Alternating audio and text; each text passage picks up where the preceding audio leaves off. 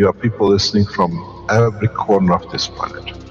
No knowledge has been dispersed so beautifully, so balanced across the planet, on this planet ever. Maybe in the universe.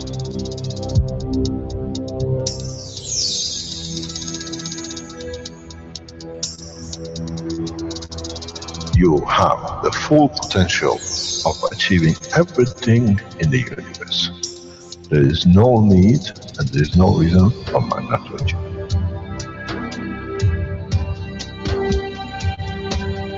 So, wherever you are, the way I taught you to make the coils double inside, you have continuous equal gravitational magnetic field, and if you put CO2 on it, and you put zinc on it, you have connected the emotion of the man to it on a stable condition, and you'll find out you become a very peaceful man.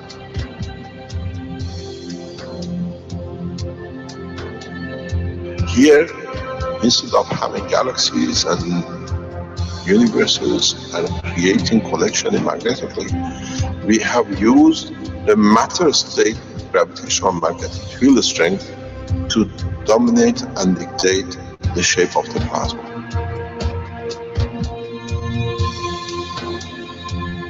The nano-technology, the nano-material which you have collectively developed in different ways, by caustic, by electric currents, by whatever, fire or whatever, has that advantage that the matter, the nano and the plasma is all the same. So connection is very solid, it's very strong.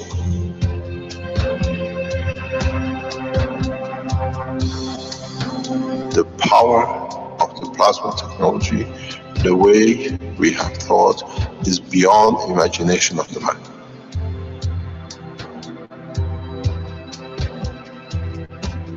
Now you can create and control the plasma, which is the mother of the creation of the universe. You are given the seed of the essence of the creation.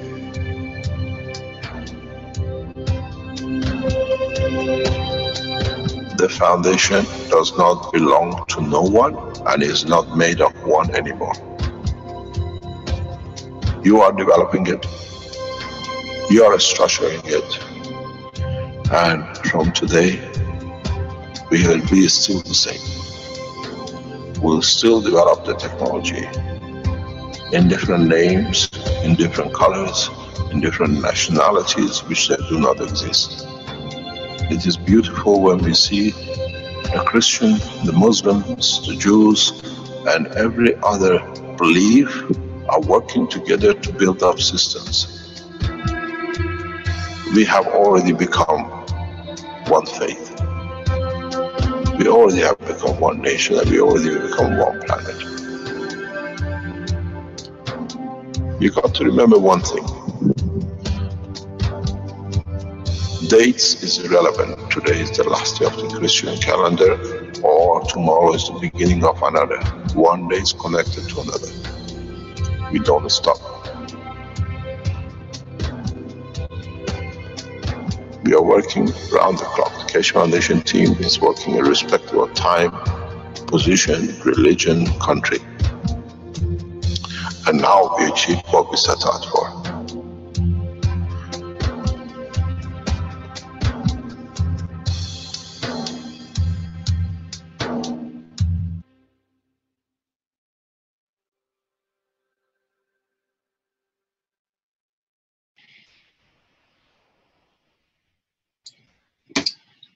Welcome everyone to the 100th Keshe Knowledge Seekers Workshop for Thursday, February 11th, 2016.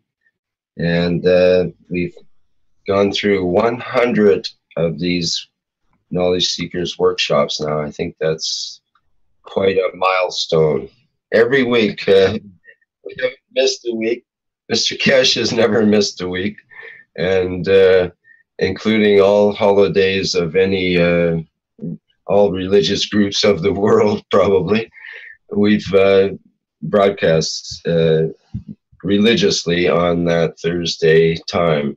And I think that's quite amazing in itself, and it's a wonderful feeling to be part of all that. And I'm so happy for the progress we've made. It's just incredible in that.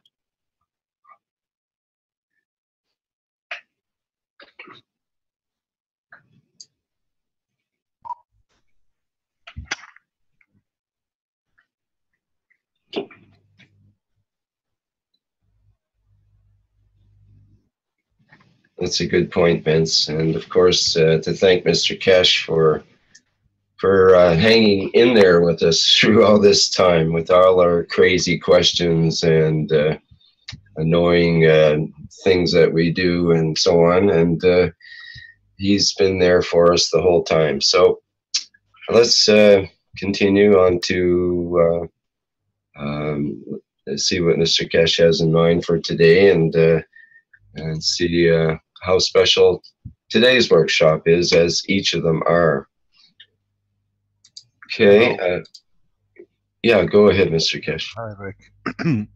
Good morning, as usual. Good day, whenever and wherever you listen to these teachings. I should say we thank you for being there and encouraging the development of the technology. And this centenary teaching might bring in new surprises. Maybe in so many ways we introduce something which will surprise some of you and will add to the knowledge, and what you teach us, we gain from your knowledge. In so many ways, we've done it together. The initiative was Rick, shall we do one teaching, and then the first 4 are missing somewhere in our teachings. In fact, this is I think 104 or 105th teaching we've done with Rick. And in so many ways, we have changed the course of humanity. We see developments, we see movement in every direction, where 1 or 2 people, 10 or 20 people has become now a multi-million force. And in so many ways, we are teaching each other, we are learning from each other. We have become the new race that knowledge is not asset. Knowledge is, in fact, unification unit, which means unifies us. We share knowledge. We've broken with the tradition of thousands and hundreds of years that we kept the knowledge to ourselves, that we could use it to earn something out of it maybe down the line. I think the humanity has matured in past 100 teachings, that the more you share, the more you learn, the more comfort you bring in. We've seen people from all backgrounds, Africans, Chinese, Europeans, South Americans, we've seen people from Russia, we've seen people from different backgrounds, have been instrumental in bringing the technology to where it is. As I always say, it's not one man anymore, it's one race, one nation. So we'll see where we go. Hopefully we'll be here for another 100 teachings that will take us into more or less triple or 3 years or so on. We'll see what happens. We'll see, we'll learn more, and if we can bring everything in. Mr. Kesh, I'd like to also just announce by coincidence that this week is the Kesh Foundation Canada is now incorporated. So that's a big announcement as well that coincides with this workshop. So I think that's a great way to start off whatever is beyond 100. We have that's actually I should say thank you, Rick, for setting it up and doing it, persisting on getting it done. Now this week and next week, we will announce a large number of Keshe Foundations have been released to be organized. And a large number of Keshe Foundations manufacturing will be assigned to this week. So we go into the full production and setting up the Keshe Foundations around the world. Hopefully our security people will finish this by tomorrow, that we can start signing the documents that they releases all the work we need to do. This structure is very different, and a lot of people would like it to be because they're used to it, but in a way it's the way it's going to be from now on. We will bring the whole situation of manufacturing and work of the foundation together, that one becomes the arm of the other. And in so many ways, we will change a lot of things for the members of the foundation around the world that they can be benefited by it directly. At this moment, the main focus is the establishment of what we call Universal Community Council, that we can go into the step because we know where our future sits. The meeting we have organized in Dubai is now getting a full structure set for it. The way we have announced it now, the Keshe Foundation meeting on 21st is added to a second day. It's going to be a 2 days event. And as we see responses and collaborations in different directions, it has become and it'll be extended to the following way. We will start the meeting on 21st, around about 10 o'clock in the morning with the breakfast all together. And we don't go into a meeting for people to sit and talk and listen. We go into the meeting that we share and we get to know each other to become one family. We open specific sections where we invite you to bring everything you have developed. Everything you want to show, bring it. Systems, medical systems, flight systems, energy systems, systems you think it doesn't work but it can enlighten somebody else. So in the morning, we want to share to become one family. When you haven't met for a long time, you don't just go and sit on the table to eat. You share, you talk, you socialize. So we allow this to happen until about 4 or 5 o'clock in the afternoon. That people understand what they will commit themselves when they become the member of the council. The main background to the everything is share of the technology, share of the knowledge. So whatever you learn, you want to do anything, you want to show anything, bring it with you.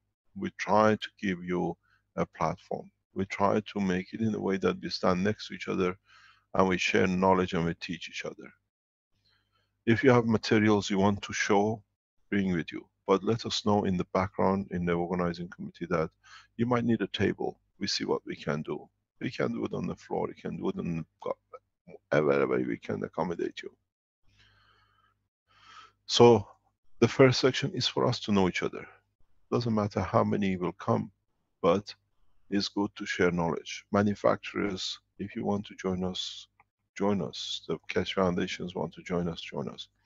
We have made a policy at this moment, we'll stick to it, we see where it is.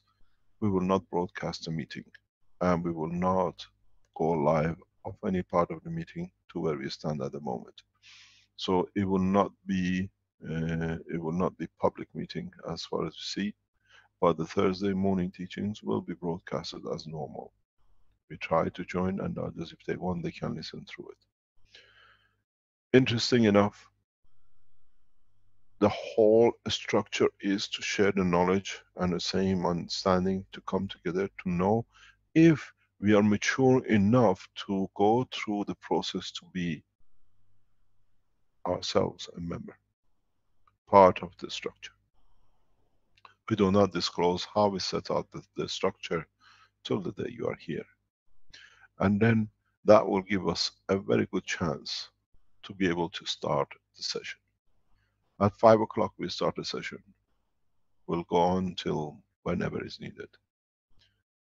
And then we start the second session on Thursday morning, where we go through understanding of what and what is the plan, what we've got to do, and how we change the course of the humanity in a correct way. And we go ahead with allowing people who want to, and we choose to be part of, to become the members of the council. Then in the evening we have organized a gala, which means we'll get together to celebrate the beginning of a new generation of humanity.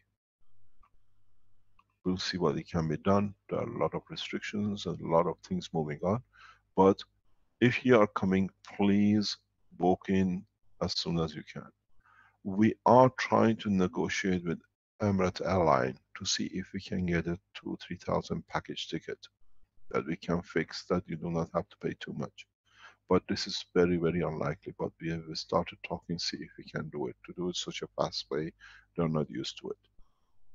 So in so many ways, get a package system to come. It works out very cheap. But the packages, the holidays will be here. You need the airline package.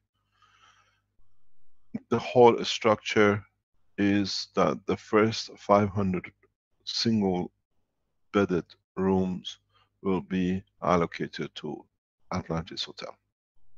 This, the 500 euro, is for 2 days, for the 21st and 22nd breakfast included. With it, the package has the tea breaks and the lunch included. It's another 150 euro, 75 euro per day for each one. And then we have organized the gala system, which is for gala, we have put a rate there for 150 euro. This will be in the gardens of the Atlantis and in the restaurants of Atlantis. We have come to further negotiation in the past few days with hotels that people who've been writing to us or asking they want to come with their wives, they want to book a single room for 2 people. This can only be done at the rate of 100 and, what do you call it, 750 euro per person. Because it locks up certain way, and the way the hotel does their calculation, that's what we have to ask for.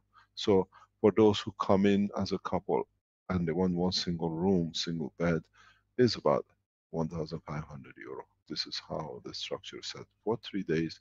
This gives you the entrance, or what we call the to attend all the conference sessions. Those of you who live or have friends in Dubai and you stay with them, or in the Emirates you want to attend, the first day has been put at 250 euro. That's including again your lunch and the tea breaks, and will include your entry. The other day, if you want to join the second day, it's been put totally at 400 euro. So because you don't have the entry, it's just including the lunch and the cost of the running. We are trying to organize for the gala, music band and other things as is normal for such an event, but we have to see how we get the facilities within the hotel arranged. When we pass the 1,000 room capacity, which the first 500 is 500 euro per person, after 500 it'll go to 750 per person. This is how it's structured by the hotel, and it still is about the third of the normal price to stay in such an organization. With this, the ones who will stay will have facility to use the most beautiful water, garden, sports in the hotel, which means includes the famous Atlantis water park facilities are open for use. That on its own is something around about 70-80 euro per day. So you get that on top of it. On the other hand, if you stay outside the hotel, we pass the numbers we estimate, you will be staying outside. It only includes the breakfast and the lunch. You still have to go through the same process as 700 and, what do you call it, 750 euro. But with that, you don't have access to the park facilities and the water facilities, the sports center. The interesting point is that we have the opportunity, as we mentioned, to have the first 900 seats in the main auditorium to those who allocate in the first 500 rooms. Then we have extension of the 300 room, 300 seater facilities, another ball in the building, which is connected by a screen. And then if we pass the number of 1300, 1400, we transfer the additional people will go into the, what we call the marquee of the hotel, which is just across the water park, about 20, what we call 100 meter away, but there still will be live screen. The point is, we will not sit in one place. We'll be walking across each room. So it's not that you miss something, because this is a collective. We are separate continents, but we work together. And in that way, we do the same. It's not that I'll be staying in the main room, or some of you who had everything will stay in one room. We walk from one room to another. Well, because it's all within a matter of just literally minutes and seconds from each other. But we organized the first session in the 900 seater to 1,000 seater inside in the ballroom. Then the 300, and then addition will go into the marquee. If we pass a limit, which is we don't expect to reach that limit, there are facilities within the palm to accommodate further facilities, further organization. Literally, hotels around the palm are getting together to see this function through. And number of them are collaborating because they understood and understand the significance of it. We got to be aware of one thing. We are here to change the condition through understanding of the technology and not by word. So the reason we allowed the Thursday morning to go through the way it is, we go around live on desks, on teachings. You can show your system, you can explain your thoughts. People can see that what is comes and what is developed live. So we go in so many ways live teaching on Thursday during what we need to do as a part of the teaching. So we'll see how it joins up and how it will be done. We expect a number possible of prominent people internationally and world leaders to be present. If they decline the invitation, it's due to political and pressure. As you have seen in some of the things which has been released, there has been a heavy pressure from NATO and EU for the technology to be subsided, but has not worked. And they see it as us moving to Middle East as a breakup and rapid development of the technology which they wanted to silence. We are not in competition with no one. We are here to change the course for us as human race. And that's what is important. We are not challenging no one. We are putting on the table the new and most probably the only alternative in changing the course which has gone so much wrong that it needs a total overhaul by the people themselves who created the condition. So the one planet, one nation, one race, Universal Council meeting will bring man into becoming one, that we can do the work at the end together as one planet. We are setting up, and we just realized yesterday by accident, totally accident, how tight the security is and will be around us. We just walked into a situation where the securities were not expecting, and it came on the surface. This security is extremely tight. It's tighter than Europe for us. In so many ways, we start a change. Please book your seats as fast as or as early as you can do, because you cannot say, I wanted to be there and I ended up somewhere else. I wanted this price, now it's gone up. Be very clear. We set everything out from beginning, outset. We will not subsidize anyone, and we will not bring anybody in just because they are part of the foundation. Everybody stands on their own feet, and they will be brought into the condition that they can deliver the whole, what I call the conference. As I said, we rely on the totality of the Keshe Foundation worldwide to bring the new council in. We invite the Chinese community to have their representatives here, or not the representatives, Chinese who want to be here. Don't send representatives that will be standing for the Chinese. Those of you from any culture, race and background who you think you will be stand the challenge of Thursday and a Friday morning, come in. We have to elect ourselves to be correct with ourselves. We have to select that we are not the cause of another cycle of mayhem for humanity. This time up to now, the mayhem has been with the man. If we get the council wrong, the mayhem will speed and extend into the space. And we cannot do that.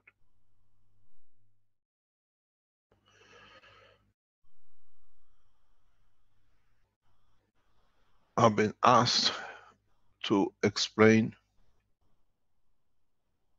one thing. Why have we chosen the time? Because it is the time. Because it's the time for man to mature, and in so many ways we shall see how we will mature and how the maturity of us matures the others. We'll see what happens and what will come. So if you are planning to come, please do, because after a point we have to put a stop due to the numbers which are coming in.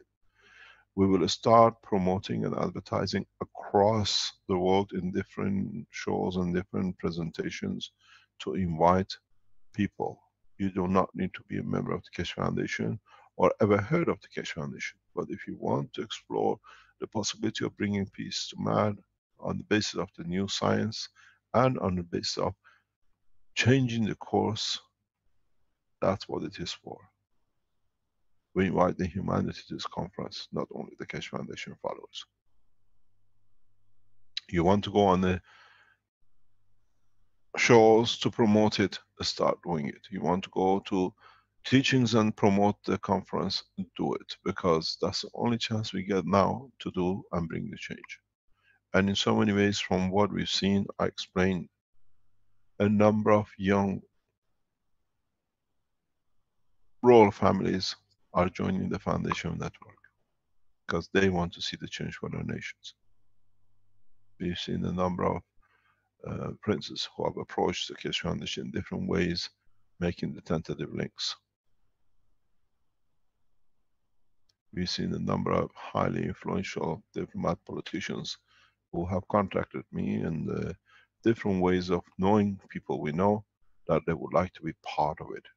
They're not ashamed to be part of it because now they understand the changes that we've done. In the meeting, we say understand all as we are and not we are politicians or world leaders or whatever.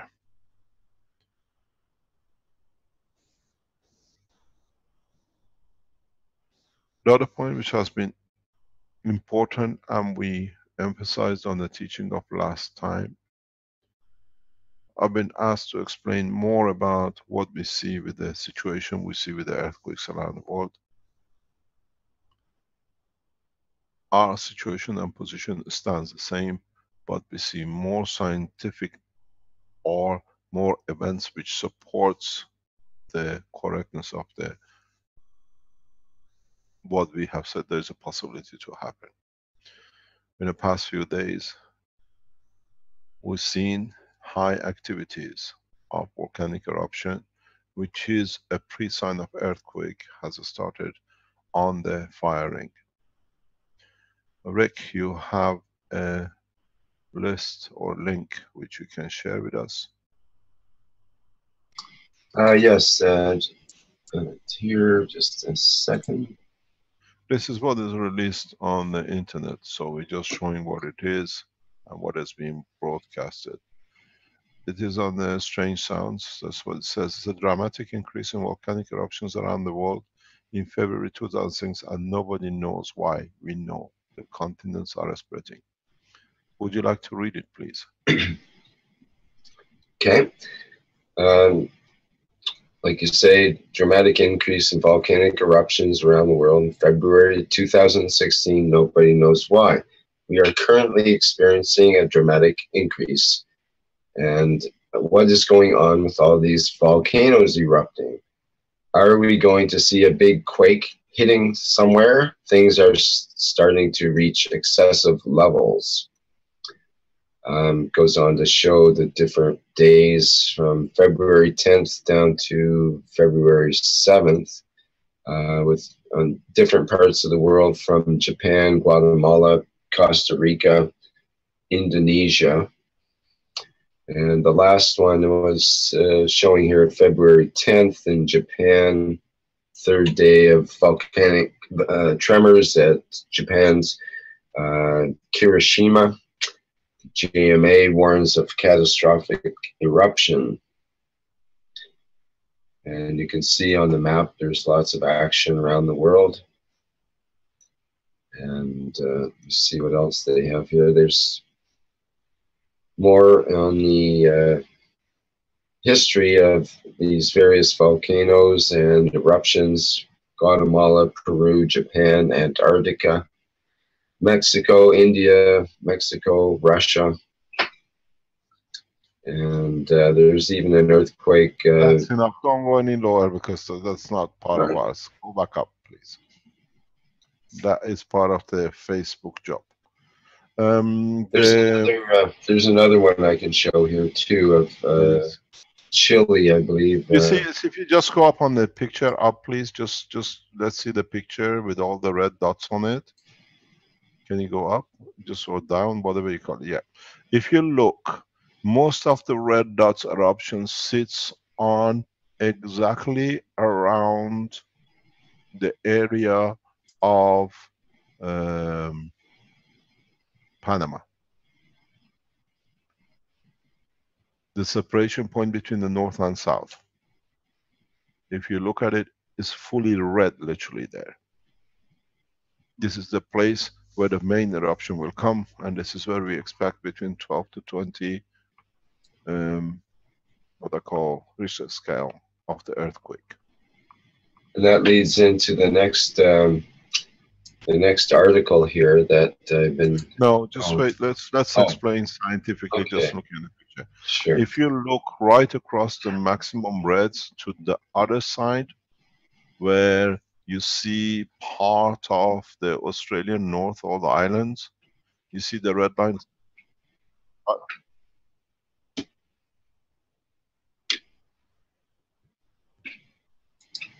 Yeah, so if you look right across on the same line, you see the eruptions on the other side is the same. So this is a full continental move on the same level. I don't have access. If I can get to, where is, can I have the mouse please? Can I have that mouse please? And the pad. I'm going to show you what I'm talking about, then you understand. The eruption is imminent. The earthquake we predicted is imminent. It's just how it's going to take shape. I'm going to take this and go to Annette. I'm going to take line here. Maybe, if you look here, I'm just showing. If you look here and look across right, you see here. Just a second, Mr. Cash. You're going to.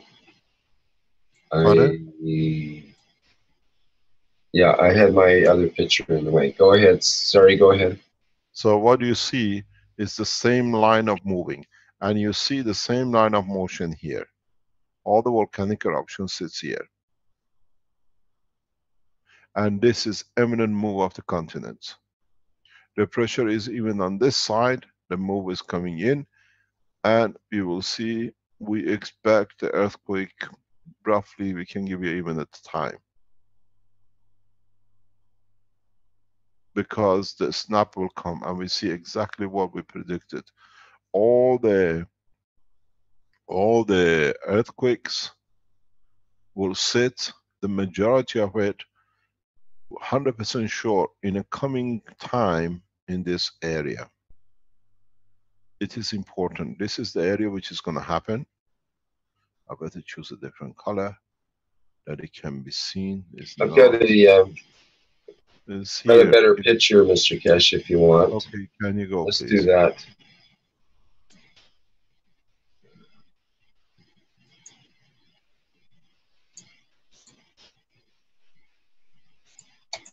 I was even told today that the... Can you open it up, please? I see some of it. I want the world plan, not part of it. because I want to show you something. We need to see the other side. Okay. Yeah. You see exactly. Open it up. Open it up. No, no. Close it. It's too big. Okay. Now what you see is no, no. Go back. It was almost exactly. Stay there. Stay there. Stay there. You see, it is exactly what we talk and what we see. The earthquakes are following the same pattern as we said. You see here, it's coming in. What color can we use? They use such a thing that we cannot use a color. We can show. Maybe this is the best one. Yeah.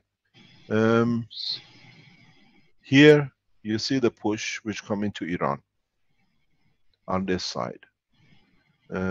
Maybe I can use this one. It'll be better. Yeah, this is the better one. Okay. We see the push, as we said, coming to Himalaya, and it'll come into Iran. The earthquake in Iran is imminent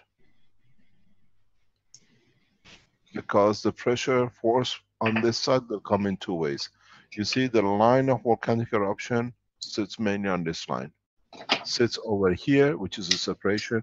Los Angeles will go down in a rapid way through the forces and at the same time what you call tsunamis.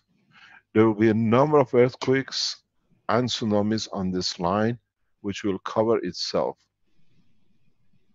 This will feed back on the pressures, and as we see here, we've seen the earthquakes sitting on a pattern the way I showed last week. It will complete itself through this direction.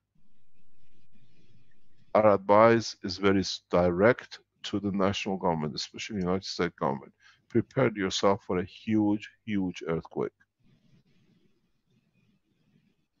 Now we see it. This is not our data. This is exactly what it sits and is there. These numbers will add up in the coming days, in the coming weeks, and we see exactly the separation plate is there. Whole thing will move around here because this is going to go that way.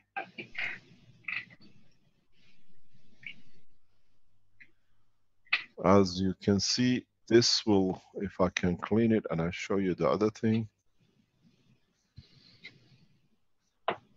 This is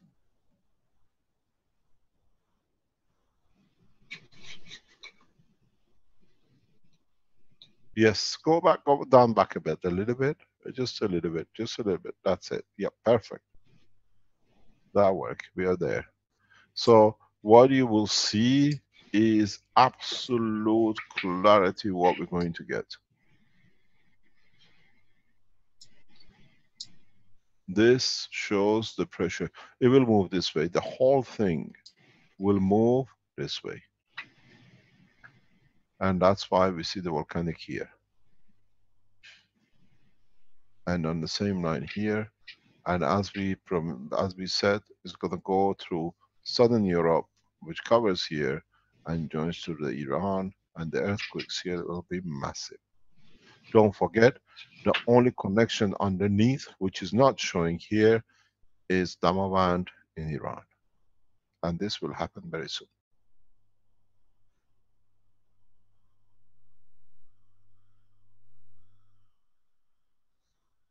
We expect anything around 12 to 20 around this area.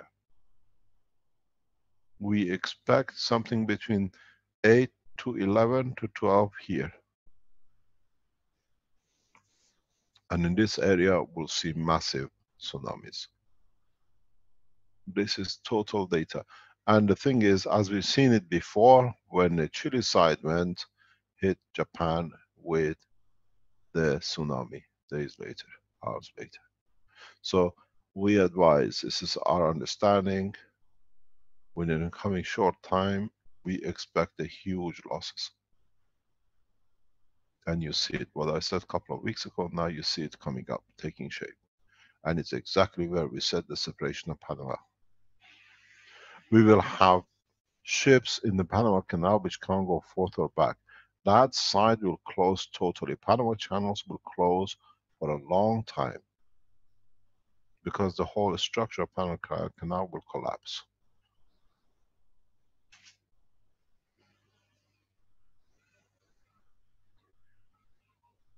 If you are a shippers, stop using this line. This is a very crucial point that will stop. You lose a lot of ships on this channel. And we go back to the olden days. We go around the coast.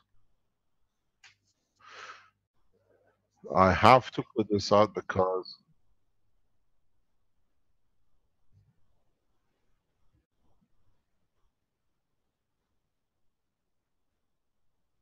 yeah, because the economy of the world are collapsing. There is hardly any trade. At this moment of time, the only trade which is flourishing heavily is arms, and it's only shipped from here to here in North Africa, there.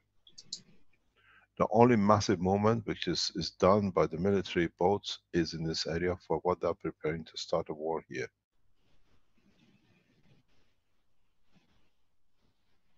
The Americans, US dollar is not acceptable for exchange, and Chinese are not accepting the promissory notes anymore. So what is happening in reality is Vatican is buying all the promissory notes on the flag of the Belgian government for the Americans just to keep them floating.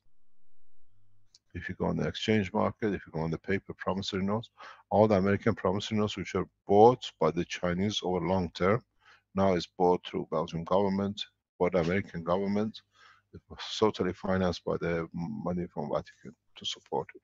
It's a false support, because the money comes back in again, just shows the papers are selling and the false economy is established.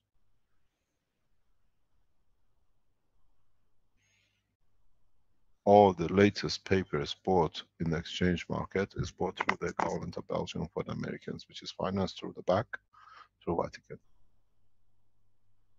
We explained why Pope travels into these regions quite often. One is in South America, which is a highly Christians. One into part of Christian side of the Africa, where is all the diamond business, and into Philippines and the rest. Because every time Pope, His Excellency, travels, there is one diplomatic plane and 6, 7, sometimes 10 cargo planes carrying all the golds back to Vatican. It's a very big lucrative business for the name of God. If you ever see Pope lands, go to your airport and watch how many cargo planes are landing and sitting there. All gets filled up with all your golds and jewelries, and it goes to the Vatican. You pay to God, and God takes it home. And then they finance for use of it in so many ways. There is somebody, I had to explain, this is a diplomatic meeting very recently, why the last Pope resigned. The last Pope resigned because he transferred most of the assets of the Vatican into the Central Bank of Europe to support Ireland, Portugal, and Greece from bankruptcy, because the central bank wanted a cash guarantee. And the last Pope moved most of the money from Vatican into Central Bank of bond to support it, and the Vatican people who collected this money for years didn't like it. That's why he resigned. For the movement of the money, and all the powers of the new Vatican Pope is taken off him. He cannot do this anymore. And that's where there's a huge war going on inside Vatican. The ones who want to control and they don't. So now you understand why Pope is gone, because he literally emptied the votes into the hand of the Rothschilds and the Illuminatis, directly into Central Bank of bond, because the guarantees given to the Catholic nations, don't forget EU is a Catholic council, what had to be guaranteed by the boss. And he guaranteed it, that the economy does not collapse in Europe. So that's why they wouldn't kill him, but they made him to resign. As usual, it was the first time ever Pope resigned. We go back into understanding of what is happening here, and in so many ways, this is going to be the big point. It's not that like a piece of paper, it crack open. It just nudges open, and every nudge here is the last nudge, will pressurize this part, and in that case, pushes pressure tsunamis. Expect huge losses in Philippines, Indonesia, Jakarta area, and the rest. Because you could get hit by earthquakes and a tsunami at the same time. It's a double whammy. You will erupt very hard. the coast of Africa here will see huge rises in water. Countries like here, a tiny country like called Gambia will suffer heavily. The total width of the country is about 37, 36 miles. And the river goes right through it, sits right in the middle of Senegal. We see problems in Nigeria. We see most of the hit in the southern coast of Italy, what do you call it, Spain, France, and England. Because the waters will go, the nudges will push that way too, but the most of the damage will come this way. The pressures will take, as I said, right across. Iran will get hit and the circle will complete. This has to move, that this part has to move, that this part can move. And now this has been unleashed. That's why you see all the volcanic eruptions on the same line. Any questions? Because we're going to stop with this. A lot of people are getting worried about it, but we see it, we report it, we said it's going to be what it is, and you see it now, it's getting reported internationally. Mr. Cash, what about Indonesia? All the same. Imminent. All the same. We will see the part of the tsunami will hit back. The extent of it is, at this moment of time, whatever doesn't hit Africa on this side, as we saw with the last time, the huge disaster in, what do you call it, in, I think 2005, it came and literally hit Africa on this side. We're going to see the same thing, but East Africa will have a big whack. If this not go, we're going to get a bigger whack here. Indian subcontinent will be flooded mainly on this part. There is no country which is on the international waters will not be damaged. It's impossibilities. It's a huge move. This will be over next 23, 10, 20 years. It'll be happening gradual, but it will become more rapid and rapid. It's not that this thing is going to fly off. It just nudges, and every nudge opens more and more. We see the establishment of the huge number of huge islands in this area and in this area. New nations will be developed, if you call them nations.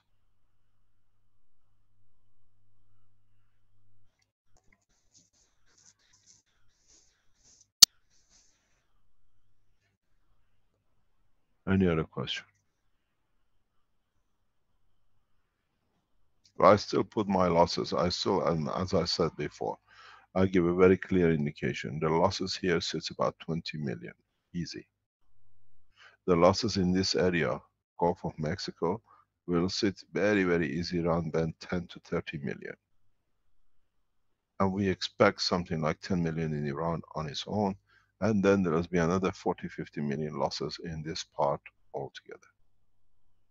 Humanity cannot handle such a big disaster. We'll watch it.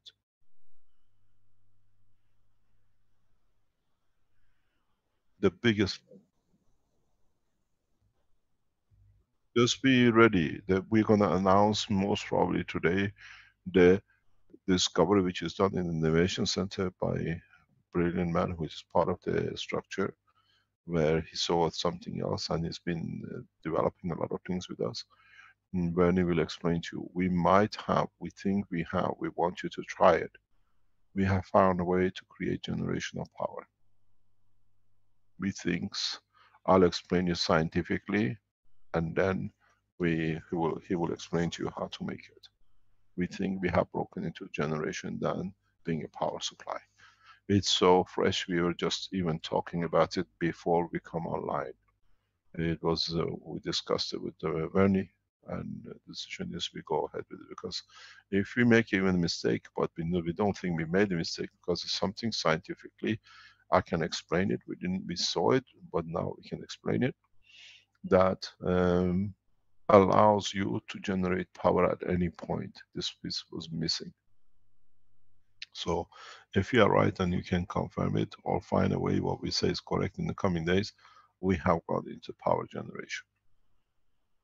The magravs systems will come as generators, but it's so fresh that we don't even get to the factory to test it, because it needs to be done in the time of crisis like this. And we share knowledge freely. The minute we know, we teach you what to do. I go through it step by step this morning. It's literally this morning is part of the what we call blueprint. Add this section to the blueprint because it's very, very, very important.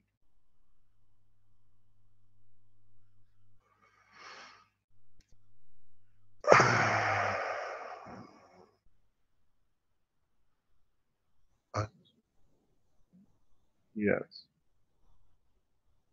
Are there any questions? You see, if you look, the volcanic eruption here is right along the line. Even in Africa, we see the opening. It's an environment there, which is the whole continent is adjusting itself to. It's imminent. I just don't want to say as a scaremongering, but the whole process imminent, and the biggest loss will come in Europe. You will see the explanation very soon. Someone is asking in the live stream, what part of Iran? Tehran will be wiped out. Even in Iran circles at the moment that they are seeing it, they are measuring things that they are aware that this thing could happen.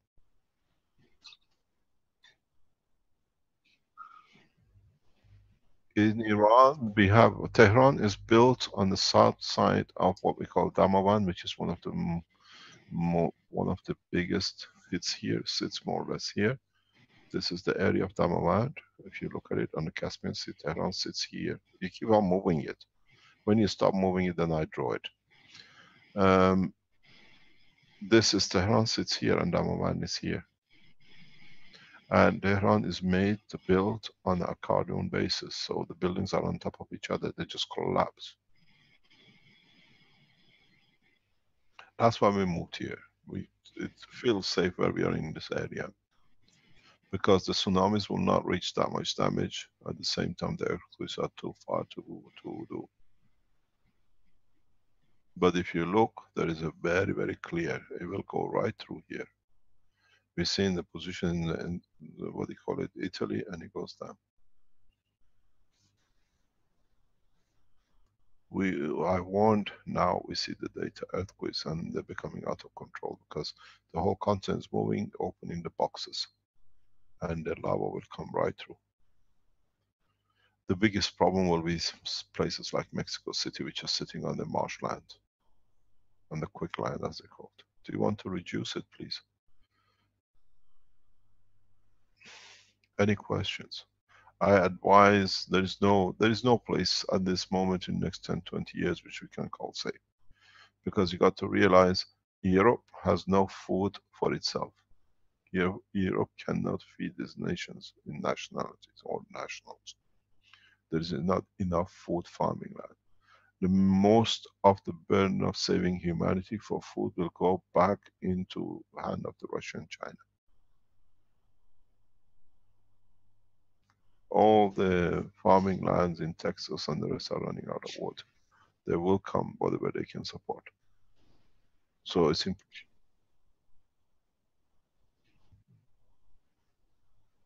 We don't know. At the moment is this line which is going. It's a equator line. It's just this point is trying to break up. This is our problem. These continents are separating.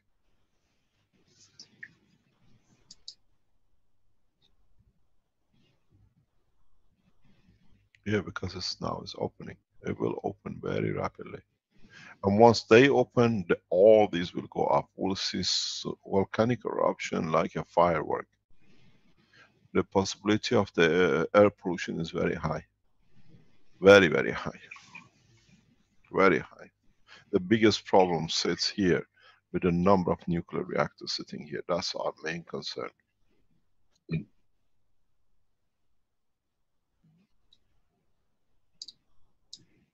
Yes, that's what you do in space. There are no sunlights in the space. We will travel in dark spaces. This is the job of the Keshe Foundation supporters. Start building. Build as many as you can that you might need it yourself or the others. What I'm going to do, I'm going to go into this section of the, what I call the energy power supply. And this energy power supply will have a direct effect on what we thought how to make your systems to fly. You will understand when we explain it. Those of you who are in the pattern of making the system, flying system, this knowledge today, if you understand it, will help you a lot to achieve it much faster. The process is, no one, this is what I tell you from the beginning, no one ever blames no one. Do not blame why I did not go, why didn't I move. We have to accept the reality and through the strength of our soul to live with it. Nobody can blame no one. I could have moved. I could have moved my family. I could have moved myself. This is the course of humanity. We have to accept it. But as a Keshe Foundation, one race, one family, we have to be ready that when our family damage, we are there to give unconditionally. And that's why we are pushing so fast with the conference.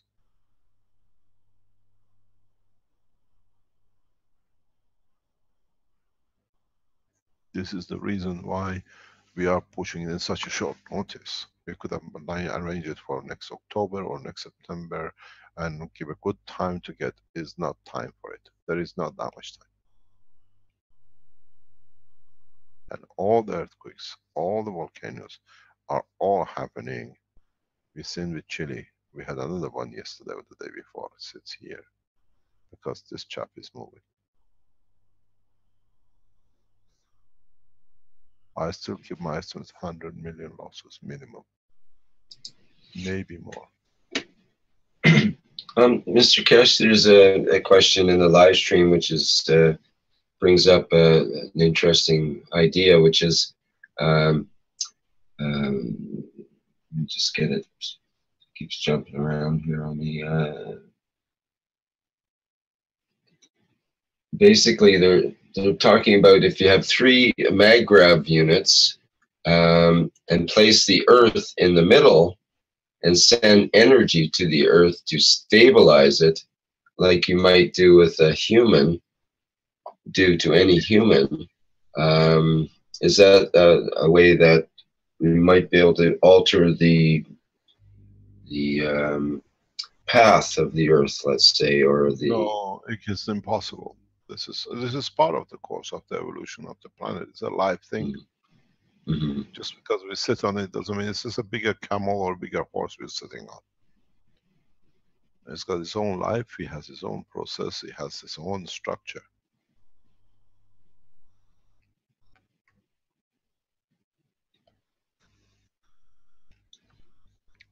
If you look at the structure of a planet, it looks like a bird. A lot of you haven't noticed. If you look at the whole planet, Africa and South America is like the 2 legs. It's just like a dinosaur, it's just like a bird. It's got elongated. So it has its own life. And it's working the way it knows, and we cannot change it. We wish it because we will be safe with it. If you were born 100 years ago, we wouldn't see it. We are here. It's time for us to see the evolution of the change of the separation. There's no choice. There is absolutely no choice. When you sit and look at this picture in front of you, which is building up, you look at the volcanic eruptions in the past 12 months and you compare it in past more or less 10 days, it tells you a lot.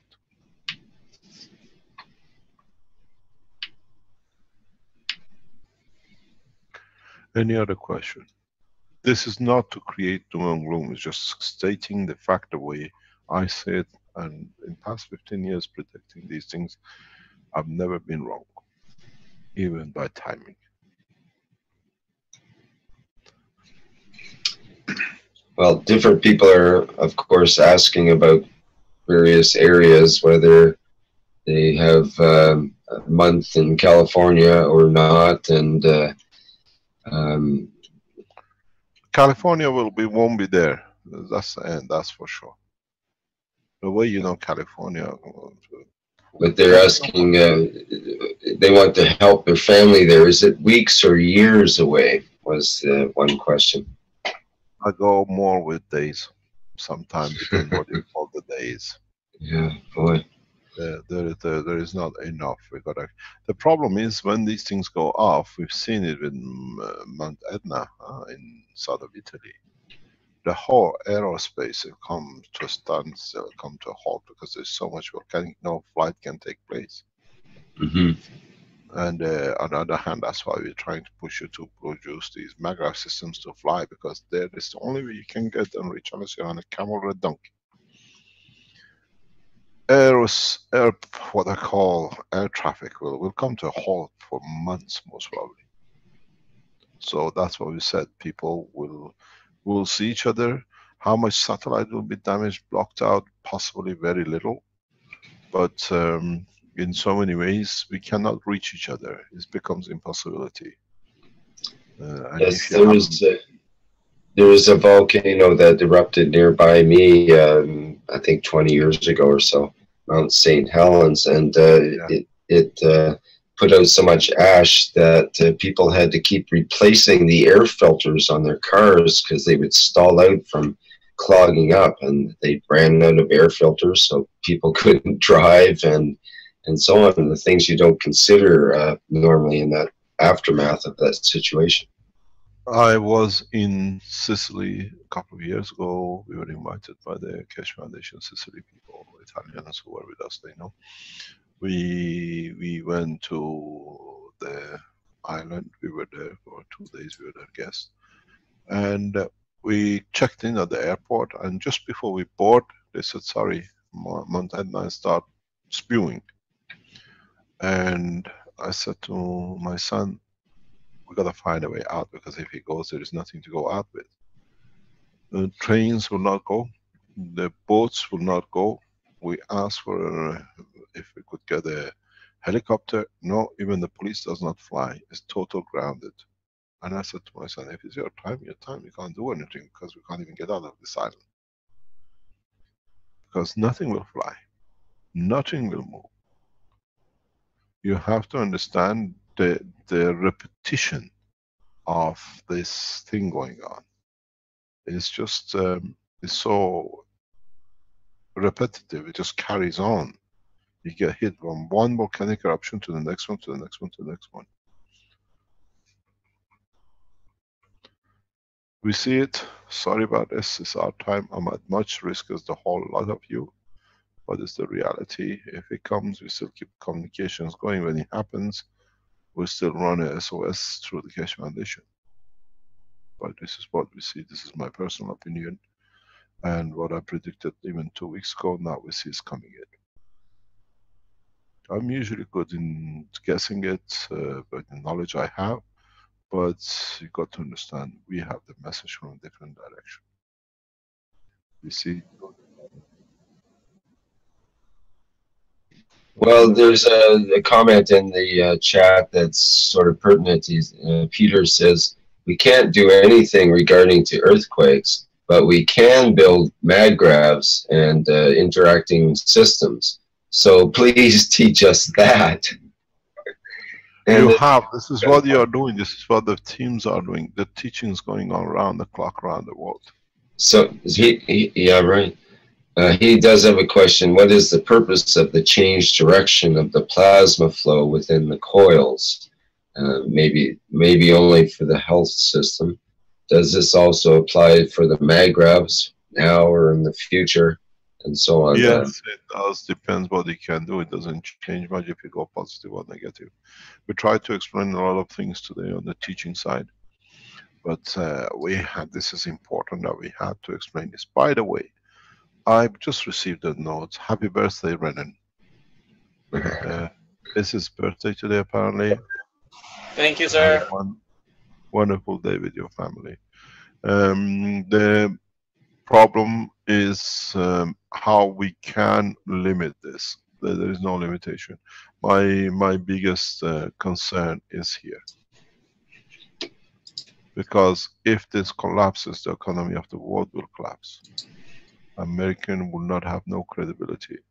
I think there will be no credibility because they lose the biggest industrial section of theirs. As I said to the other teaching, US should start withdrawing all its military from all over the world to get ready for this. We don't have enough to support. I know I'm going to get another whack from President Obama, give me another, what do you call it, presidential decree. But we had 2 of it from him. So as he's listening, your Excellency, make a move for your nation. I know you're a listener.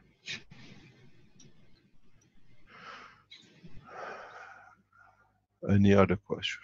You know, this morning I was walking into the lunch, just watched the breakfast, sorry, just, it was a news flash. They are spending billions and billions to be redirected to rob more in America. I think that money should go towards this movement. I wonder if people care who's the leader when the earthquake comes.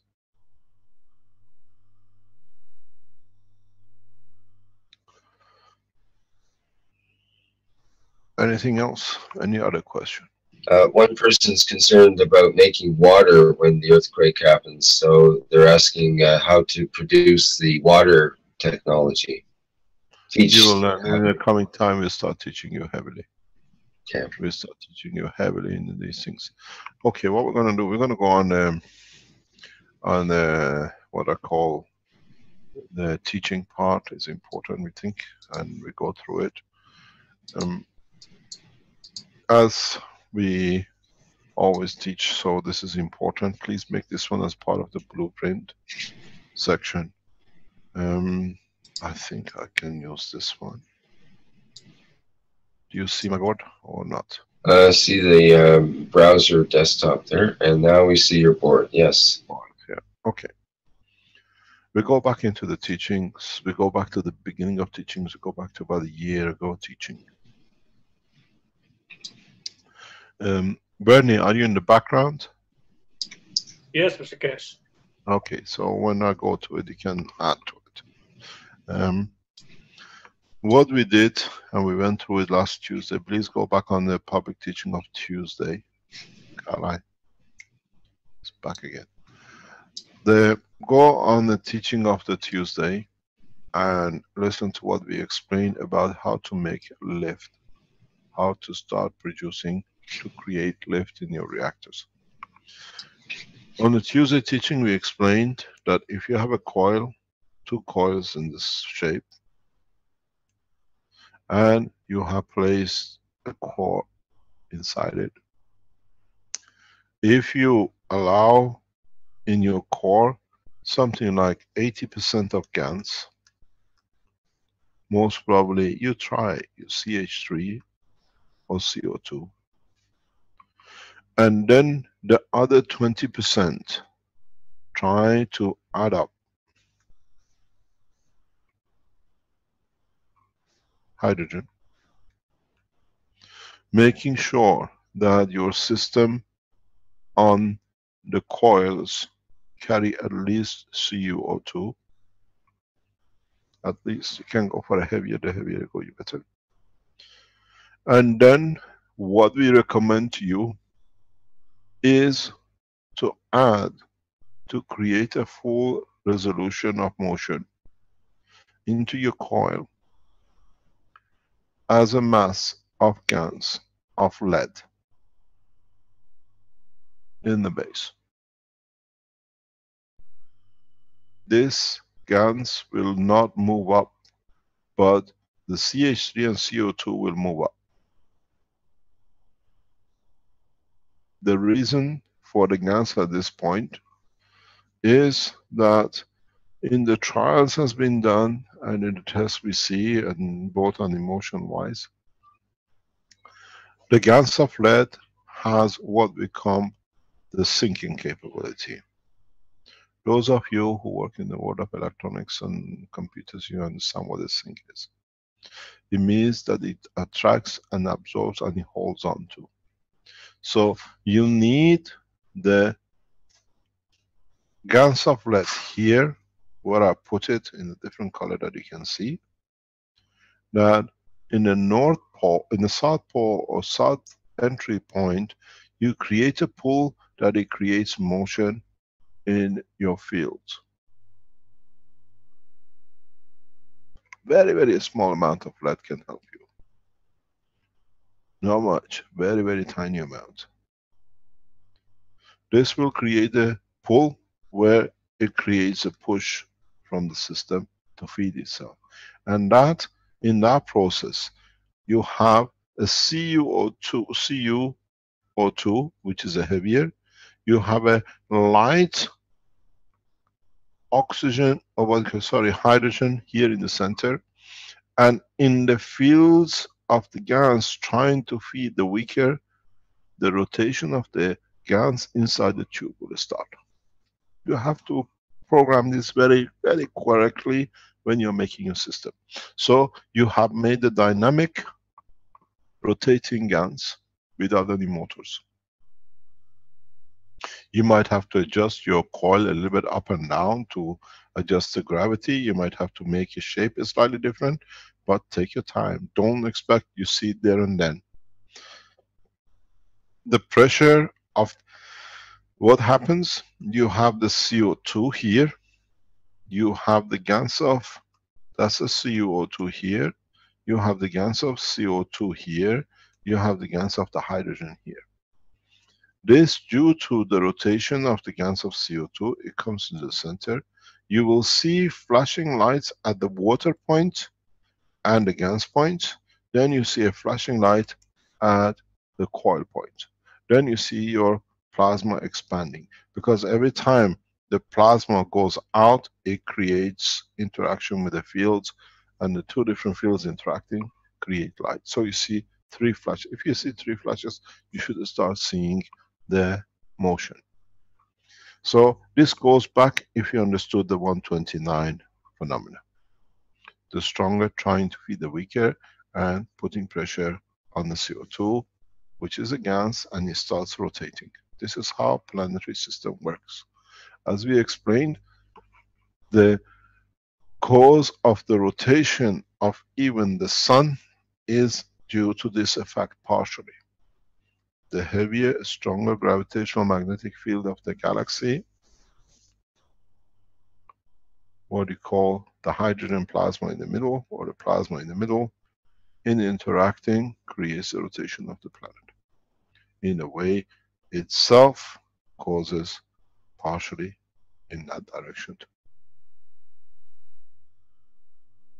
What you needed was a point, the reason why we get the rotation. How does the system feeds here? Because in the plasma in the center, you have that heavy sinker, what we call as the principal matter, which goes in. In your reactors, you don't have that system. So you create it by a small amount of lead GANs. Even you can brush it underneath, internally or externally. I want you to be careful with the GANs of lead. Do not touch it, don't do anything with it, remotely handle it.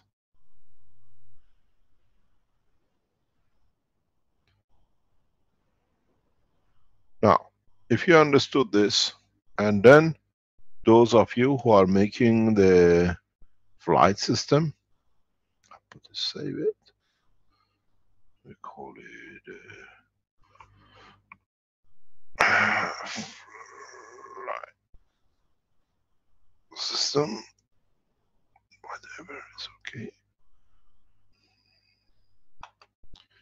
So you got to realize that in your star system you have this, and by putting a right sink in it, you will create the rotation. And if you add, by moving the sink, you can decide which one gets what strength. So this, you can dictate you very easily what to do. These are the people who are trying to make a flying system with a control you can control. If you can do it with your emotion, you can create the same thing. But this has a very important application. And the important application for it is this.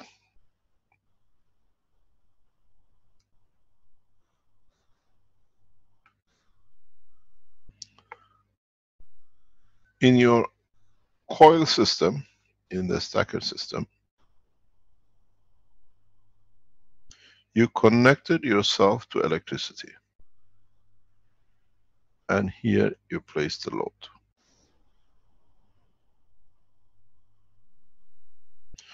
The load is a puller, is a sink. That's why, due to the difference of higher, you feed the lower. Now, if we take this out, and now we can use, we would like you to try it, please do. If you put, if I can make a circuitry this way.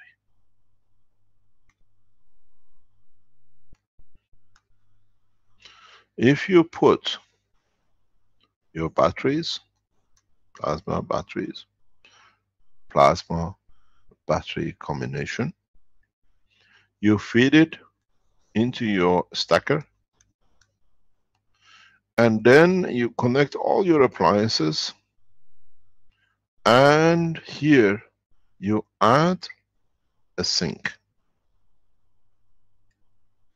What does a sink do? In trying to pull, to bring the energy to itself, it feeds all your circuit. And then you can have two choices. You can hold in the sink, or you can connect the end of the sink to the base end or gravitational end of your plasma. There is a discovery in the Innovation Center, and that is, if you did what we call the Alexis coils, which you fed one back, and one you went to the other one,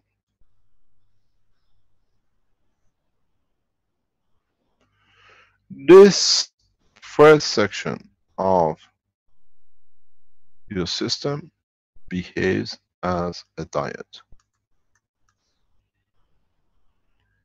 For those of you who don't understand, Bernie will explain to you in more detail. So what it does is that it means you can dictate the direction of the flow of the power. So what you need to do, you need to put one of those first sections of what you use for the beads here, that you make sure that the flow is in that way and nothing goes back into your sink, that you create the rotation. Here you can use as a sink exact structure as a battery.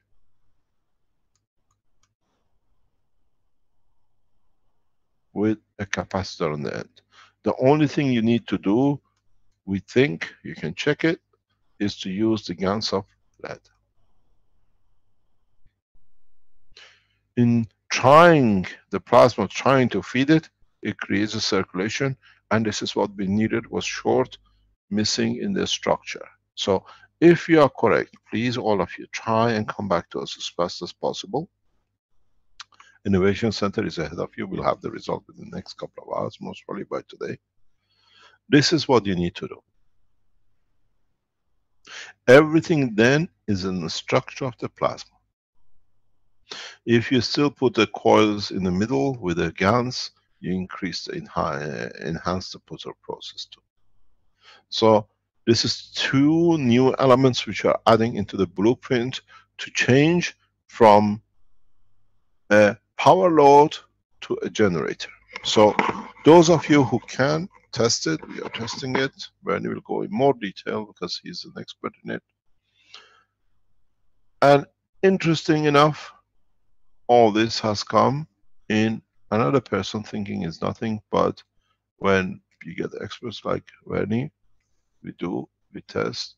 As you know, the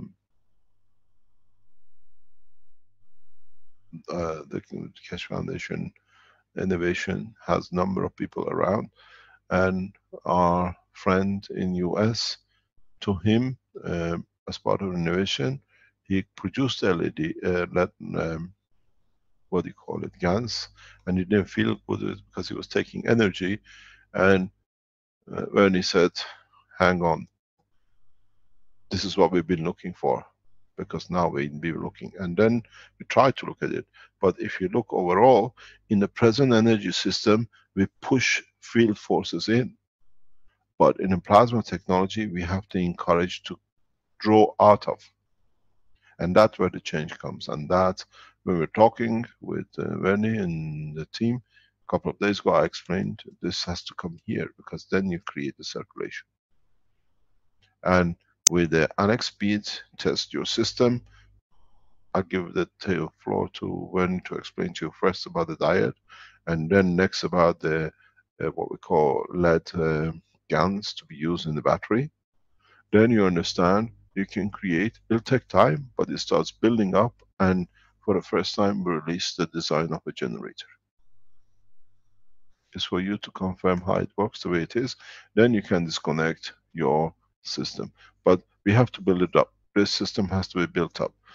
This has an application, again, this LED, what do you call it, LED GaNs in the space technology, which the team of Ali is working for, which I told you, you need to create a dump. This is the dump LED from LED. But be very careful when you produce it, with the extreme caution. It creates, I'll leave it, Vernie, are you there to come in and start teaching, please? Yes, Mr. Cash. Okay, please start explaining the diet with a full drawing that you can draw, that people understand how they have to make it. And then go on explaining the, what do you call it, the LED construction, what we see it as a sink. And let's see where we go. I'll go silent and I'll leave it to you. I'll stop sharing. Okay. Production of we need your screen. You got to share with us. Okay, I have to prepare first the writing tablet. Okay. Do you want me to talk till you come? Yes, I'll just come back in a few minutes. Okay. Okay, no problem. Okay. Mr. Keshe, I have a question. Pardon? Carry on. Is there an alternative to lead? I mean, it's pretty dangerous. We don't know. This is it's not dangerous. Lead, if it's done as a GaNs, you don't touch it. You don't create any vapor. There is a way to produce a GaNs without the vapor of lead, but you can use for the same kind of materials.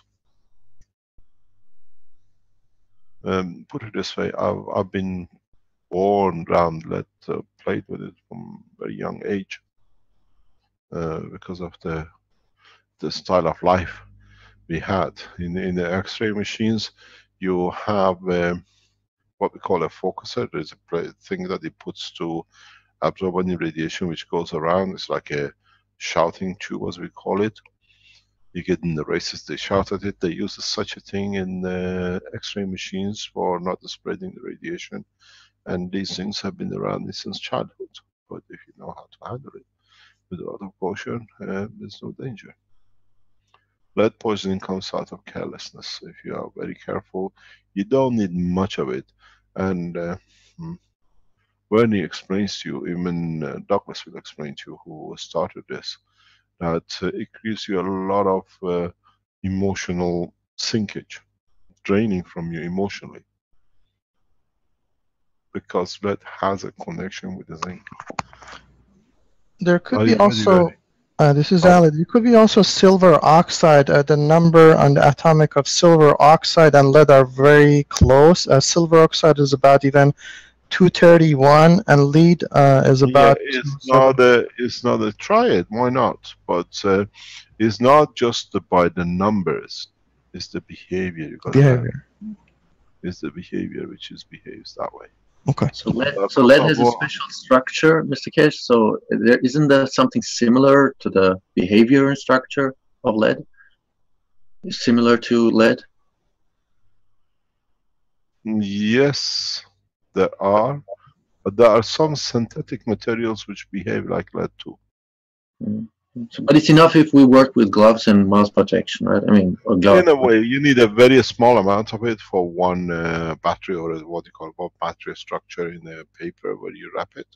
Right. Thanks. We're trying. This is literally, this is what I told you. We work literally on the edge of science, and this is the beauty of it. We are not worried who copies it or whatever. And that's how we share.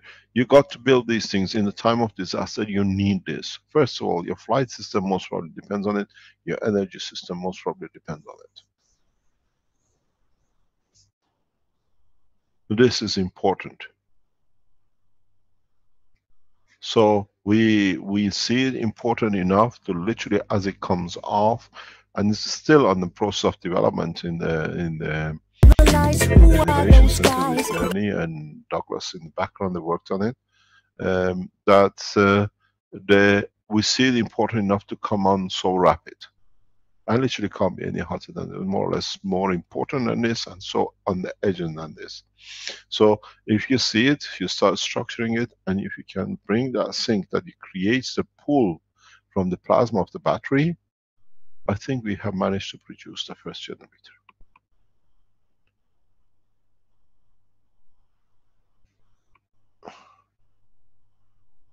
Are you ready, Bernie? Yes, Mr. Cash, and now you gotta share. I would like to request for my other account for the screen for me to share this. Make sure there is nothing on your screen when you share. When you see your screen fully the way what you want to show, then come on. There's no rush. Okay, I'll have to have a share option first. Yeah, you have it because our withdrawn is in your hand. You gotta push the green button. There is a lot of things I see getting written on the screen in the background for the boats who want to come to Dubai. European countries do not need a visa. Americans don't need. A number of nations don't need a visa for 30-day visit to Dubai. I see questions coming up. That's why I'm answering till you get ready. If you need a visa, you have to go asking for a tourist visa, and it should be issued very rapidly. The only people who might have or should have what do you call it, any problem is those who have criminal records, or we put them on the list of the criminal records. They will not be allowed to enter Dubai because we provide the list of the securities, and everyone on their third circle and the people connected to them in communication with them, there's a full list of it will be done. There is something which we'll announce soon. Please, those of you who know how we got damaged last summer by conduct of the man when we exposed his behavior, listen to a couple of broadcasts which are coming out, are very important. Couple of broadcasts are coming out which you can help FBI and CIA in bringing these kind of activities to an end on the internet, at least as part of it. The security services in the United States, FBI, has asked or requested us if we can add, because this gentleman is just about to be more or less soon arrested.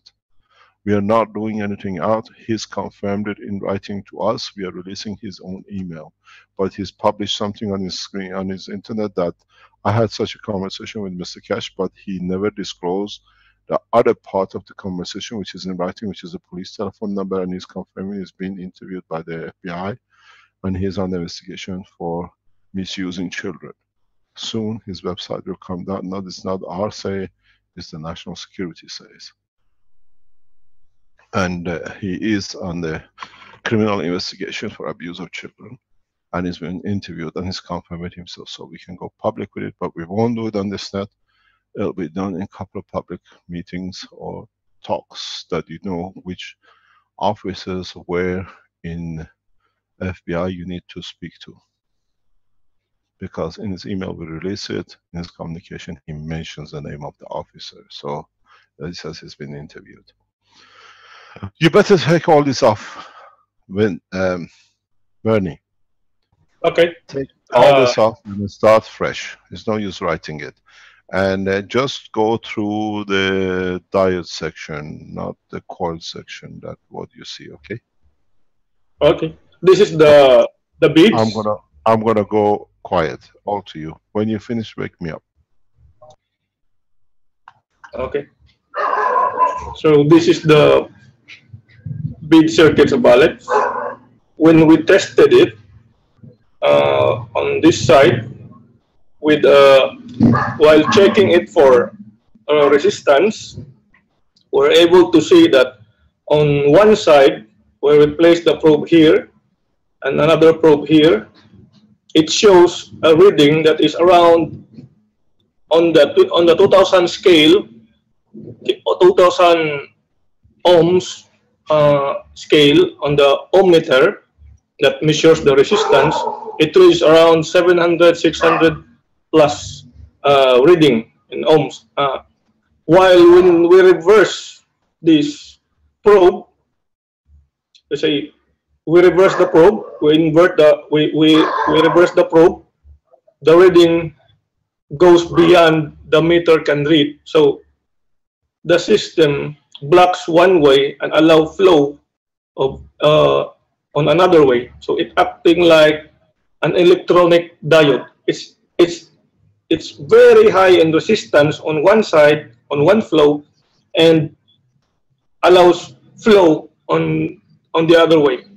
So from that observation, we can classify this in terms of behavior or characteristic. It's just like an electronic diode, the one we use in electronics, diode that passes one way and that passes flow this way, but blocks going that way. Okay. So we have identified this. We can use this whenever we need to have this one-way flow. However, our connection for this one during our testing is if this is our circuit, we connected it in this way. We connected it in parallel across our circuit. Okay. Let's move on another page. Wait a minute. You are a man of understanding. Explain exactly what it means, everything in detail that people can copy. People's life can depend on this in the coming time. So please go, take your time. You have all morning. Okay. Explain to them how they, because we know partially some people made the Alexa speed and didn't work, or didn't work they wanted it, because they connected these two places the wrong way. And actually, instead of doing anything, I cannot, what do you call it? Annotate on your screen. Very strange. So what has happened is that people connected, let's say, the base 1 and base 2 the wrong way around, and the system behaving as a diode has caused the problem. This might give some of you who had a problem and you didn't see working with Allen beads was because you connected the wrong way, as was just explained by Wernie, that this is important because you should be able to understand the polarity change and how you connect your bases, and then how you connect it to the load. Everything has to be correct. Carry on, please. Okay. When you verify this, you have the flow, which one will allow a flow and which one will block the flow. You use an ohmmeter, set it at the maximum range, usually at 2000 K reading on your meter. Your meter usually have this dial. So usually if the ohm range is somewhere here, it should be on the topmost, which reads this value. When you put the red here and the black here, the probes, you'll see a reading that is somewhere 700 plus or down to 600 plus on your digital meter. It's fluctuating actually, the reading. However, when you put this on the other side and this one on here, the reading goes up, that it can no longer be read at this range. It's beyond the capability of your meter, meaning it dynamically goes up, the resistance goes up, that it blocks the flow, and it serves like your flow, something like going this way, that you have this blocking line for a symbol of a diode. Going this way, yes, you can, the flow can go through the other side. However, going the other way, it cannot, because the resistance goes up dynamically, that the flow is totally blocked. So we can use this as a diode. You have to find out using this which on your circuit that allows the flow or blocks the flow for you to connect it when you use it as a diode. It is important to measure it. We already have this meter. Most of us have this in verifying the resistance of our nanomaterials, the nano-coated copper. So we can make use of this meter also. Okay. So for the LED, Okay, well, can I ask you a question, please? okay. Because we have a lot of people who join us from new. If you can just spend a few minutes and go, just put this aside and show how you made the first bead and the connection to the other. What they have to do, how they do it, that they know how it works. It takes 2 minutes. Most of us know how to make the annexes bead, but we're getting huge number of people who come for the first time to understand. If you can explain what is the first base of the bead, please.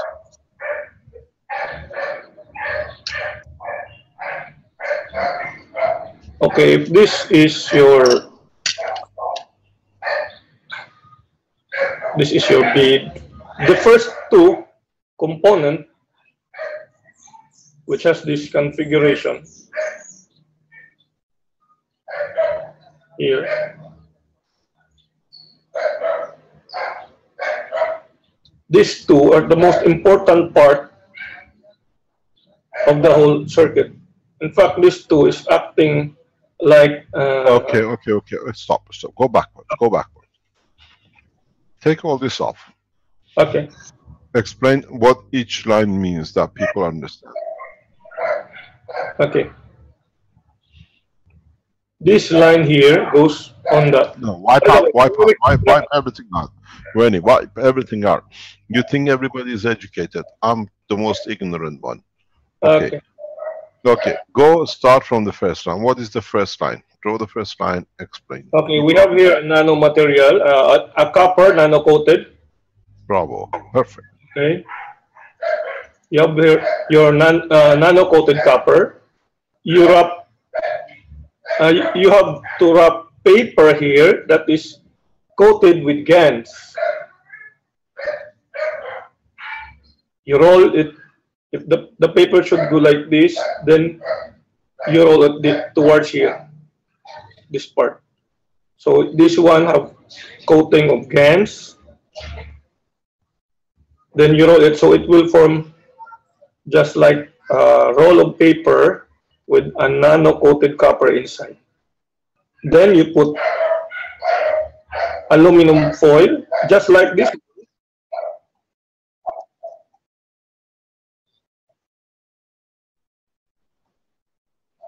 Yes, I use the CO2 and the copper oxide GaNs. A very thin amount of mixture of GaNs here, enough to coat the paper. Roll it, and roll it very tight that it roll around the material, the nano-coated copper. Then the same way, you roll aluminum around it, just like this way. So you have an aluminum coating, aluminum wrapping here. Let's make another color. So this is your aluminum. Assuming this is your aluminum. This should be very tight. Then you have to roll again another layer, like the foil. Yeah, the foil will do. When you roll the foil it should It's be... a cooking foil, cooking aluminum foil used for Yes, cooking. yes, correct.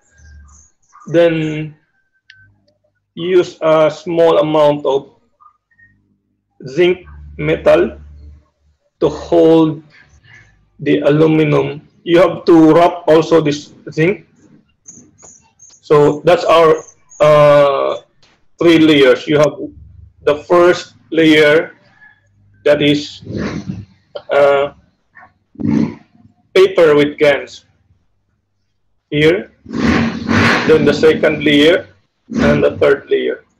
So you have this, the middle part, your nano-coated copper. This is your paper. This is your yes, that is your. So these are your layers of. So explain. Let me explain. So when you do put in the paper, they finish rolling it, then they put aluminium, and then they put zinc. Zinc, yes. In one of the tests you did, we got a better performance without the zinc or without the copper if we use one metal. Correct? Without the zinc, it still works the same, since it is also in contact with aluminum. So we can use without the zinc only on the aluminum layer. Yes, it will work well that way. If you don't have zinc, it's okay. One thing in okay, the paper gun should be if this is your copper, what next layer would be wrapping around the copper wire should be the paper with GANs. Then next is your aluminum layer. Okay, so the aluminum is wrapping the paper, is around the paper. Okay, without the zinc, it's okay.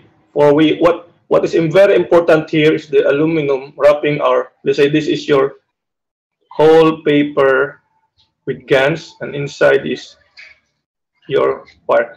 If you have the aluminum here covering everything, the field interaction on or from the paper is now being captured by this aluminum foil. The property of aluminum is to hold that field. That's why when you put aluminum here, you get a higher voltage, like 0. Let's say for example 5 volts DC, instead of the usual millivolts range. When you simply put a test probe here, your voltmeter on the paper and on the copper. So you have a meter there, you put that on the paper, you only read around several millivolts here. However, when you put the test probe on the aluminum, you'll get beyond the millivolts range, usually somewhere here in the 0.5 volts range, simply because your aluminum is now covering the almost the entire length of paper. We don't cover everything to avoid the short circuit going to the nano-coated copper, but just enough for the paper to come out here and on the other side. So this whole field of GANs inside the paper, it has, as we know, GANs have fields, the nanomaterials have fields. So there are a lot of nanomaterials here from the mixture of GANs you have. This is where your aluminum is listening to all the field interaction. For that reason, you were able to get this higher voltage reading. Can I add just a little bit? Okay. When you put your GANs on the paper, you have to allow the paper to dry.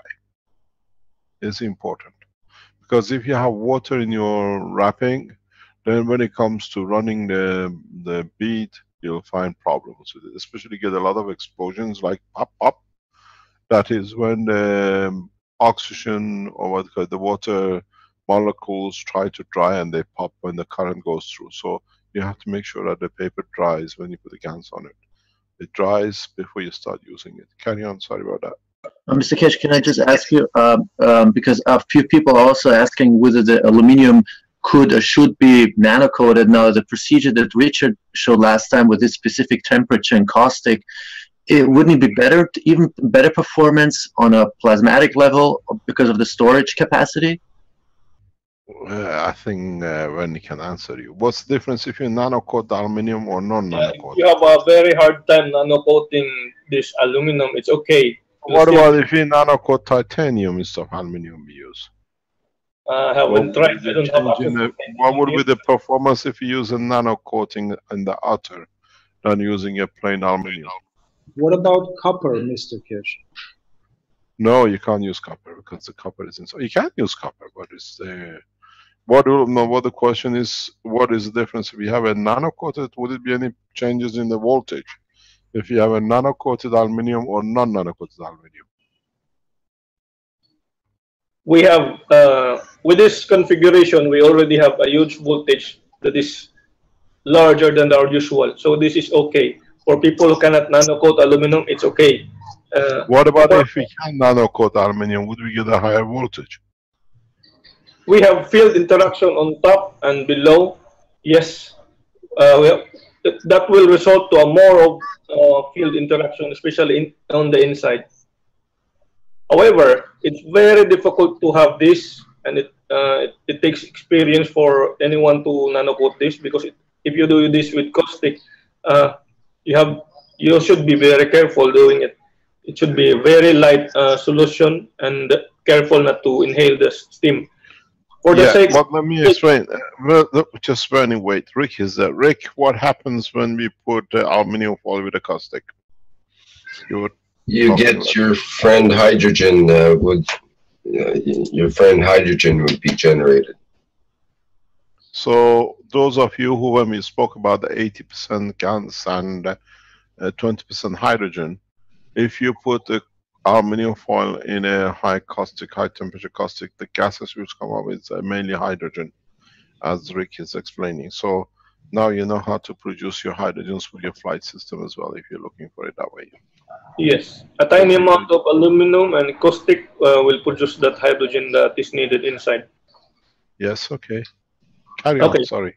We use aluminum because this is our aluminum has, as a metal, it has this negative polarity. We cannot use copper because it's on the positive polarity as a material, as a metal. So aluminum fits in this configuration. Same with zinc. It is on a negative polarity material, so we can use zinc also. But aluminum is more available, like as a wrapper. You can use that, the aluminum foil. I only use the aluminum foil we use in the kitchen, so it's very easy to implement using aluminum this way. So we have, in a way, our purpose here is to cover everything, or to capture all the field interaction in one material, which is the aluminum. That's why we're able to get this. Usually with nanomaterials, you only get in millivolts range. With this one, we have a concentrated, or everything is accounted at this configuration. Okay, so this is how we can track. Each of the beads should be constructed in a similar manner. And it should be, before using it on a circuit, it should be dried. Everything should be dry. You can set it on a table, even if it's just set for it overnight. Make sure that the paper outside, you won't see, or it is very hard already, no more moisture. So if you use it on an AC circuit, let's say 220 volts, 110 volts, never use when the paper is still wet. Anyway, we have the bead circuit is a very safe configuration for us. It's just like you're multiplying multiple layers of paper across 12 beads outside. Let's say you have 12 beads outside and 6 beads inside that is also connected outside, something like that one. Since your connection will be something like, let's say this is the first bead. I have to stop you. I have to stop. Okay. Now go with the winding of the nano-coated wires on that aluminum foil. Okay. So before you go to the beads, because we get lost. Now you're there. Explain the next step, please. Yeah, the next step would be we have to connect this from one bead to another. So the connection would be, if this is the... Yeah, and you want to clean the board off and start a fresh board. Okay. So connecting okay. Connecting two beads. Let's say you have your beads. Let's say this is one, and then this is the next bead, for example. So we wrap it around.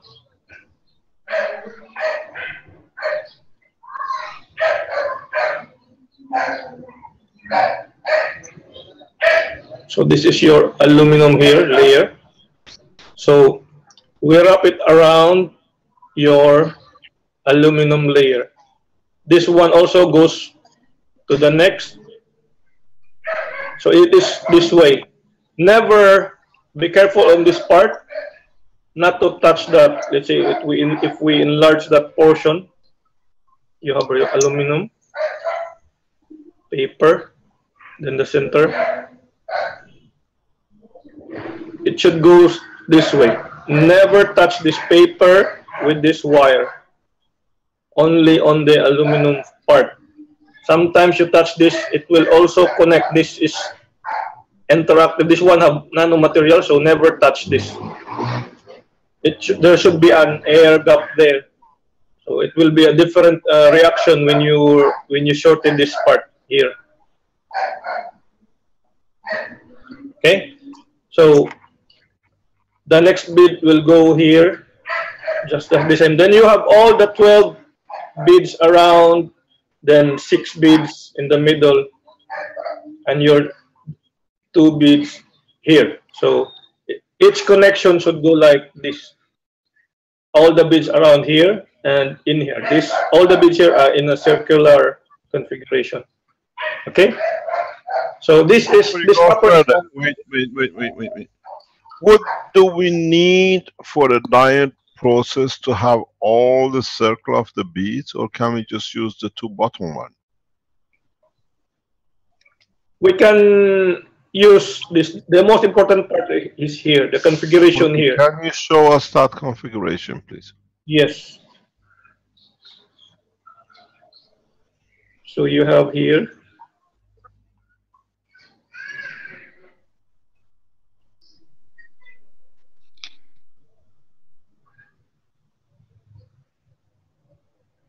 Okay.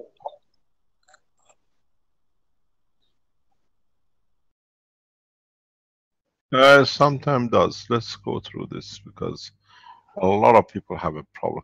Can you use different color for your... Okay. Okay. Because people are getting more confused everywhere. Okay, the connections is just like this. This is from the other bead. This wire comes from... You connect it to the bead. You connect it from there to the other bead, yeah? Yes, it goes this way. Then another wire here. All the wires here are nano-coated. Then wrap around the aluminum part. Again, never touch that paper part. So then it also connects here. Is it fire nano-coated or caustic nano-coated? Either way, it will work. For as long as it is nano-coated, it's okay. What we are after here is the field interaction between the materials, and plasma will flow through the nanomaterials. So this is how it is. This configuration alone, this is where your diode characteristics comes in.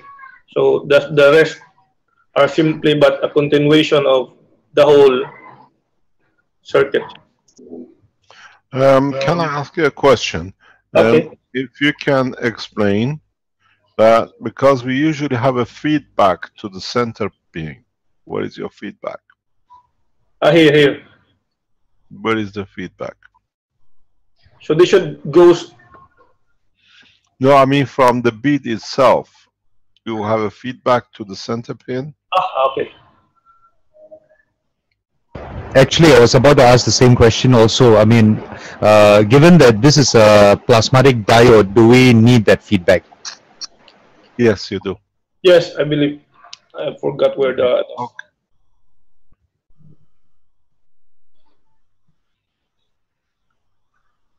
I believe it is from here.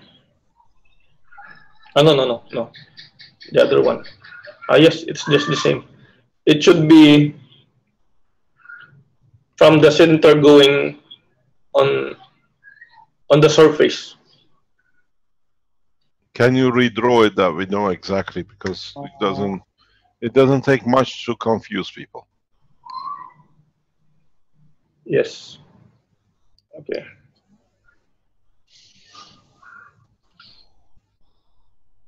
Okay, let's just draw one bead. Yeah.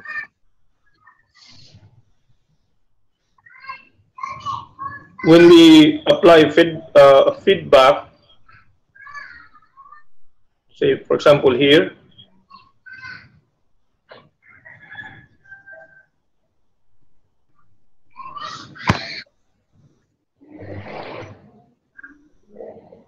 so this is where your connection for this is a nano-coated wire, and also with this one. They're asking, can you use color, please? Ah, yes. Okay. Let's use another color for this one. Okay, this is your feedback wire. Let's say you wrap it here. Then another wire should be a separate wire from here going to the next. So you have your another bead here.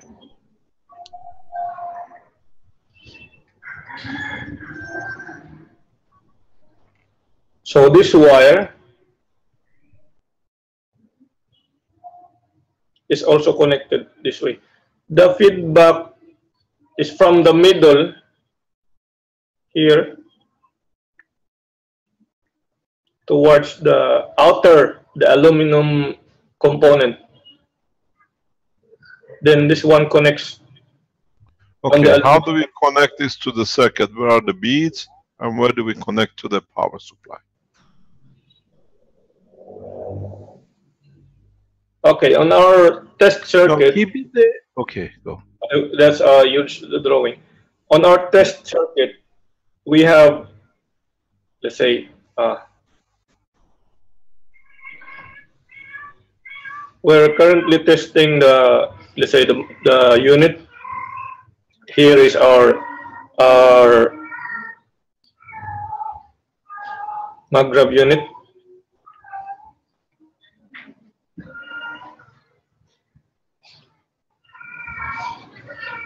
Then here is our load.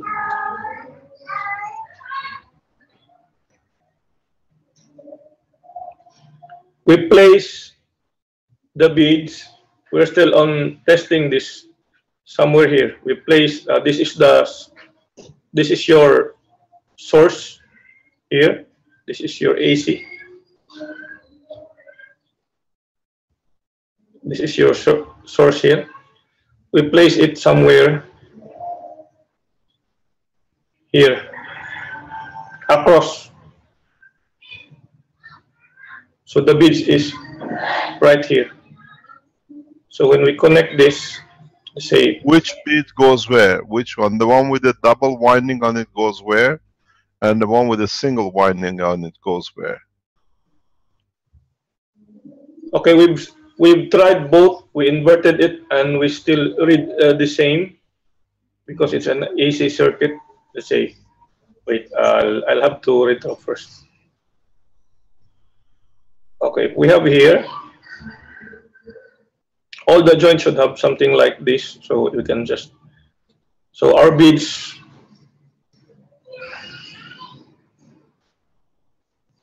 is that without using capacitors? No capacitors. The beads is acting like your battery capacitor. Okay, so we're using the beads instead of the capacitors. Yes, in this case, this is our test. The capacitors on the mag grab are on the mag grab. It's somewhere here. These are the capacitors you're talking about, the capacitors across the grid. Yes. You don't need that. You take those 4 out. Yes. So this one already serving as another source for the entire circuit. Okay, can you connect to the rest of the beads to the bead circles that they can see it, please? So 1, 2, 3, 4, 5, 6. Then you have 1, 2, 3, 5, 6, 7, 8, 9, 10, 11, 12. So you have which of the 2 original capacitors which you joined to each other are is the one with the return, the feedback? Here is the one with the feedback. Here. Then yeah, but do you feed it back to the grid side or to the loop side? It's on from the middle part of this. From this one, it goes on the aluminum side. Yeah, okay. It's not on the side coming from the grid. You connect it to the other side. Yes, it's not from the grid. It's on. After the first loop is before the grid. Yeah, because this is a feedback from the plasma circuit. Mm-hmm. So everything in this area, everything works in the plasma. So that's how it is. Then at this point, this is where the conversion begins, where it interacts with the usual AC or the house line. We use this with a plug. If this is the wire, we use a plug. On that part, we use a plug. So we connected the beads with a plug. So we simply plug this as part of the whole setup. So it's easier for us to transfer anywhere on the circuit. So this is how we have tested it so far. And we've also tried connecting, instead of from in this point, we also put it somewhere here. With the discovery of the LED GANs that should be added on this setup later. Going too far, too fast. Wait. Okay. You're going too far, too fast. So the one on the top, which comes from the top one, is the live connection, and the one from the bottom is the neutral connection. Okay? Yes, then yes. People know where to connect it. Your live goes into the line with the feedback. So if this is... And then it goes to the outer loop, and it comes back in and joins the inner loop, and it goes back on the neutral. This is important. It's absolutely important. Please note this configuration, because then it can cause you a problem. Somebody is asking, how do you connect the beads to each other? You make your beads, and then you connect one bead to the center copper line of the next one. That's how it's done. So you go on connecting from the center line to the next bead. There is a big confusion here. I can see people will come back to us with it, where you have drawn the white lines, the feedback. This needs to be clarified, because I know a lot of people had the problem when Alex starts teaching. We have to verify the drawings. I don't have the drawing here, and the test circuits is on another house under the still on testing. Problem. So, anyway, we will release it. Yes, we will release it, the complete setup, when we have complete results. Yeah. But yeah, we can transfer. One can test this. This is anyway, you don't have to worry about the circuit, because no matter how you connect this in the whole circuit, we have multiple layers of paper here. So it's just like a very thick, multiple layers, 12 or actually 24. No, it's just going about the connections to do Yes. the connections right. Yes. This is the problem. So you bring the center loop, the middle one together, and then you connect it to the base of the other one, and you bring the outer loop and connect it to the base of the inner loop. All come together in one joint and they go in. Correct?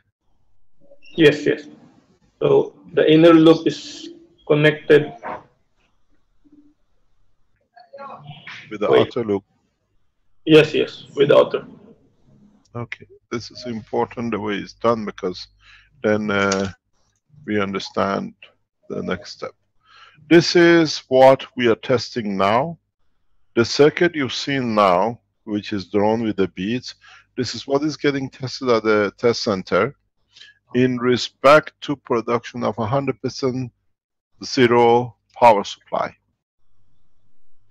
This is what is tested. We see it's been tested by Alex too. Alex has this structure too. And other people who use the beads and place them with a core setup, the energy unit or maglev unit, they see the up to 100% reduction. This is what we said to you, we will release when we know. We've seen this, a number of people are using it, and they've seen a full reduction. The reduction has come in since we start putting the beads, adding with the coil, the combination of the two. So what we are considering at the moment on the test is to put 2 coil rings plates, 2 of the 3 stacker, and put this bead at the bottom stacker. This is what the test is going in the innovation center.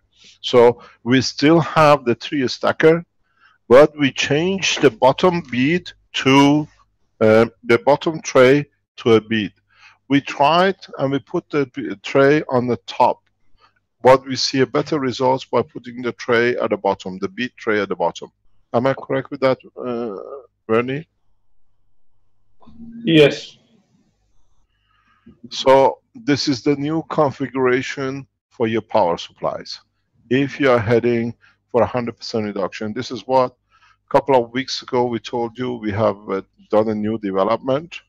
And those of you who received the unit free, what do you call it, as a 20%, 30% reduction, this configuration shows to bring the reduction up to 70, 80% and 100%. And it's very active. So now for the first time, you see more 60 to 100% reduction. It's the first time we release it. It's part of the blueprint. Please take note of it. The Innovation Center will release a blueprint of it in a proper drawing in the coming days. Not only this system works as a diode, you have to use the whole circle, the 2 bottom as a diode. Can you show the drawing how you use the bottom 2 bits as a diode that I understand, please? Now that's on the circuit. Yeah, these 2, how they can use it as a diode. If you'll use this as a diode, you'll have to connect this in series on one line. Okay, can you just draw it on the side, please? Can you draw it on the side, please? Yeah, for example, you want to connect this on, let's say, okay, I'll erase some, just make it. Don't erase anything, leave that to be, make a new one, please. You can always bring this back. Okay, using it as a diode. Yeah. Show us a drawing of the beads and how you connect it, where you connect it. Don't forget they're all ignorant, huh? We know nothing. A few geniuses understand this. You're a bunch of people, amateurs, housewives like me who knows nothing about anything, just watching to learn. Okay. So, okay. So connecting this on one line, then another let's say another line here. You have to find on your setup, you'll have to find which one where it allowed to flow. So you'll connect it the way where you want the flow will go. So the flow goes this way, then exit the other way, all the way through the circuit. And this is another line. So if this is your, if this part here is the load, so connecting it this way is just like a gate or a diode that is. Which line is the live line, please? Okay, if we'll use this on the live, this will be on the neutral, on the line after. So this is where on the top one, the top one is our.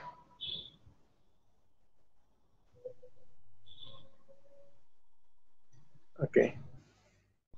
This is if you are using as a diode, huh? Yes, on the other side.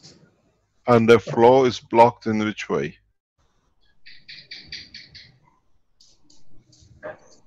This way, it's blocked. So you, wait, it's the other way. It's the other way. It's the other way. Can you, okay, can you show us where is the winding from which one to which one? The winding? On the two beads. Ah.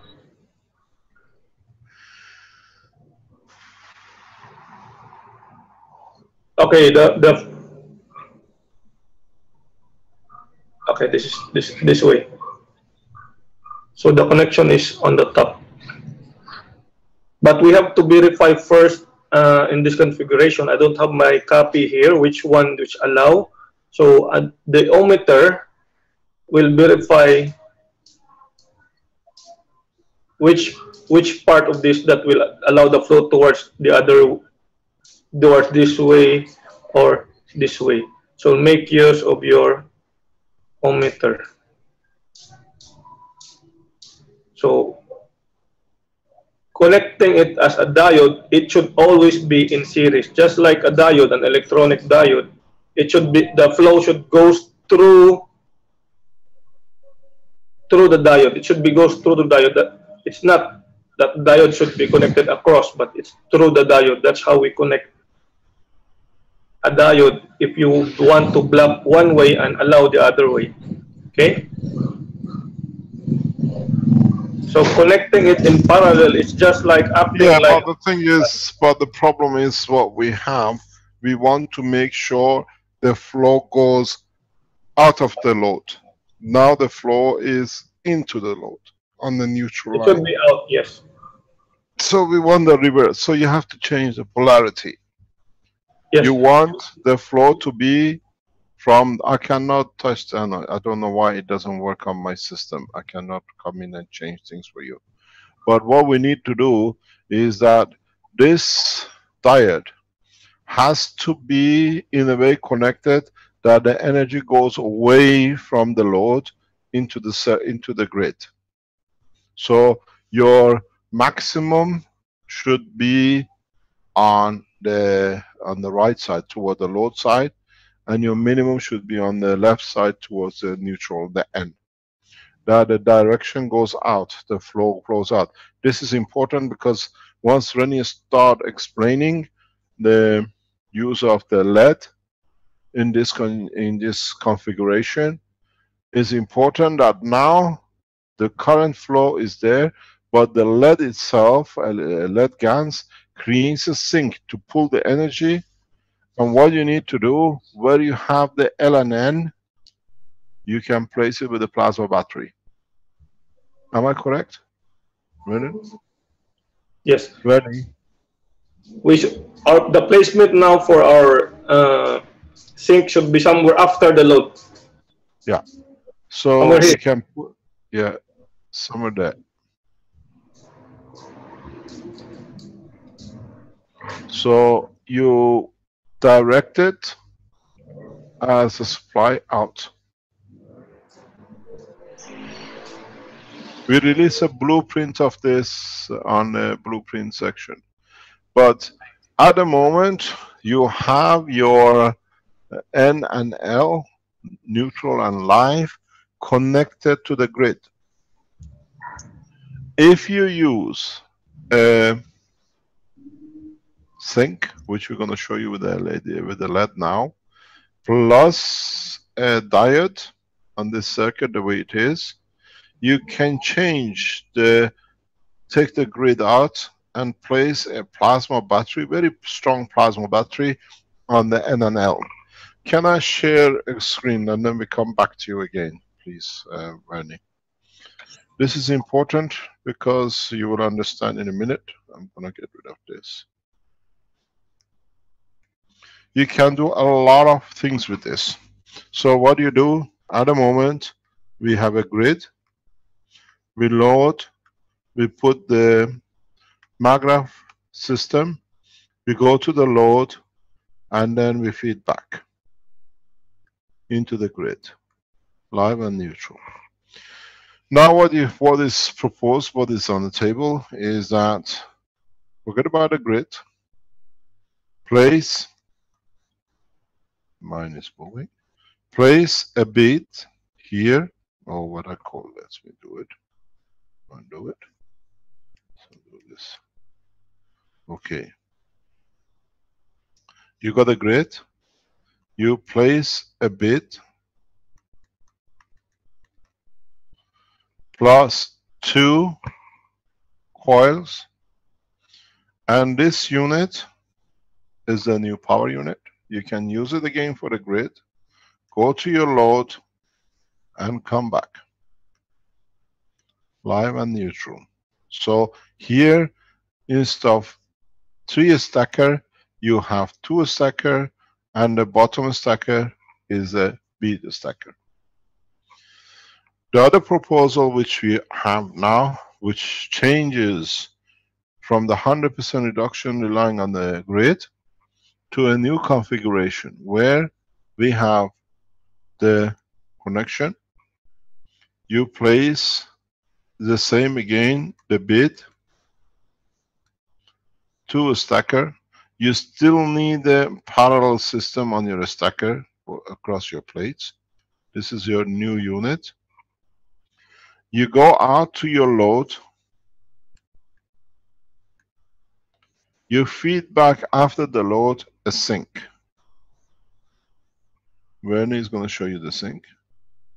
Then you add a,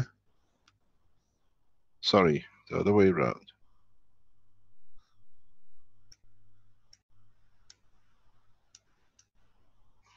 You add a diode system here and you come out, which dictates the flow can be in one direction.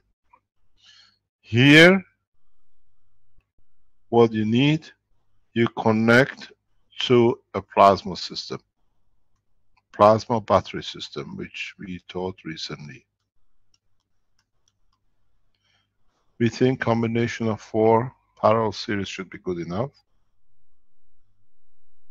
So what happens is the flow is in this way. The sink tries to pull the energy from the plasma batteries. It creates a circulation, and then what arrives here, which is always lower than here, feeding, it starts creating generation of the battery, the power supply. At the moment, this looks like a DC supply. What you can do somewhere here, you can connect your system to earth it, or strip the nano coating from part of the wire and connect it to the neutral. Seems to be the other alternative to create an impulse supply. So now what we're going to talk about is about this sink. This sink is very important because it drains, and in draining it creates a flow, and this flow, this is what we've been looking for.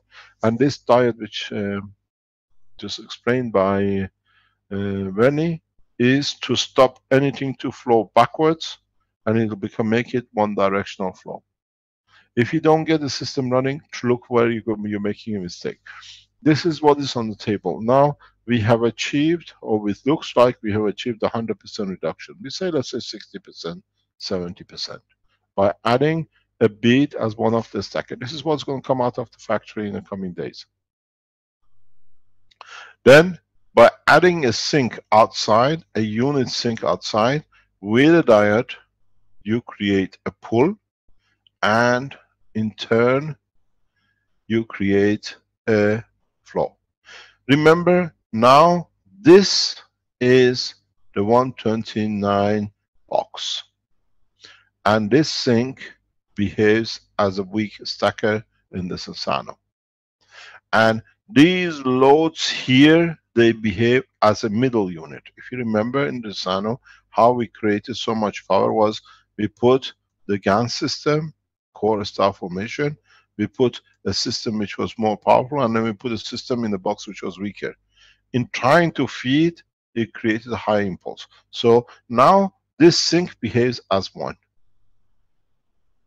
demanding, and this behaves as number 3, the star formation. And now you see how the system is completed. Please try this. Bernie is going to show you how to make the sink capacitor, which is the same as the other capacitor, you've seen it. And then we'll see if you are right. Try this as fast as you can. Those of you who are looking for zinc, you always have it from most of the hardware shop, because in most of the countries, the lead is used for the roofing. Okay, so now we understand the circuitry and everything else. Do you want to add anything? Is there between the sink and the plasma batteries, is there the ring of beads, or how are they connected? No, here is the diode. The diode's here, in this position. The one that has been showed before? Yes, you can put it there. You can put another bead. In a way, you have 2 beads. You have one in the stacker, and you have one on the back line or feedback. That's what I meant. Thank you. Yes, we have 2 beads. One on the stacker. If you're still using a DC power supply, what they call it, the grid power supply, you need. This is the breakthrough we have. So when we know more, this is where you can change your power supply from 30% to 100%. And in what it does, you'll find that the nano coating from the box seems to be faster. This is what we see now. And that's what we said. Once we have this confirmed, we provide the additional unit to the people who bought the 700, the units for the grid. And you just add to it, you plug it into this become a new stacker to this. So we are working on it. We think we have achieved 100% reduction totally. And at the same time, in past few days, in discussion between Douglas and Werner in the Innovation Center, one talking about whatever is Werner understanding that what we're looking for to create a dumper. Now it has led to this. There is a development further, because then Werner, before he shows you, you can create an impulse in what is known as a delta formation. Werner will explain to you, where if you're looking for a maneuver, or what we call the phase for the system, we have used the system in past few months. Werner has been building it, where we can create sinusoidal between -5 and plus 0.5 and -0.5 sinusoidal using what do you call it, a Y and delta formation. Would you like to explain the sink first, please, Werner? And then we can go to the next. I'll stop sharing. Yes. Werner and I and Renan, we've been working in the background for past 5 or 6 months plus to test these things. So now, partially part of the test is what you see. And this is part of the Energy Innovation Group of the Foundation. Carry on, please. Can you show us how you make the sink unit, please? Okay. First, we have to make a GANs out of the lead metal. This, we have to be very careful.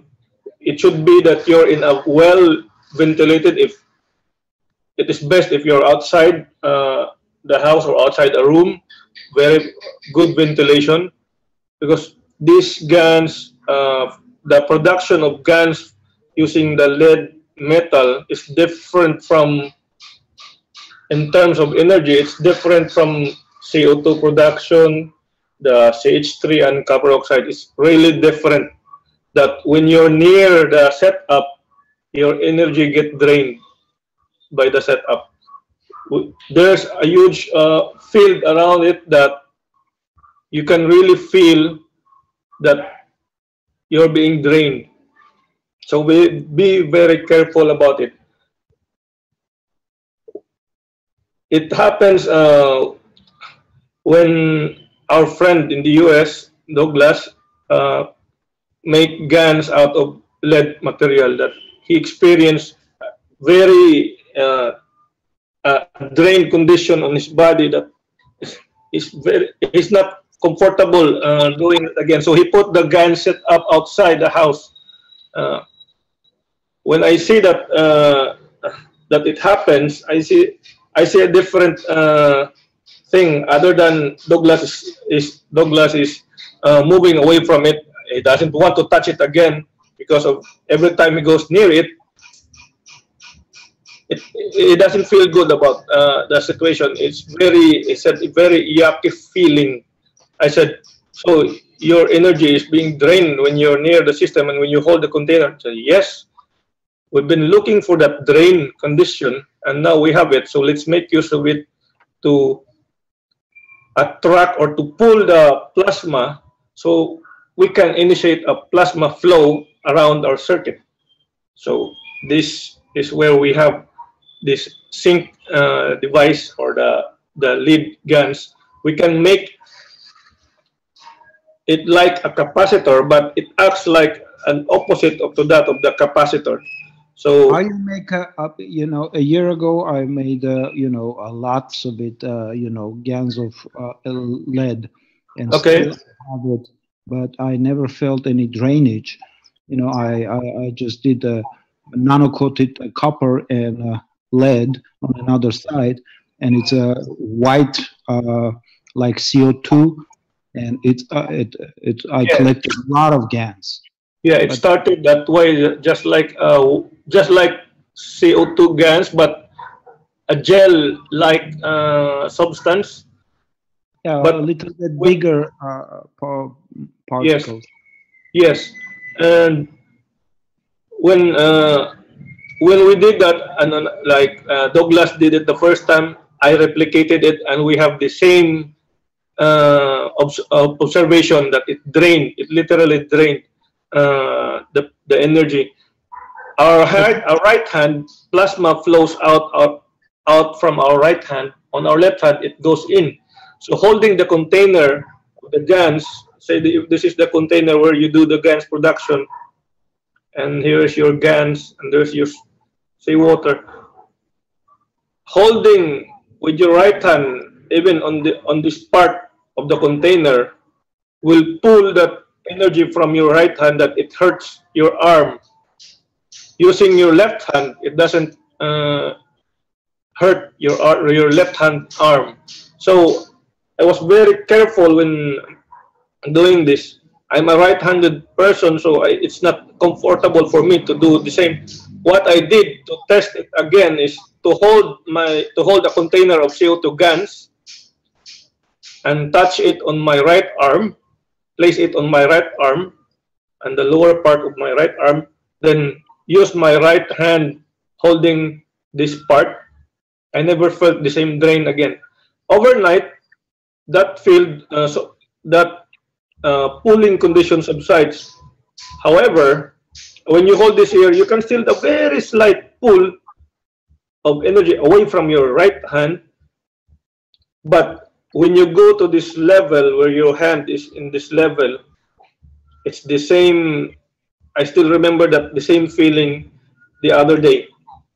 It pulls the plasma out of your hand that it hurts so much. When you touch your fingers here, as if you're the cells, it really hurts. So be very careful, especially there's something like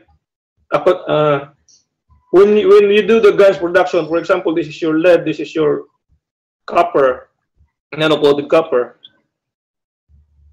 Everything around it or everything in the room it's just like it turns like into an acidic condition that you don't like it going near it.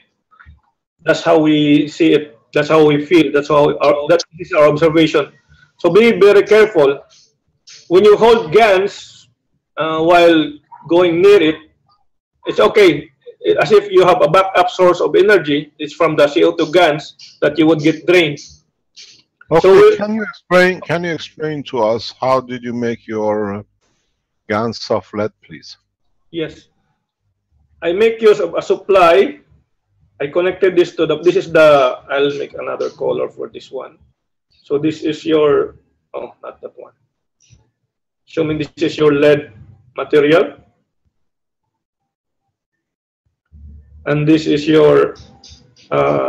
is it nano-coated or not, your lead? No, you don't nano-coat the one on the positive side. Only the copper is nano-coated. I made the coils on this, at the bottom part, so that there will be more copper material under seawater. The more copper materials, the faster the production. It is for that reason that those who use scrubbers made of copper and nano-coated it produce a lot of GANs. There are a lot of nanomaterials submerged in the water. More nanomaterials, more plasma to power your production. Okay, so I connected. So you put nano-coated copper on one side and just the lead on its own, yeah? And then how did you connect it, please? I connected it to a power supply. This one goes to the positive of the power supply. So I have here, for example, a power supply. And here's the positive. I connected it here. A DC power supply. I set it to 6 volts. I don't have a much lower voltage, but anyway, it does the job. Okay, so this is the negative part of the power supply. And you use the seawater? Yes, I use seawater on all my GANs production. This is seawater. Because when he lives in Philippines, water is everywhere. Yeah, we are surrounded by seawater. Okay, so there's an unusual, we observe an unusual happening here on our, we have this current meter that has a pointer, and this is 0. It has a label A, means ampere, on this power supply. Usually with the same type of seawater, when I use copper, when I use zinc, when I use an iron nail, it trades 800, 500 to usually 800 milliamperes. Usually 800 milliamperes. However, with using this another material that is lead, it doesn't read 800 milliamperes, but the pointer, if this is 0 and this is 1, 2, 3, 4, 5, 6, then this is 1, the pointer remains at 0. It remains at 0. But there is production, there are bubbles here, lots of productions that indicates a similar condition to that reading of 800 milliamperes. Okay, my understanding on this one, since the whole condition, or when you have the initial GANs here, pulse plasma, what powers the whole production, even if I have this one, is totally plasma. For that, I read 0 current. It doesn't move. There's no even a slight movement. No movement. For that, it confirms that indeed the condition we have created at this moment, where the GANs have already appeared here and then here, a gel-like substance, white, then later on turns into something like a purple brown Anyway, the color greatly depends on how much voltage you apply, but this zero reading indicates plasma is covering the work of this one. Meaning we can really use this substance or this GaNs to compensate the need of our load with plasma instead of the usual. In this one is the electron flow. So I did not have electron flow, the usual 800 milliamperes. This is the same motor. What I understood before is that it is the electrolyte, considering you have a good conductance here and all the wires here, it is the electrolyte that simply determines the current flow. See, water here is... But does the nano coating on the copper changes or it stays the same? It changes. The nano coating here, over time, was removed. Then I stopped the process. It was removed, not everything, but some of the materials were removed. But when you don't have a pure lead GaNs. You have a copper GaNs mixed with it. Most likely. Okay. Mr. Kesh, if you don't connect to DC power supply, you connect it to LED, you will get a white color of GaNs, and it's heavier GaNs. You can see it. It's a big particles, you know. And without supply, you will create more. This way, you create brown GaNs. Brown lead GaNs, but the other way you only create white. Yeah, the brown comes because we know when we do a power to the nano copper plates, we produce a brown material. We know that. So the brown shows that the nano material from the plate, copper plate, are coming up. Yes, but if you do the other way, it's going to be pure white GaNs. Yeah, we have that white GaNs also. We have that. It's the first thing that comes out. It's the first, and we have a lot of. What Arman is trying to say, Bernie, is that if you don't connect a power supply, just take the power supply off and use the LED light or a small motor, you will get a pure LED at the bottom. Okay. Yes, correct. Can even use we know whenever you use high power, especially a bit of amperage voltage. On the nano-coated plates, copper plates, you get this brown depending on, and if you go very high, you produce a black copper nano-coated. What they call black copper. I also use the power supply, but only 1.5 volts, and it's my GaNs is white or light. It's a higher power. We know that. That's the property of the GaNs. It's really fast. So if you want the light one, then you can use 1.5. volts and 0.5 amps, for example. That's what I used, and it's producing really fast, and it's light gray. Okay. I've heard about the LED drainage. What happens if you use a LED in the MAGREF power unit as part of the mixed GaNs? Is it also draining? Yes. It shouldn't be. So it shouldn't be used in the MAGREF? No. Okay. This is only a unit for draining, for what do you call it, for a specific job. This has a here both units which we discussed by this morning, both the diode and a sink changes hugely the electronic world if they understand how to use it. It changes a lot of things, but we go through it and then I'll speak about it. What do you call it? Hello, this is Masvek Rashid. I had some experience. Can you speak louder, please? This is Masvek Rashid. I'm in LA, Los Angeles, and I had some experience with LED GaNs 2 months back, and I used 1.5 volts, and where I connected my LED to my negative to the nano-coated copper, it created circular motion of GaNs on top of the salt water, one going in the clockwise direction, the other going in the counterclockwise direction. I don't know what that is. I posted this on some forums, but I didn't get any response. So this if you may post have it on the Cash Foundation forum, you get some response. Where do we know where you are? Yeah, I put it in the Cash Foundation forum, but nobody responded. But anyway, but it's my experience, so I'm just sharing it. I used 1.5 volts, and the current was about 2.8 milliamps. But you don't need to use the power. Did you use seawater? No, I used just regular water. Salt water. Yeah, salt water.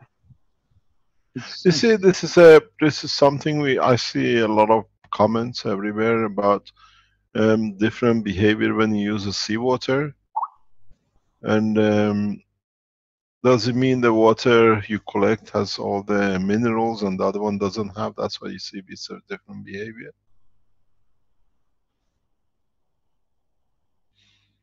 Does it have to do anything with the content of the metals in the water which you get this? We've seen this circulation other places and other tests. But there were two separate ones, and yeah, counterclockwise. But seawater is a salt, Mr. Kesh, from the sea. It's dried. No, Mr. Armagolan, there is gold in it, copper in it, zinc in it, everything. And if you pick it up from Los Angeles, a huge amount of radiation from Fukushima.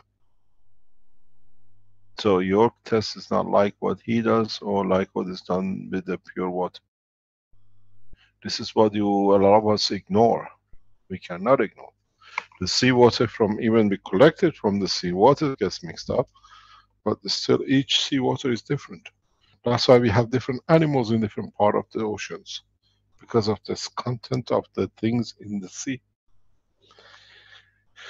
The sea is exactly like Earth, the solid part. You can't grow grass in some places because of the condition, and you cannot grow palm tree in some other places because of the coolness. Sea is the same, there's no difference. That's why of the condition you get different animals. Pardon? What about sea salt? It's not the same? Sea salt, where did the salt come from? From a sea, from somewhere. Yes. It's the same property, with liquid or without. That's what I'm saying. It's a sea salt is the same property as a seawater. Yep. Because the salt came from the sea. Yeah, but the present sea salts are mainly drained of all the materials.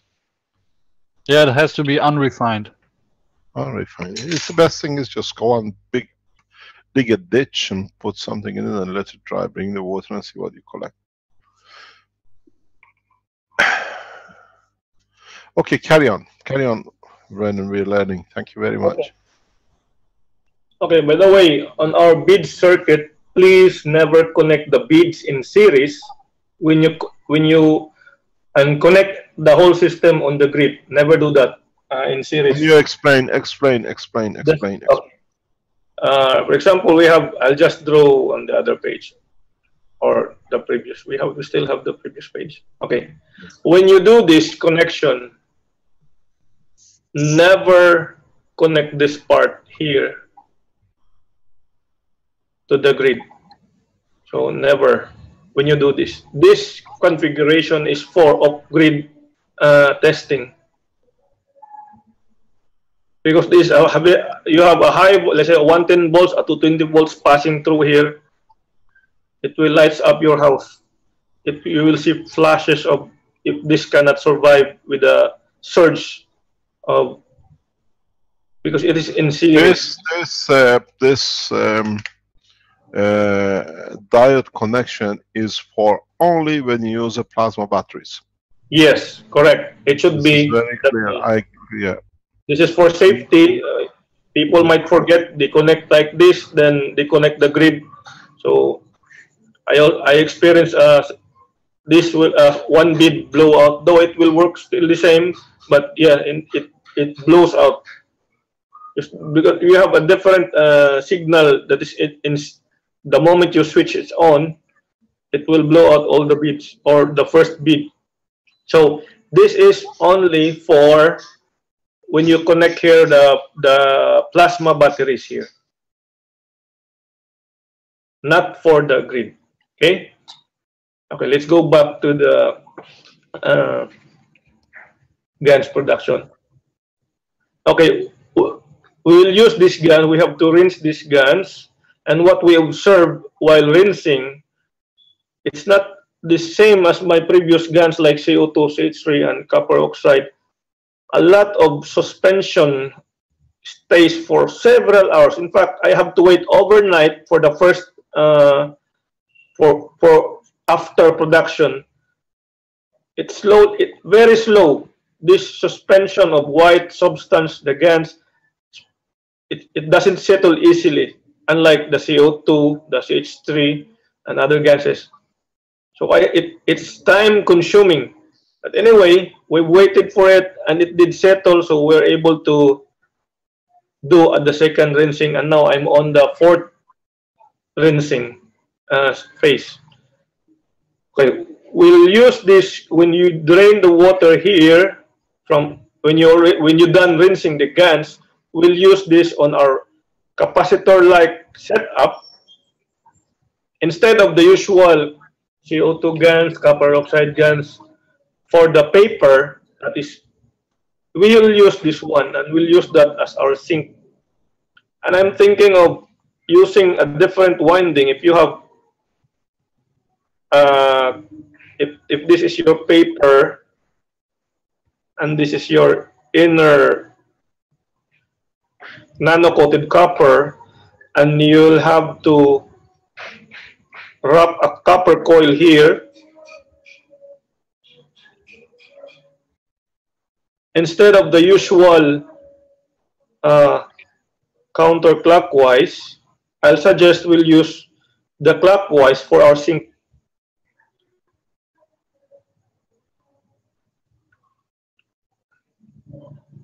Anyway, everything is nano-coated, so there's still field interaction there, but other than we're conveying the negative winding, it's easy for us also to identify which one is our sink device, because it looks like the same as your the usual capacitor. So still we'll use paper inside. Here, paper. We'll use another color for the paper. It's inside. Wrapping tightly around our nano-coated copper. Then use a winding for your capacitor that is opposite of the usual, say, like this, and like that. Okay? So this will be our new device that pulls the plasma. This will be connected on one end of the circuit, and this one on the other end of the circuit. So we have now a new device that encourages flow.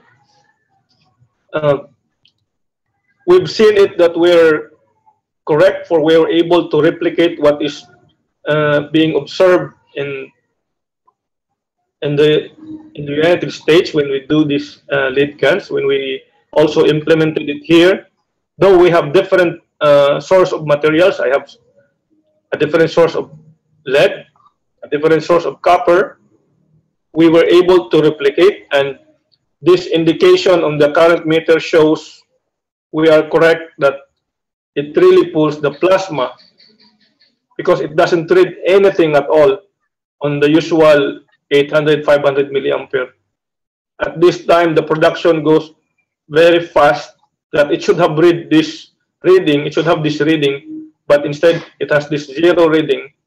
For that, we understand it is the plasma that is aiding the reaction. Without the nanomaterials here, you won't get any reaction that produce GANs.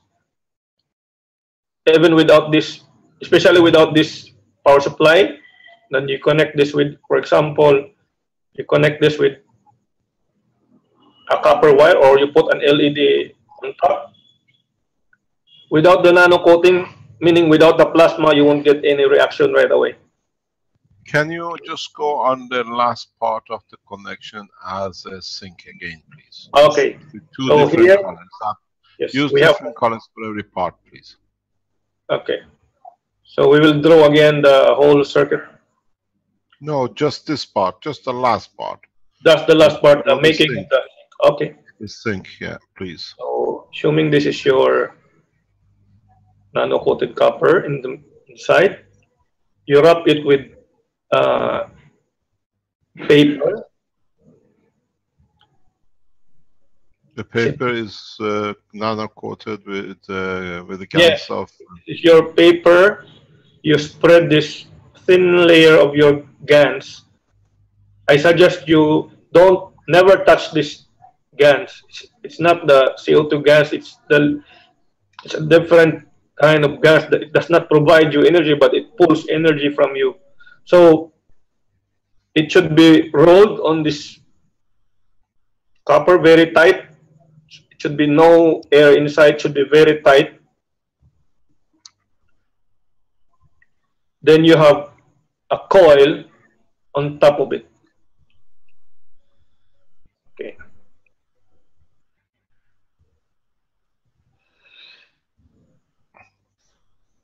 Okay. It should. Okay. So you have your coil, just like your capacitor, wrapping around where the paper is. So you put this across the line. Yes. One end coming from the grid. No, coming from your batteries. From the load, from the appliances. From the load, let's say. Yeah, appliances, and the other side goes to the battery. Yes. So this is where your load. So you have your connection here. This one goes to your. Actually, it should go to your diode. Diode. This should be your diode. Let's just make your symbol for the diode.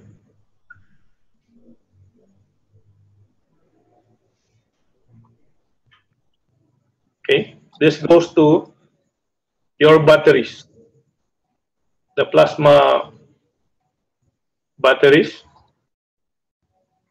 and this goes to the MAGRAV unit. So we have a complete circuit. Oh wait, we have the wrong connection here. It should be here. Okay. And it's all plasmatic.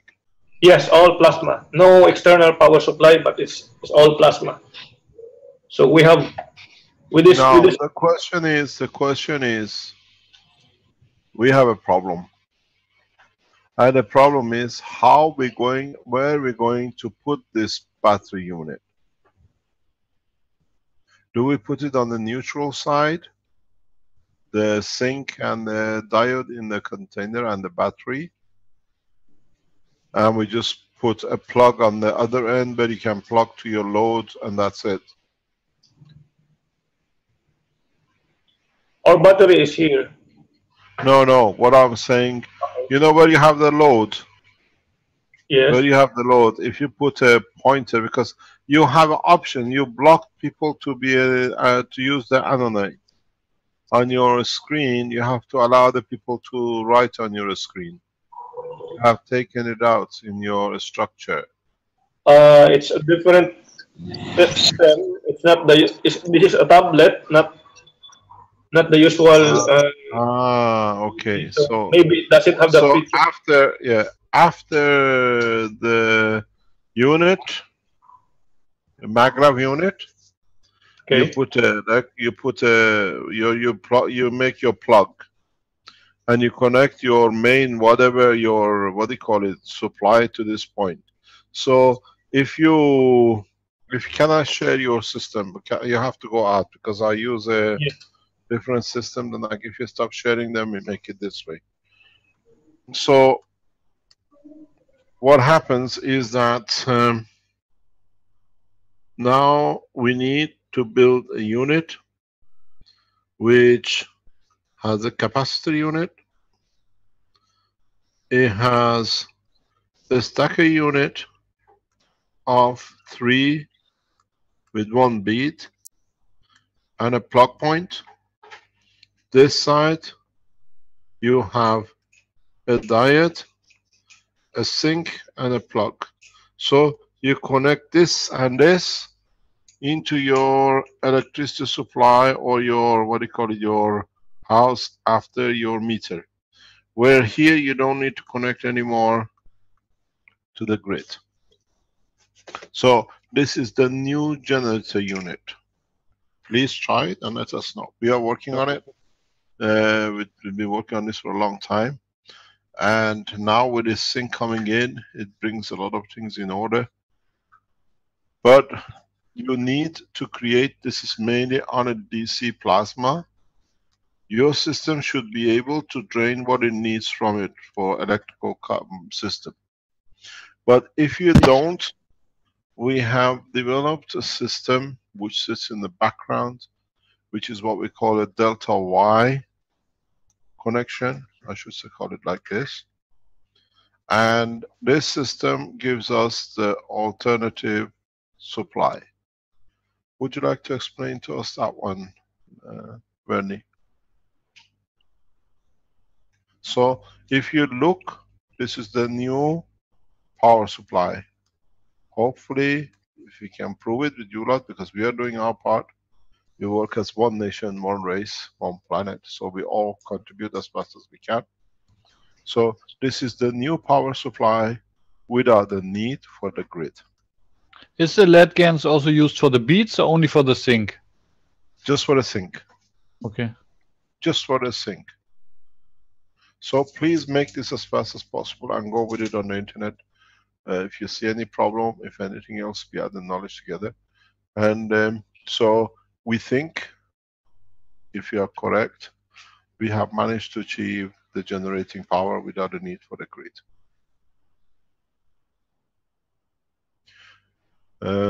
If you need oscillation, we got, Werner can explain to us on the oscillation side, please.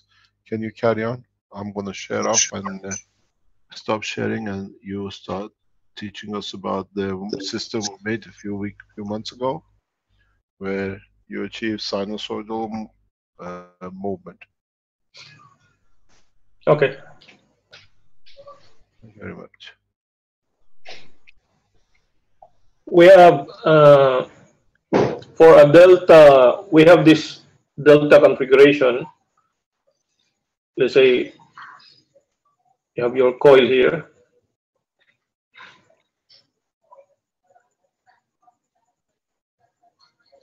And we combine it with a Y. So these are coils.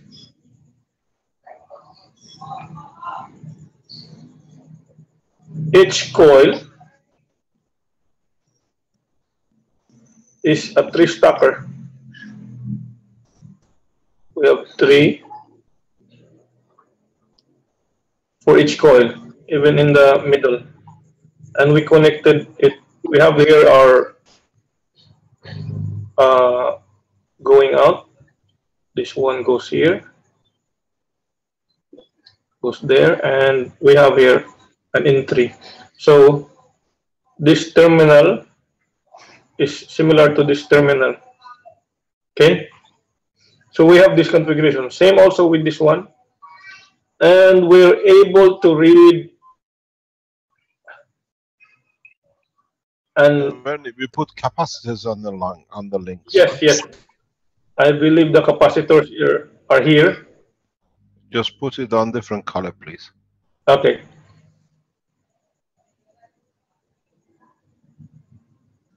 Capacitors are interfacing here.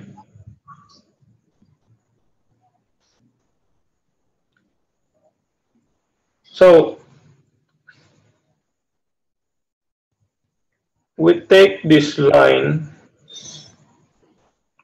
and one line. Different colors, please, different colors.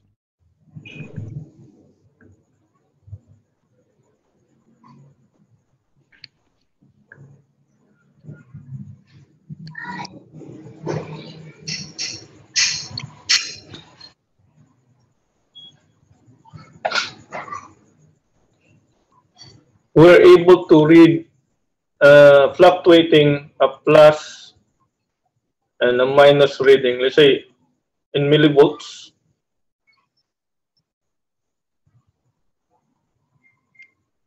It's rising and falling consistently, rising and falling, rising and falling. So we have an AC signal from the setup. Remember, each symbol of a coil is like this one. It's the usual mag we have. So 1, 2, 3, and 1, 2, 3 inside. The capacitors here, I believe we have, let me check. We have one capacitor each, yes, on the interface.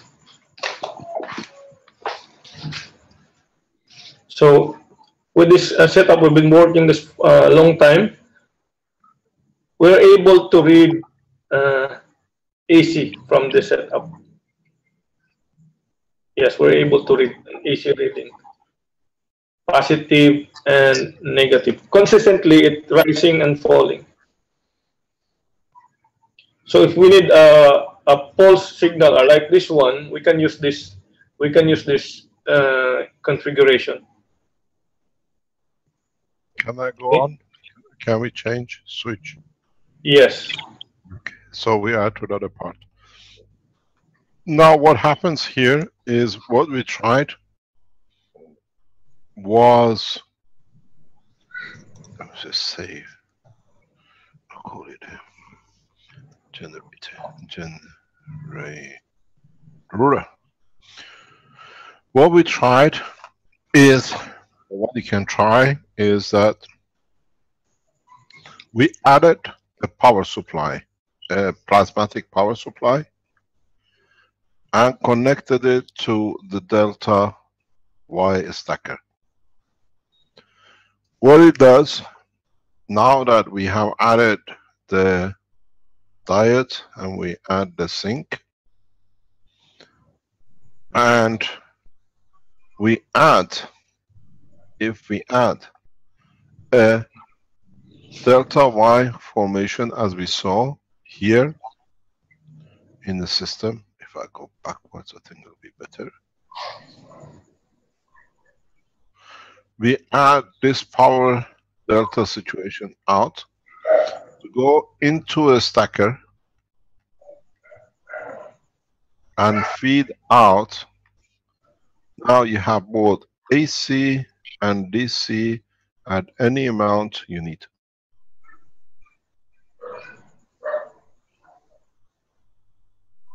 This is your power supply. This is your delta formation, which creates oscillation in what comes through. This is the one which creates you the power. And then this, by you connecting to a load, demands the suction or reverse. And then you should have a full circle. There is a possibility you can put your delta here.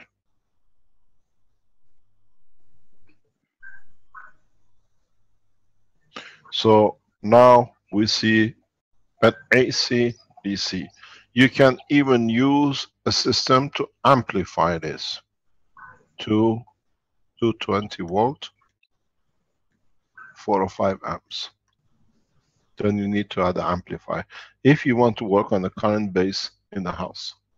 So this is the new power generation DC and AC. So today is the 100th time we taught. Now we achieved what we were looking for, a power supply independent of the grid. You can produce every part of it yourself. You don't need to go anywhere. Maybe the total cost will be about, I don't know, $20, $50. Once we produce it, you're looking in the factory cost of about $500 at least for the foundation. Because every piece has to be assembled, built, and this you can use anywhere independent of the grid. So what we said, we might have a surprise for you today. I think it'll be a surprise even to the people who start teaching it, what I was planning to show you. Every piece has been made by Werner over past 5 or 6 months, step by step. We have other systems which are made for testing for flight. In time we built it, we can use it. But more or less, now we should have a full power generation unit independent of any grid system. This is what you need. Please make this as, I know a lot of you have a lot of materials. This power unit is your plasma battery set. We reckon 4 parallel, 4 series will give you enough sufficient current and voltage. A delta formation, a stacker with a bead on it. You can have an amplifier, plasmatic amplifier, you know how to make it, I presume. A sink and a diode, all made of plasma. And at the point, you literally plug all your electricity at the point of the meter into this. You have to create a circulation. What this will do, will give you a physical matter. In time, this will create a plasmatic application in the whole of your house. Very soon, you do not even need this because you can disconnect the physical connections from here. The system will feed the house without it.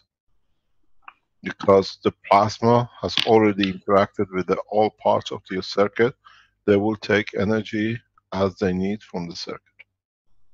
So you can put this unit anywhere in the house, you don't even need to connect it.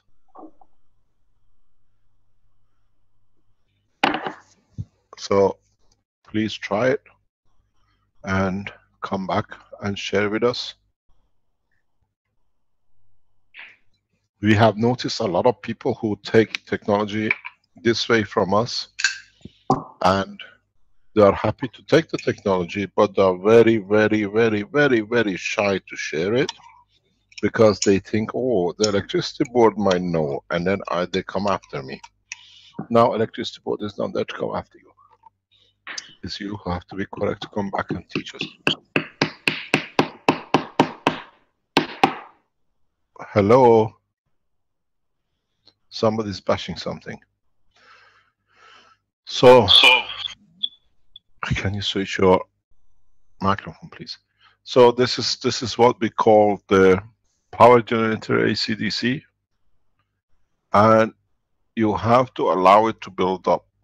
It won't give you what you need in one go. You have to increase it. We go back to another point which is important in this power production. Let me save this one that you have it. Save. We call it generator AC DC generator. Okay, we save it. There is another part to this too. So what you have made as the plasma unit, which was your batteries, the plasma system, and you added your delta Y configuration, and you went in your system, the stacker unit, you'll find that you need the stacker unit Y in the future, much easier. And then if you wanted, you put a AC, DC alternator on it, you put your sink unit on it, and you put a diode on it. You see the difference? Now here, instead of using the plasma capacitor, use your GaNs ball.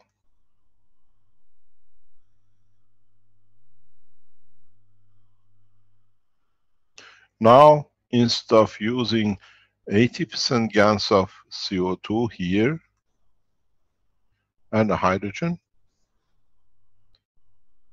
try to create a vacuum condition with the GaNs or with the GaNs and the hydrogen in it. What the vacuum will do is that it creates the GaNs to open up in respect to the fields of itself, and you'll find out you don't need the batteries. This is a universal power supply directly from the GANS ball. And because it's dynamic, it continuously produces huge amount of energy. You can still use the coil on it to create a rotation, but you connect the top of the coil into your system.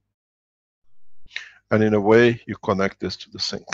So you don't need to make the coils. You can test with the GANS balls you have and make sure that you have to create the rotation the way we showed. Then you have a true power generation as is in the universe.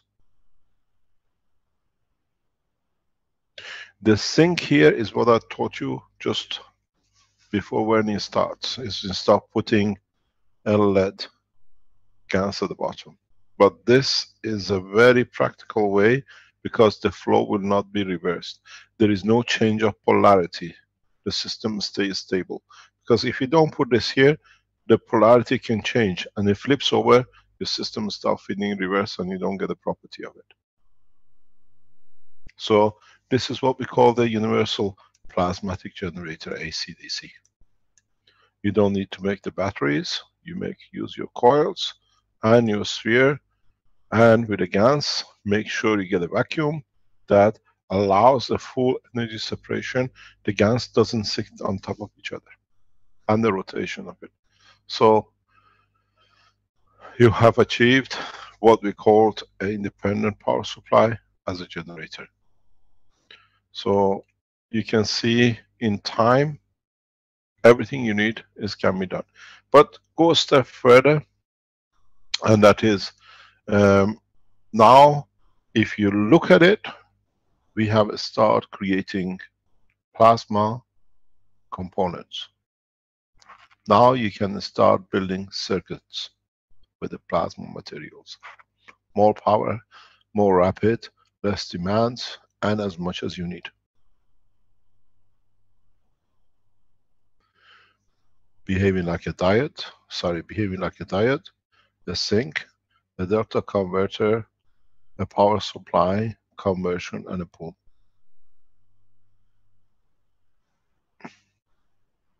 There is a question, is there a need for this? In so many ways, yes.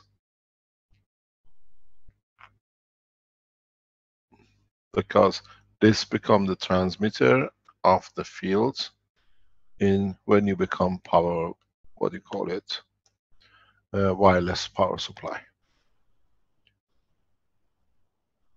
This will become the source of your structure for your, what I call, reversal. It's like antenna. But then you can dictate with what you put here. I'm gonna go home. I don't know why I keep on losing this every time I use it. When it comes to here, by changing the GANS units here, you can change also feeding, don't feed, whatever you want to do. You want to create a change of a cancer condition, we teach you more and more. One question, Mr. Kesh, how you can create yes, Mr. Golden, in a small ball that we have? Let's very say, easy. In a ping pong ball, you can always create. Come on, Arman, you know how to create vacuum. I'm not talking about ping pong ball. I have a couple balls. The same. You have to nano-coat both sides of it. Don't forget. Both sides of this tube has to be nano-coated. This ball.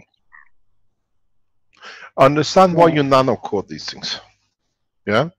The reason you nano-coat is because you nano-coat, the matter state becomes irrelevant. When you nano-coat something and you use it in the structures like this, then the nanomaterial inside, the matter state, which is the copper itself, it becomes irrelevant because the fields connects.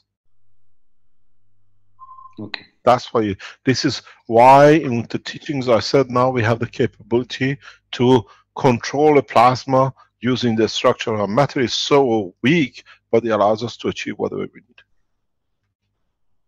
because the energy of the what do you call it, the nano layer moves across. So always nano coat when you come to these things.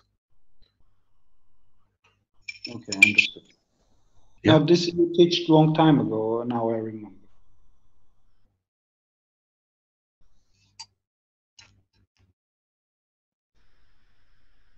What did you say? I said this one you teach long time ago, so now I remember. You've been there from the beginning. Mr. Armand Golan and Marco, you are the first graduates from the institute. You finished this month. And in so many ways, I congratulate you.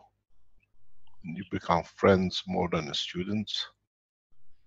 And hopefully we see the next generation. You're the first masters of the Institute of the Keshe Foundation.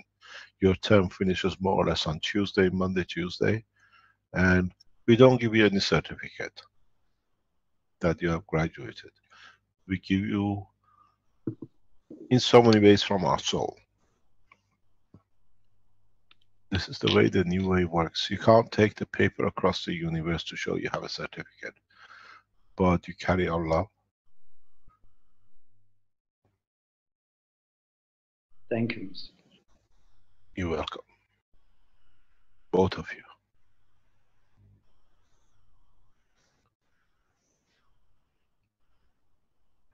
You're the first graduates from the Institute 2 years ago. We started the journey and we went through a lot of problems and good things. And now we see the fruit. And in so many ways, in time to come, we'll have many graduates, but you are the first 2 out of 7 who stayed. And we know a couple of them will end up in prison very soon. And the others have taught the other ways around the world to different things, but still they carry the soul of the foundation with them. 2 years of hard work, and I congratulate both of you in finishing. And what I said, your certificates carried through our soul, not by the piece of paper. Thank you very much, and I bless you and your families, both of you.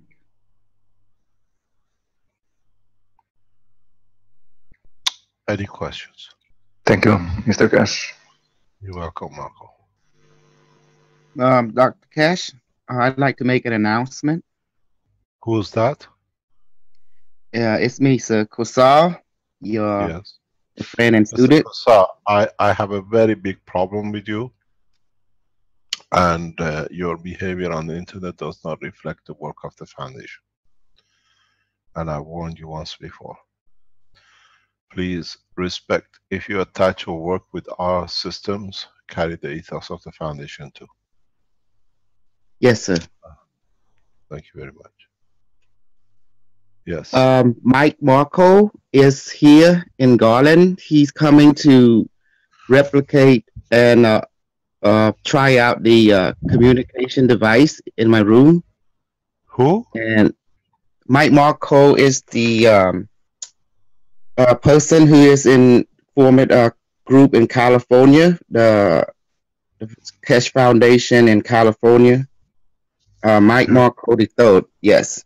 He fly over from California to Garland. He arrived last night, and I'm meeting him around 8 o'clock over here, Texas time. And he will be bringing equipment and also doing a Zoom conference with some of his colleagues and a friend, a lady friend that want to participate in connection to my MagGraph device, connecting to the intelligent. And I also have teach people one-on-one on Facebook how to connect to their MagGraph, and their success rate is it only took 5 minutes for me to help them communicate with the device intelligent or the plasma intelligent. So we're making a lot of progress behind the scene in order to further. There is nothing behind. You're all working as one family, teaching each other. Today, as you know, today we have Mark Nashev in Hawaii teaching in a group organized by the people from Hawaii. There are there 2 or 3 days going on a public teaching, and I was told the televisions are there, and we will see the course of teachings. We've seen the teachings right across the planet, in Germany, in remote places, and the teaching is not the stopping. It's not, as I said, it's the family helping each other out and teaching each other. Yes, And I'm just be there. Yes, and that's what I've been doing. I've been approaching the mission that you lay down for us: one nation, one race, one planet, one cosmic family, in the best way that my happiness is leading me. And I find out by helping people one-on-one, I find, as for me, it's like it's more efficient because I'm not overwhelmed by the the demand. I feel comfortable one-on-one, so I've been doing that. When people contact me on Facebook, and I teach people to add wood ash or flower ash, instant ash into the GANs when they apply to the coil, because it was recommended by the intelligent. The GANs is like pyramid power. It will energize the ashes and will nano coat, because ashes are like seed, nanocarbon seed, that it will grow. Once the GANs of pyramid power affected, it start to grow a nano coat. And I told them to paint and all this stuff, and including the coil, dip in it. Once it dry, to apply, only when it dry, to apply coconut oil or olive oil to the coil and to whatever the GANs is dry. That will protect the GANs and ashes from dissipating into the environment. And the intelligence said that will create a condition where it will create a reinforcement of the plasma and matter state, so it won't be dissipated into the environment, because GANs and ashes always break apart when you touch it or accidentally bump into it. Yeah, but the ash is used as part of making caustic in a long term. But people look at the water and boiling it and the rest. But in fact, when you create an ash of anything, you create a caustic condition for producing itself. Any other question? Thank you very much for your teaching. There is a group going on in Australia. We support you in your teachings. And other groups in in China, they're on their new year. We congratulate you and wish you all the best, the Chinese community, for your new year. As you is customary, we wish you a lot of health and a lot of wealth. To our Chinese colleagues across the world. Mr. Kesh, I could show the site from Mike and his Hawaii workshop, if you like, briefly. Yes, please.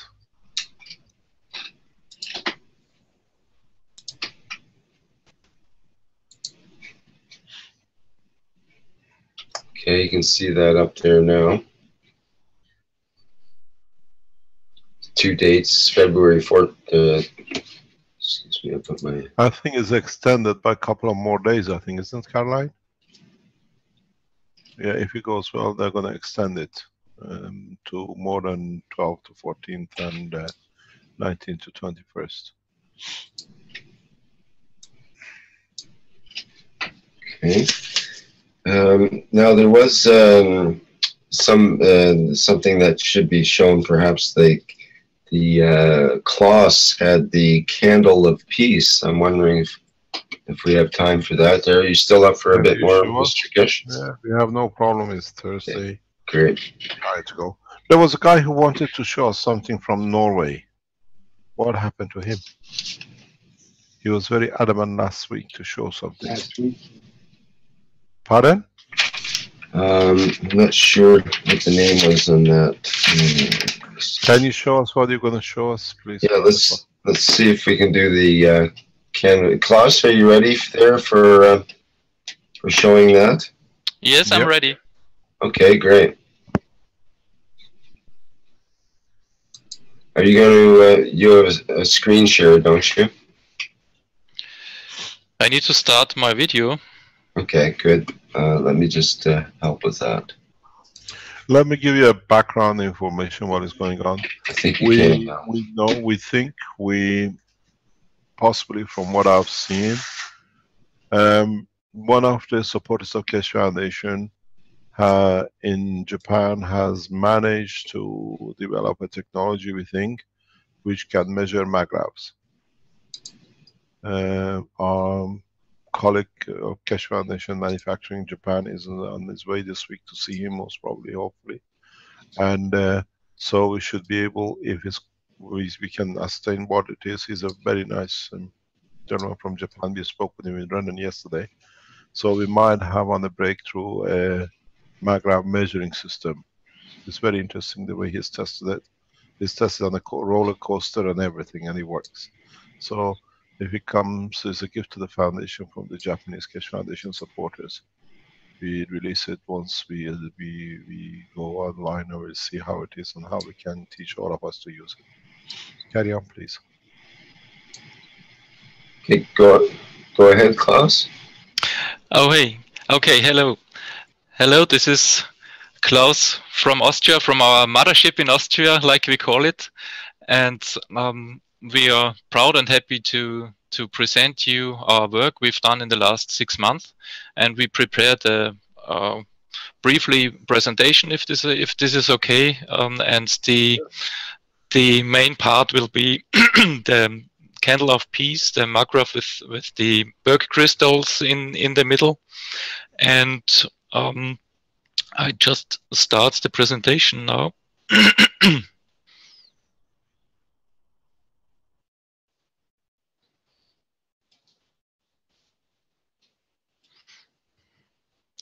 So we are a group of 5 people here in Austria who decided not to suffer anymore in their cellars. We wanted to work together. We met. We meet regularly, on a regular basis, once or twice a week. And the only reason why we meet is building and building and building. We built since half a year, and some of our outcomes are this. I would say, after I saw the teaching today, old magravs in the old style, not in the new style we saw today. We made our own design here. This design is made of sockets and socket plugs and pipes. And we always produce in pieces of 5. We always produce 5 lots here. And as you can see on the pictures, this is a kind of bottom-up installation. We begin at the bottom with the capacitors and build one and the next and the third copper coils up, and we produced the magrav. We call it the version 1. It is without the crystal in the middle. And then when Mr. Keshe told in December that it's a good reason for a peace project to implement the berg crystal, we took this on, and from December on we tried to develop this, and it took us some time because we had troubles with drilling the crystals, and that's the reason why we finished our candle of pieces in February and not in January yet. The drilling itself was an adventure for us. We decided to order a special drill which was 9 centimeters long with a diameter from 1 centimeter, and it looks like this. If you wanna, okay, have to change it. It looks like this over there. This is the drill, and it is 9 centimeters long and has this diameter of 1 centimeter. And we drilled our 5 crystals with this drill, with a stud drill. It is a hollow drill which is water cooled, and we made a video, and I'd like to show you how we drilled this berg crystal now.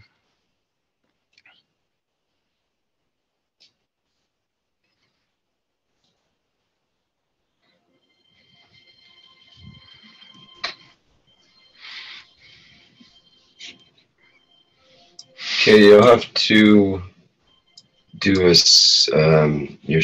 share screen. Oh, sorry. You don't see the video? No, we're still seeing the webcam. Yeah. Okay. Share screen. Okay.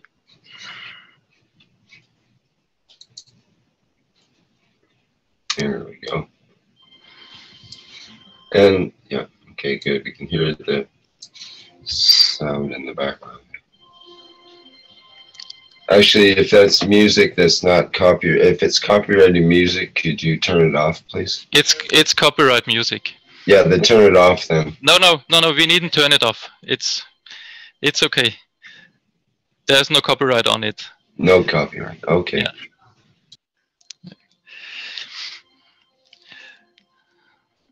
So the berg crystals are between 15 and 20 centimeters high and have a diameter between 3 and 5 centimeters. How long does it take you to drill? It took me about 20 minutes. You always have to go every 2 or 3 minutes down and bottom and up to be sure that the water is flowing into the drill hole.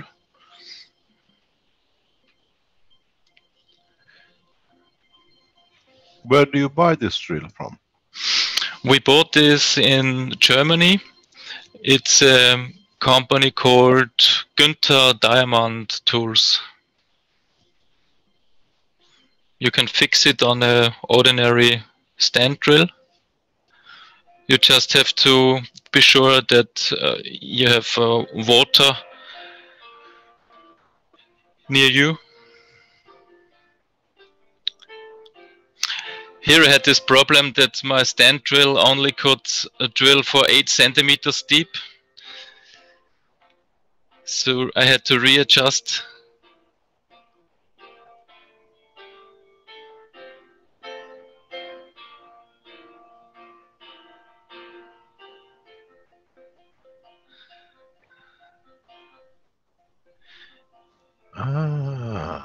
You see it's a hollow drill. How does it break at the end? How do you break it at the end to separate it? This one broke for itself, but it wasn't too deep at this stage, and I decided to drill a bit deeper, and then I broke it out. You can see it then with a screwdriver.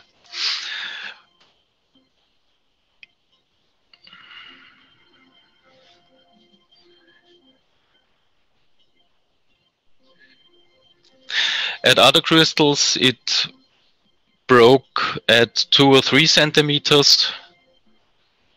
It depends on the crystal itself. First time I drilled the crystal, it was a bit hard to me because, yeah, it's a kind of living.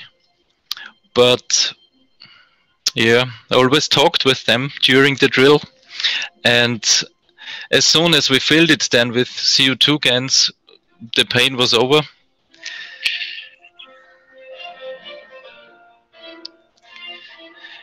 Here is the last part. I broke it with the screwdriver and it comes out now. These are about 1 centimeter or 1.5 centimeter. And now the hole is 9 centimeters, nearly 9 centimeters deep. And we did this procedure with 5 other berg crystals. Some of them are naturally grown.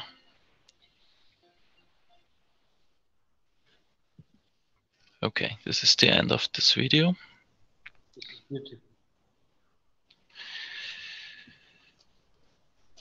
So, what we did then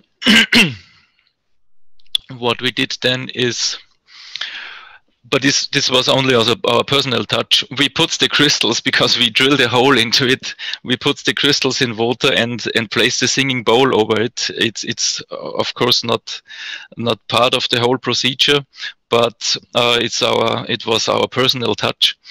And then, not then, but before, I didn't mention it, we cut off about 2 centimeters at the bottom of the crystal and filled into the 9 centimeters long hole nano CO2 GaNs and mixed it a bit with the own crystal dust. And then we glued it again and waited for some days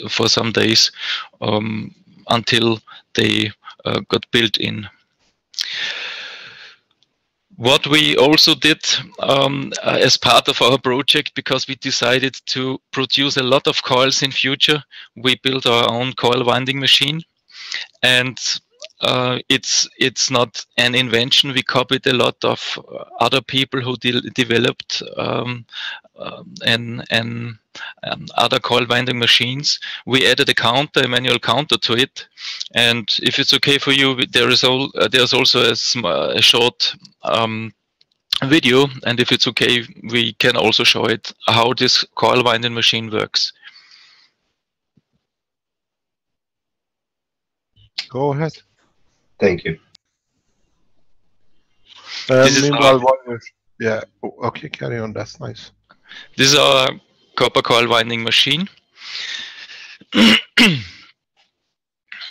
On the right side, you see the knife which cuts off the isolation automatically.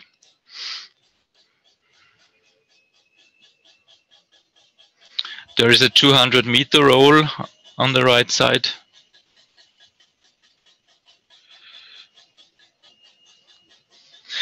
Normally, at first, we just took the distance, but it wasn't exactly enough for us, so we additionally add a manual counter. We also tried a digital one, but it didn't work as we expected. And in the next stage, while turning the bar in the other direction and removing the manual counter, the distance between the coils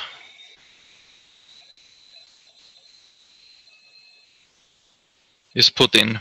So we stopped the time for a long coil with 144 windings. It takes about 1 minute to produce the whole coil, including the distance between the windings. And here you see the change of the bar in the middle. This was the thicker one. Now we change it to the thinner one.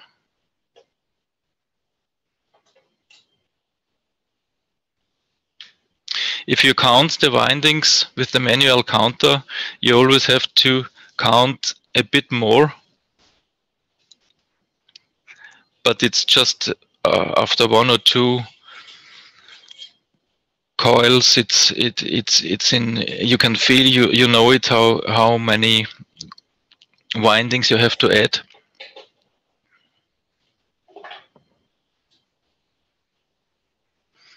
And this is now the same with the smaller coil, the inner coil.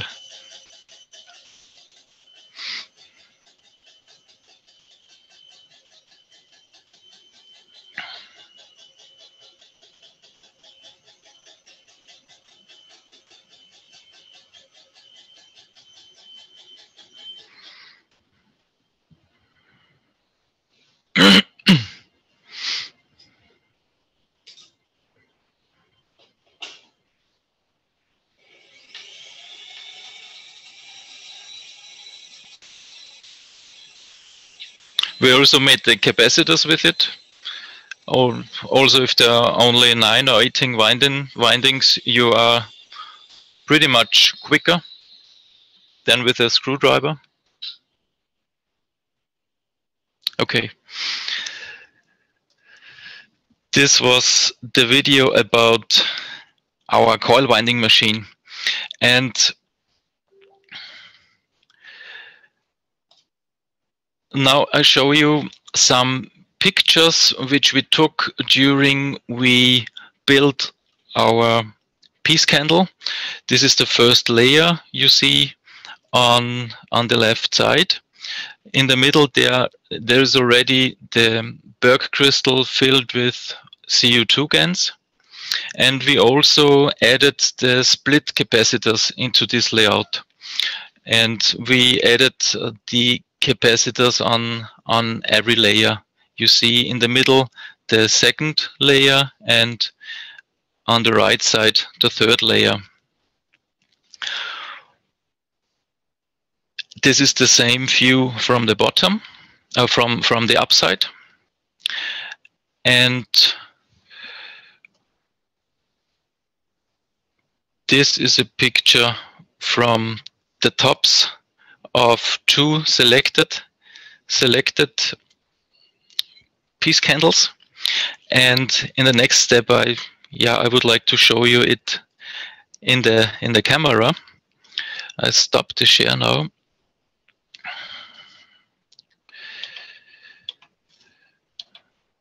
So I got the one here. We also made our own design here, and you can see the crystal over here looking out of these pipes, and we can also have a look inside. I will change the camera now.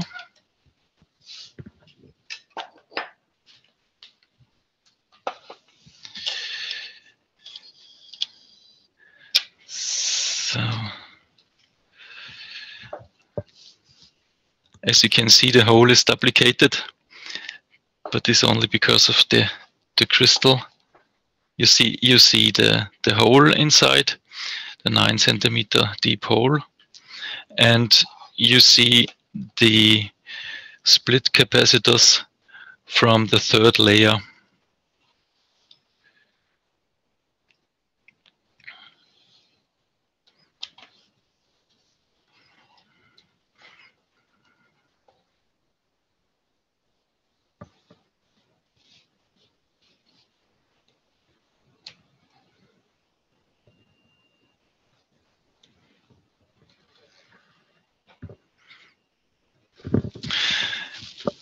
And we got another one here. This is the one with the natural grown crystal.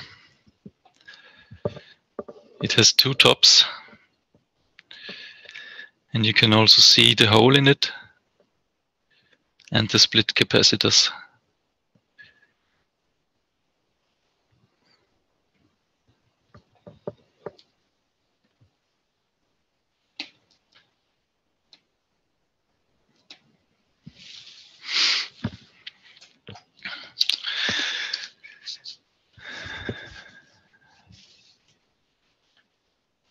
Yeah, we got the chance here because in our team we got a cameraman and a professional cutter lady, and we got the chance here to write everything down we do. We set up a handbook in German, and we wrote down every single step to produce this MacRef. And it's well visited till now. We also added theory to it for people who never heard of the plasma thematic of the cache technology, so that they can dive into this topic, and that they can be picked up at some stages of their knowledge or of their feelings. Our MacRefs, we see our MacRefs as entities, and we live with them. And as we saw today, there will be growth in the family of devices in our households, and we are looking forward to adding all this new knowledge in form of devices. I can show you briefly the site. I have to share the screen again.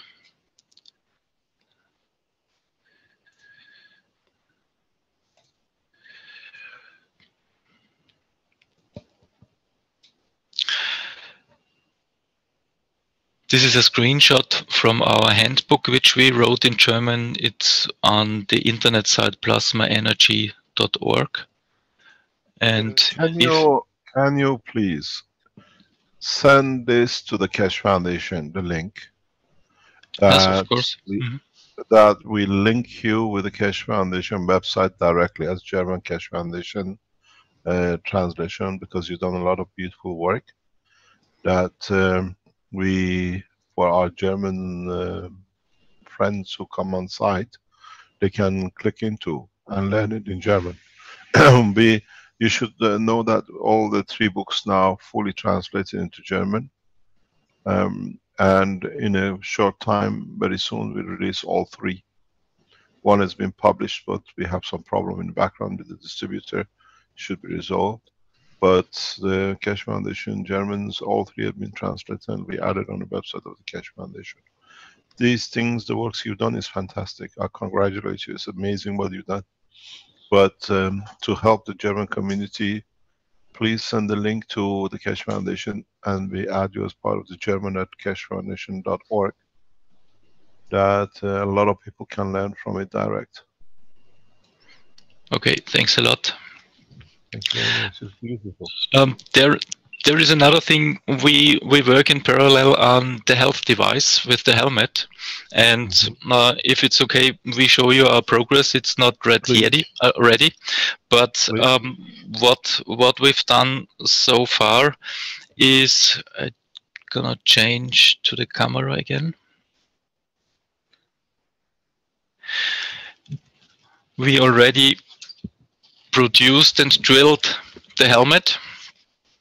And of course, we already made with our coil winding machines the windings for the helmet and the windings for the body device. Can I have a look at your helmet, please? Can you bring it forward? We can see. Wait a bit. I can switch the camera. It's too close. I've done this many times. I know what you've done. Too close? It's too close, yeah. I've done this one time, the helmets we made. Okay, that's perfect. You have 6 holes on either side. I have 6 holes, yes. Yeah, okay, that's perfect. This is very nice. And we already produced the coils for the body part, and you see behind me there is the holder, the housing, and we decided to produce it totally out of copper because we want to nano coat it with fire then, and we place then this coils over here. You can see it. Also with copper screws, so we try only to use copper, and this plastic stuff we couldn't replace. And we decided, yeah, this is a small design of it. Can we see your team behind you? Most probably they are there. Can you see you? I don't know if they like to.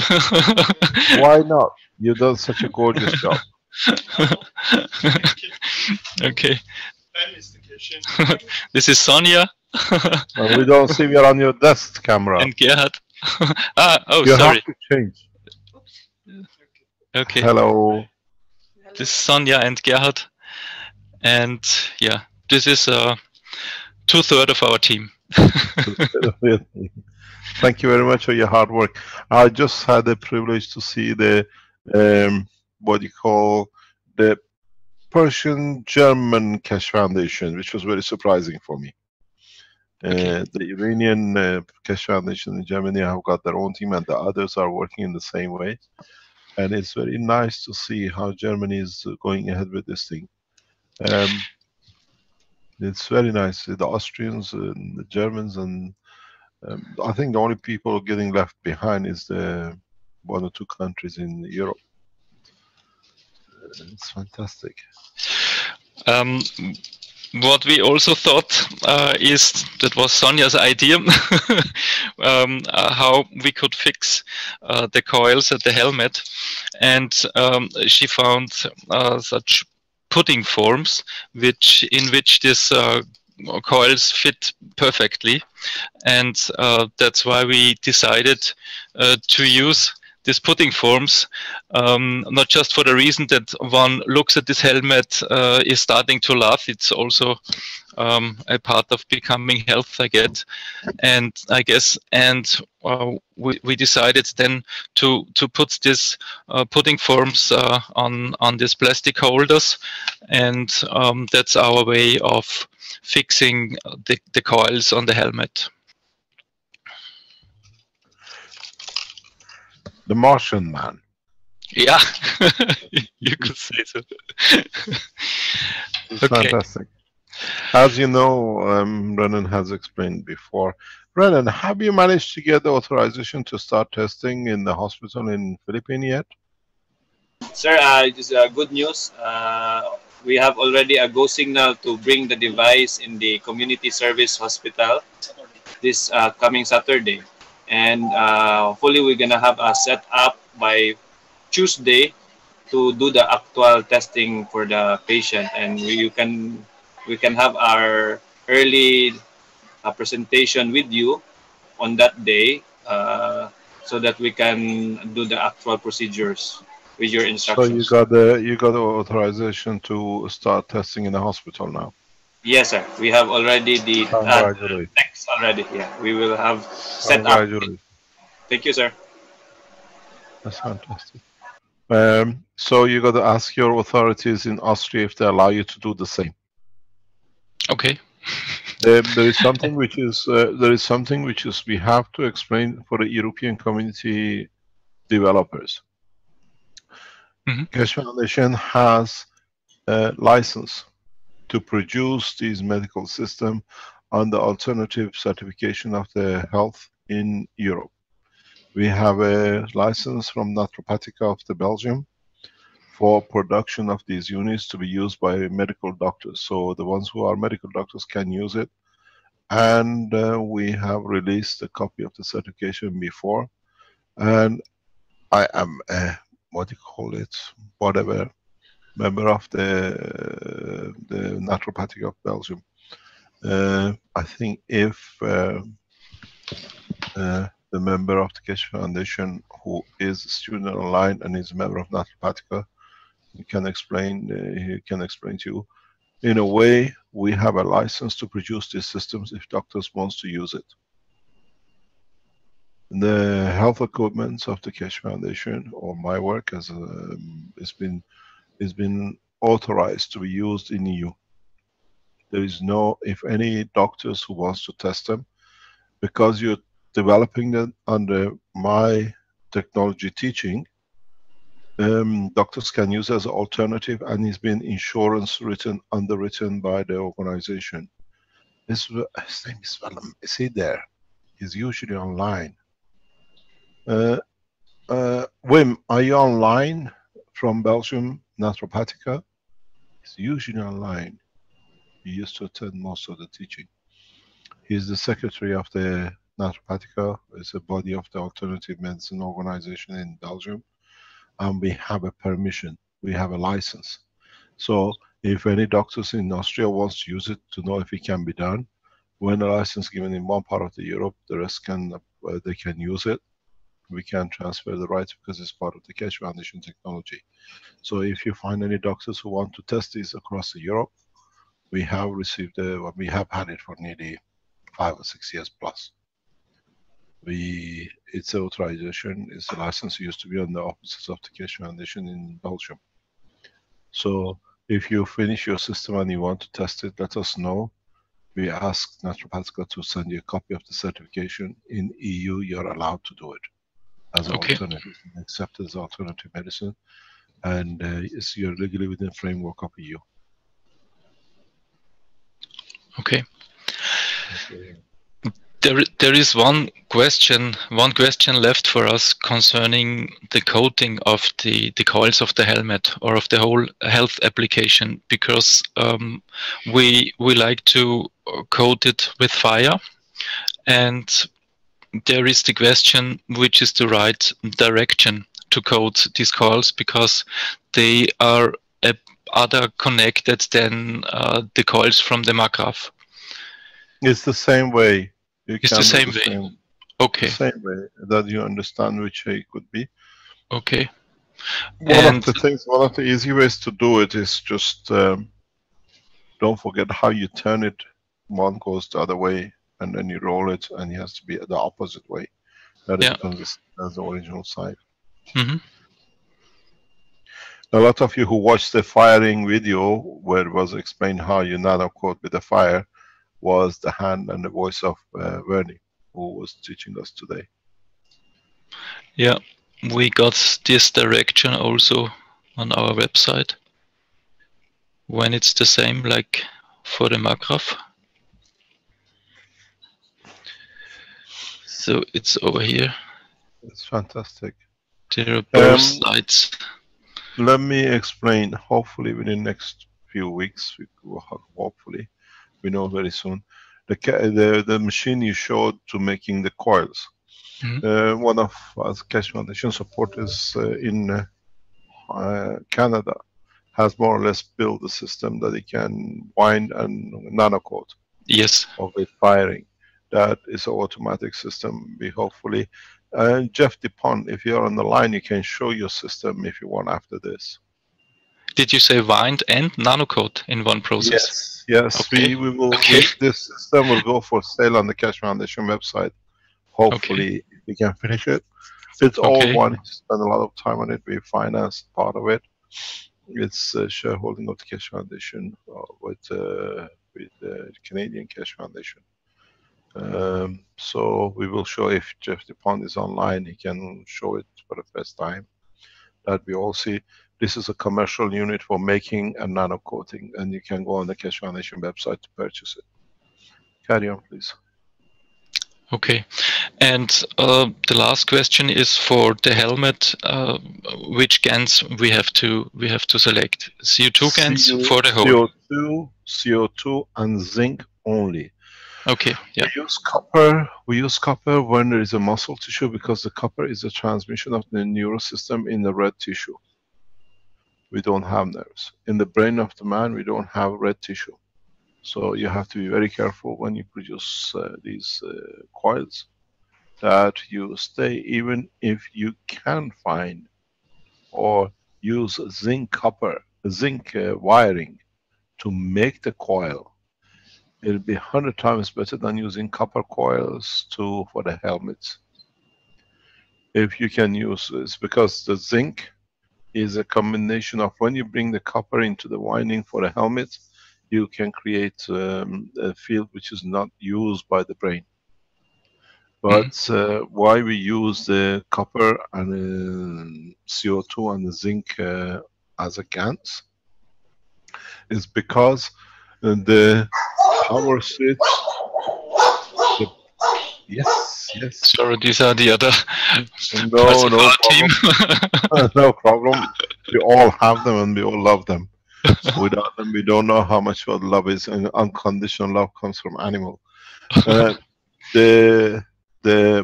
What we suggest is, if you are using psychosomatic conditions, always use copper and zinc and CO2.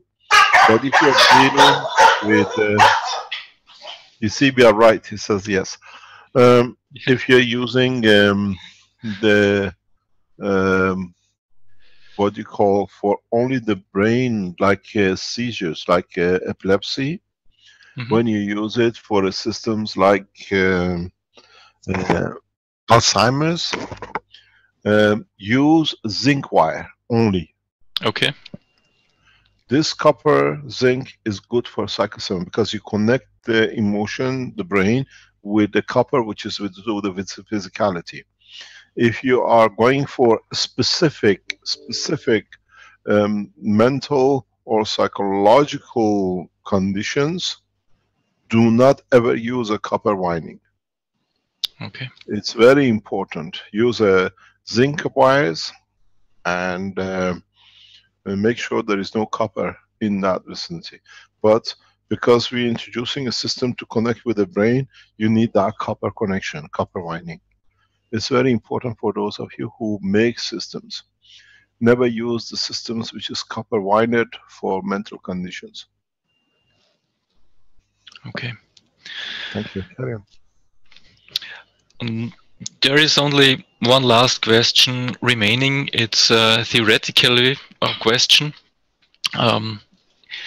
It's about the way of coating a copper, because we already held a teaching here in Austria, and we tried to pick up our audience on different stages of knowledge or emotions, and we found it very useful to implement some scientific studies. And there are two types of studies who deals with how the nanocoating layer can be built or are built. There, which I found, there are the ones who say after heating it up with a gas at a special temperature, there are growing these nanowires on which there are crystals on them, and others say these are no nanowires, this is a graphene layer. And what I would like to know from you is, what is your opinion about, or does it depend on the way of nanocoating? Maybe nanowires grow with fire, and the graphene layer grows with the chemical way of coating.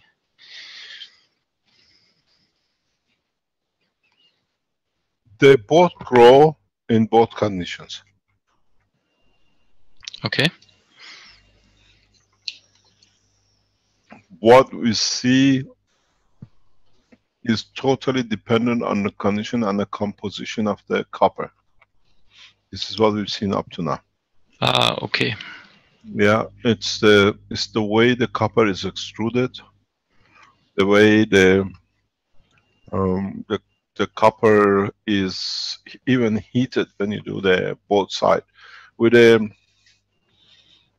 you got to realize you create a heat in a caustic, a spectrum of heat, and that is why you get different compositions of the structure of the nanomaterial.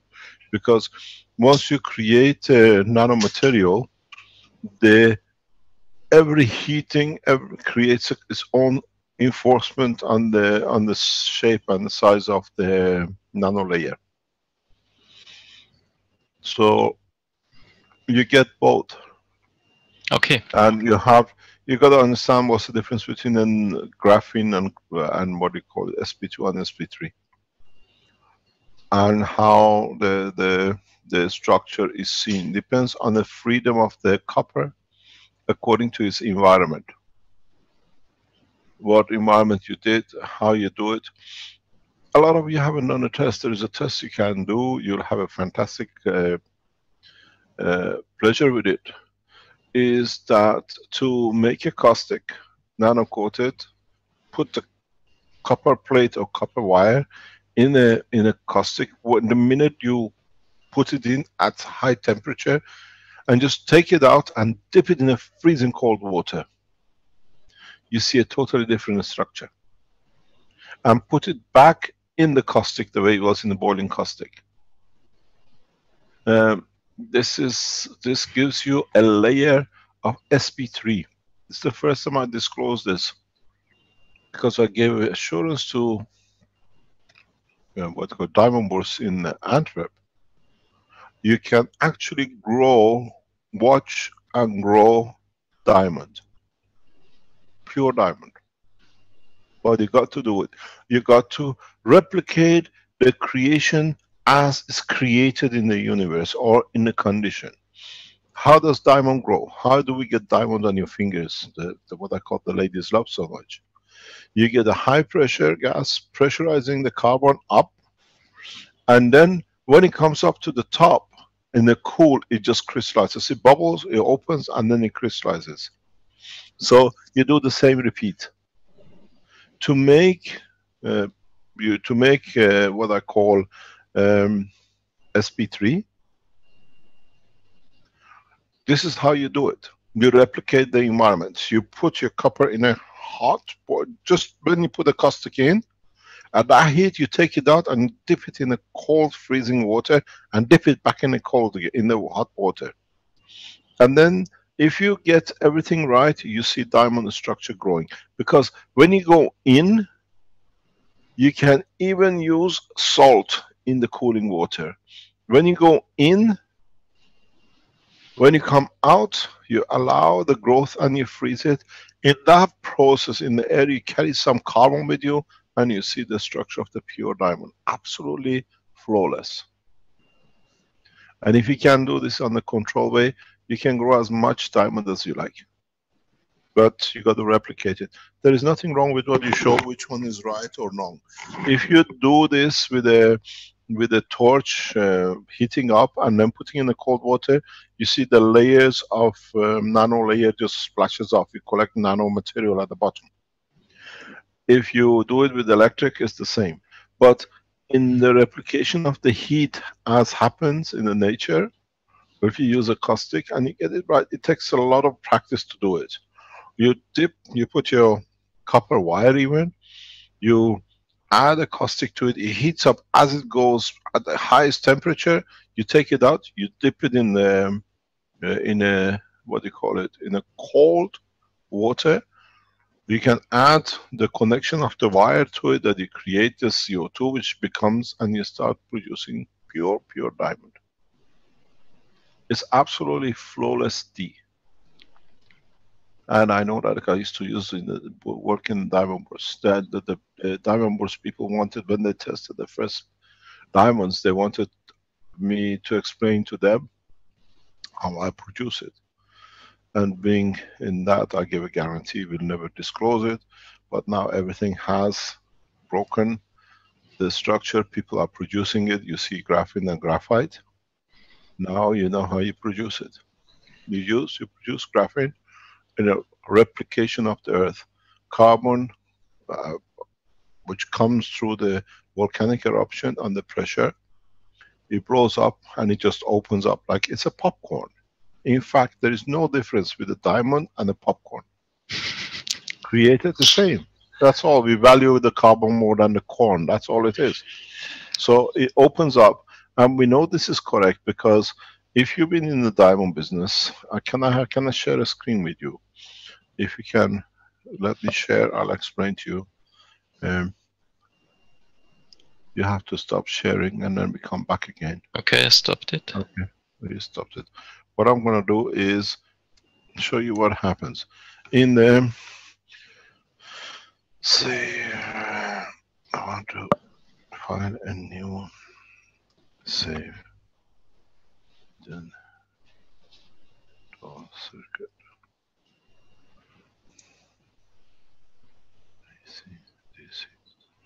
Okay.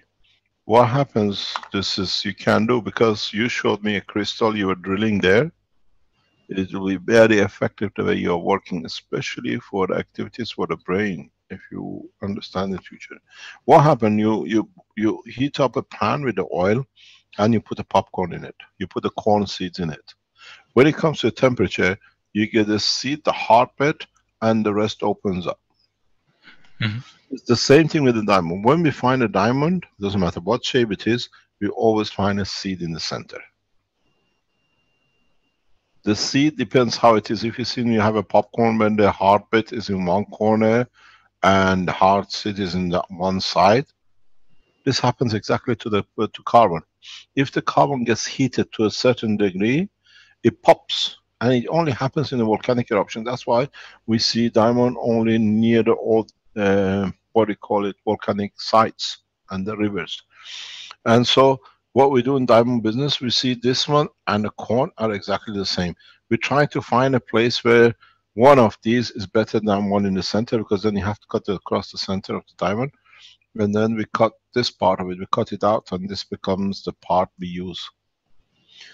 And so in so many ways, you do the same thing. You heat up, you create a condition of copper, you can produce any color diamond you like. But you see the changes, you see the graphite or graphene according to how you cool it. So all you need, you take it up, and when you submerge it, you do exactly like this. The popcorn comes, it explodes. When it comes up, it freezes, it takes its shape. That instantaneous of heat on one side and cool on the other side, it opens it up. So you do the same thing, and you can produce layers and layers of diamonds of different colors. Russian diamond market in the past few months or past few years have produced diamond in a very different way. You see very strange color diamonds. They have patented it, but unfortunately, as I can tell you, the patent worth not much. They are doing it. What they do, they buy very cheap diamonds, and these cells sits somewhere. In the past, in the diamond business, what we used to do, we used to drill, wash it, and then cap it. And we used to fill this side with the silicon. When you take the diamond in the hand, when you see the beautiful one wearing a very expensive diamond, you cannot fool a jeweler, a man who works in the diamond. Because if you look at it, what you see, the light hits at the point of the silicon, and what you get rainbow. If you take a diamond in your hand, you see a rainbow in it, is a false diamond. It's been cleaned up. So now what is a new technology which has come with the Russians in the work of the diamond? The color of a diamond comes from the gases which is interrupting it. If you have certain material, it looks pink. If you have certain gases, it looks blue or whatever. That's why it's limited, because it's always created under certain condition pressure.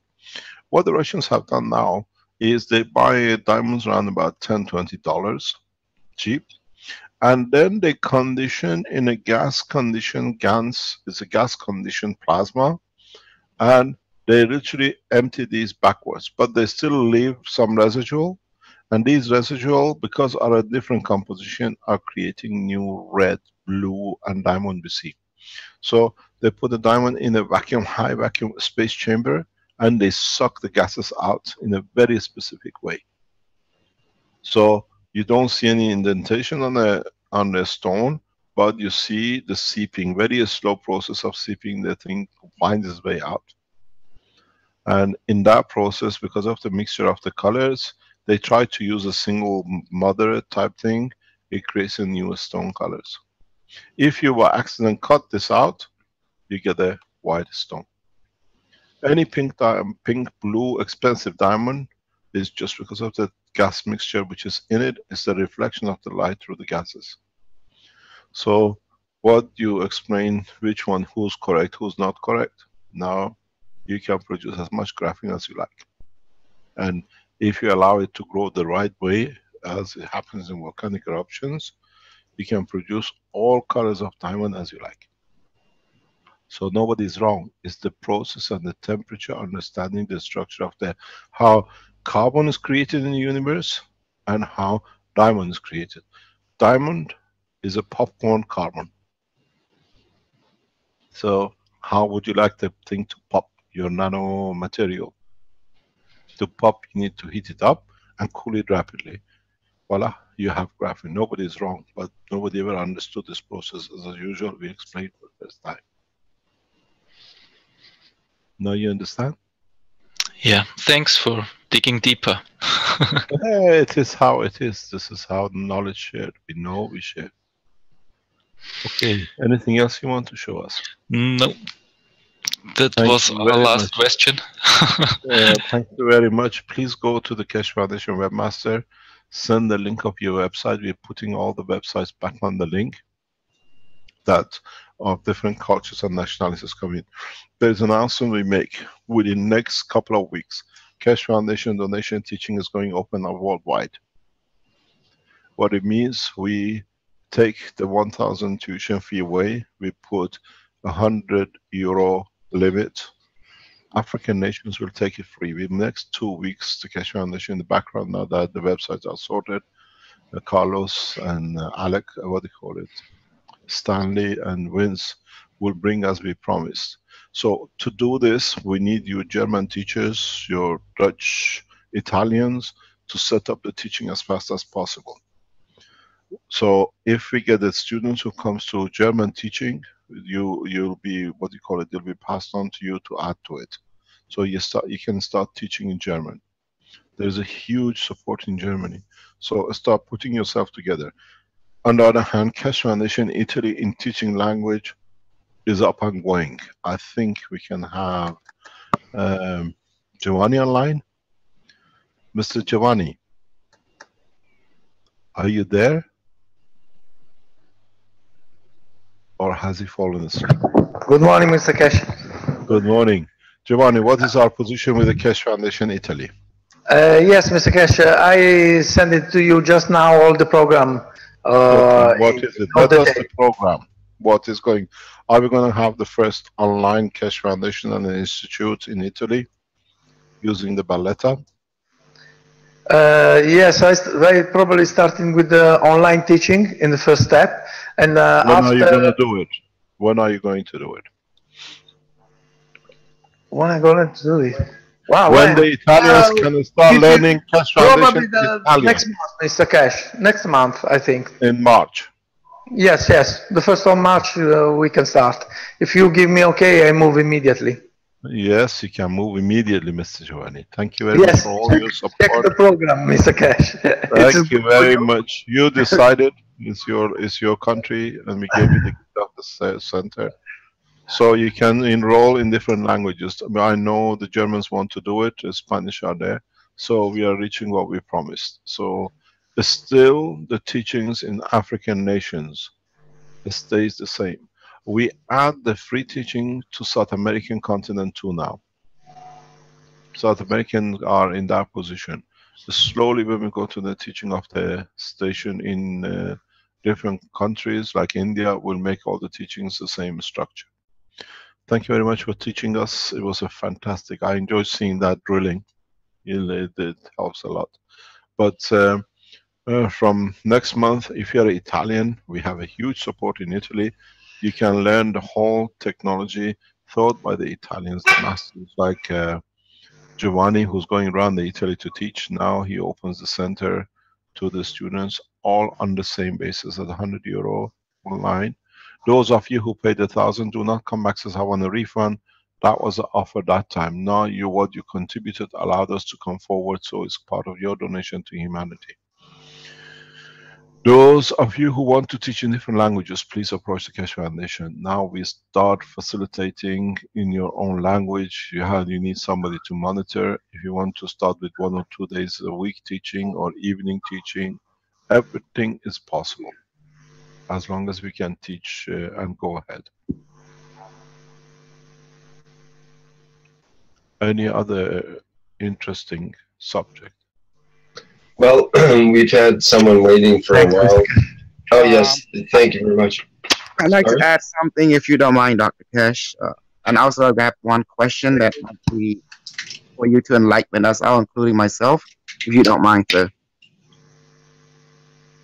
Carry on. Yes. Online lately, I've been introducing some very strange knowledge from the intelligence about a tree mat graph, where the tree can be, you can drill a hole into it, like from the branch, and add GANs and ashes into it. And then once it's dry, we can put olive oil or coconut oil. I just want to know, I try it and activate it, and I can feel plasma and it interact with me. Can you enlighten us? First of all, you never use a copper oxide on any tree. Okay, go on, sir. Let me explain to you why. Copper is connected with the red blood cells, what I call horizontal people, and the what you call vertical people, what we call trees, because they are living entity, they are more intelligent than us. They, when you put a copper oxide in a tree, it literally is like poisoning it, because it uses the same amino acid, but it connected to the magnesium. When you introduce copper, especially at that level, and it, you literally kill the tree. Okay. How about just the tree branch itself? We Why cut it. do you need to do that? Why do you have to harm a person? Would you like me to drill a hole in your body? No, sir. So why do you do it to the others? Well, because many people that didn't have ability to make the maggraph, and also they say they couldn't get a seashell to make the maggraph, and the only solution was, well, they can take a dead tree branch, cut off a tree branch, and try it to prove that plasma is real. So I run it through the intelligence to say, just give that to them, and they can find out for themselves. So I've been If spreading. you're talking about the dead tree, it's a different matter. But if you're talking about the live tree, there is a big question. Yes, sir. I'm talking about dead trees, sir. A dead, like, dead tree branch that you found.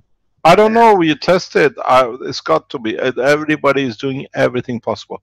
In a coming time, in next week, don't forget, next Thursday is a agriculture blueprint day. Yes, sir. That's to do with the contamination. A lot of people, we're going to see a lot of things. I've seen some reports this morning coming from Ghana. They are working, Benjamin is working in the background heavily on that side. Hopefully we get some reports for other people around the world who do the agriculture. I've got a report coming up next from David Contreras, unless you want to... what is it? About agriculture? Yeah, about agriculture, yes. That's for next week. Put it on planting. to the next week, which is a blueprint agriculture. Because we had one in the 3-year teaching yesterday, a gentleman from Kenya who was done with potatoes. We show that on the Thursday teaching next week on agriculture. Yeah, I think David is doing a big wheat harvest, wheat planting rather. We know the Chinese are very heavy into the agriculture testing. We've seen it last Christmas or last year. And we need, if the Chinese colleagues are there, to bring all those kind of research you've done back on the table. You see it. Let me ask you something while we're at this subject. Please try to attend from every nationality and bring all your results with you. You never know what you might enlighten in the others. We've seen it today. One of our research center guys thought the GANs of lead was taking too much energy, and they wanted to saw the light in it, that it develops a new system. You never know. Our knowledge is not complete, but as a human race, as a total, we are enlightening each other totally. So bring everything you can. Don't be worried about the customs. Don't be worried about anything else. These systems. Okay, so we can use a dead branch and it will be okay. So thank you, Dr. Cash. You're welcome. Understand the problem. The problem is the limitation we put on ourselves. So when you come on 21st, come with two things: that you come to unite humanity and come to share the knowledge with humanity. And that's all we're asking for. Yes, sir. That is our family. I know. Please make all your bookings, because we will face a condition that we have to make some restrictions on the entry. But the first 500 stands. If you're coming as a family, husband and wife, please take the option of one single room, which is 1500. We will not allocate a room of 2 to a husband and wife, because then it takes 2 spaces from the individuals from around the world who want to become one part of. Some of you are asking, you want to bring your children. With the greatest of pleasure. We make accommodation for that. We already have allocated a number of rooms for 3, which the child have a spare bed, will be opened up in the room for. We are trying to accommodate every possibility. Don't forget, you come to one of the most beautiful sites in the world. One of the most beautiful hotels made for man to enjoy. It's called Atlantis. It's the lost city. Maybe we find the city and bring back peace to humanity. There is a huge possibility that we will have world leaders with us. We will check security, not us, the governments will start security checking too. We have provided a list of number of people who've been around Keshe Foundation and they're causing problems. Even this morning I had a communication. We are making sure you cannot come in. Not us, the governments are doing. And those of you who made threats, all your emails, all the ones in the German speak language who make all the threats and everything, and in Belgium, and your communication to the German in US, all you start getting knock on your doors in coming time. The family is responding to the abusers. One thing which is important, try to start the process of understanding the connection between yourself and your soul through running of the reactors, especially maglev systems. Because when you come here, you will understand the reason. Try to understand why, what is your purpose in your life before you come here. Try to understand what you can contribute in respect of your language, your health, and your financial position. If you come here, you don't know till the moment it comes if you're going to be a member of the council.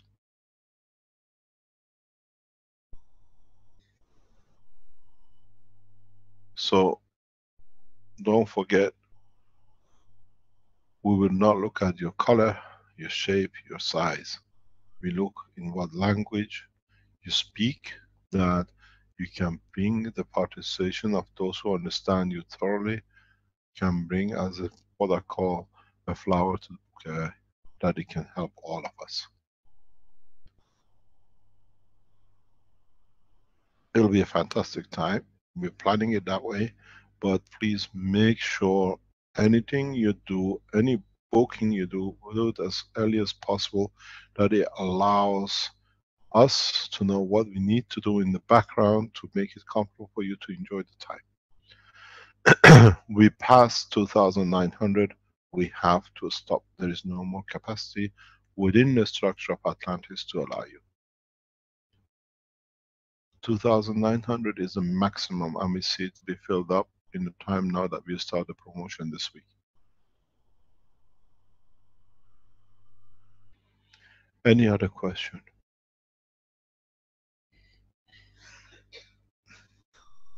Mr. Keshe, Caroline wanted me to announce about the workshop that Mike has, a little more details about that. A few people are asking about that. Would that be okay to read off about that? Is that the workshop in Hawaii? Yes, right. Let me I think, yes, okay. Let me ask you some, let me tell you something. I think we should make a link somewhere on the Keshe Foundation, events at Keshe Foundation, where people can come in and put in there what events are in their countries, where it is that you can tick. You see if there is a Keshe Foundation meeting, we should do that. I think it's necessary that we put events at keshefoundation.org or .com or whatever we use on the web. Yeah, I think we have that lined up. That's right. Yep. That people can come in next August. We have a meeting in Germany, or we meet every Tuesday in Austria, or whatever, that people can come and learn. Okay, so. Pardon? Keshe Foundation TV can advertise on our website too. I cannot hear you. I said Keshe Foundation TV. TV? Yes. It's like we are video. working on it. We are working on it. The station is there in Italy if you want to take it. We are supposed to take it. But the other developments that we might use, there's a lot of things happening, hopefully, which will be announced. Don't forget, we're trying to bring the Keshe Foundation Center in the organization of worldwide operation. So the bank and the station is the last two. We are bringing now a promotion group in. the Lord Stewart who lives in New Zealand has accepted to take over the Keshe Foundation promotion worldwide. He's a member of the British aristocracy by family from the House of Lords, and he has accepted promotion of the Keshe Foundation as the products and the others, and the production of the materials for Aborigines in Australia. We thank you for you joining us, the foundation, and become your lordship to the Keshe Foundation family. Any other question? I could read the thing for Mike here, I suppose.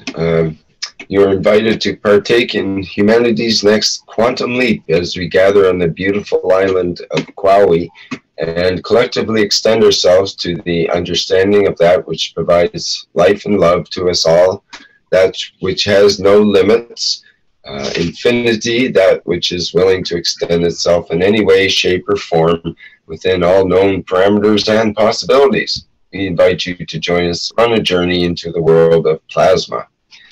During this 3-day workshop, Mike Najaf will teach everyone how to unlock the energy of the universe. We will learn how this information relates to our human bodies and the world around us so that we can co-create with the intelligence and power of plasma.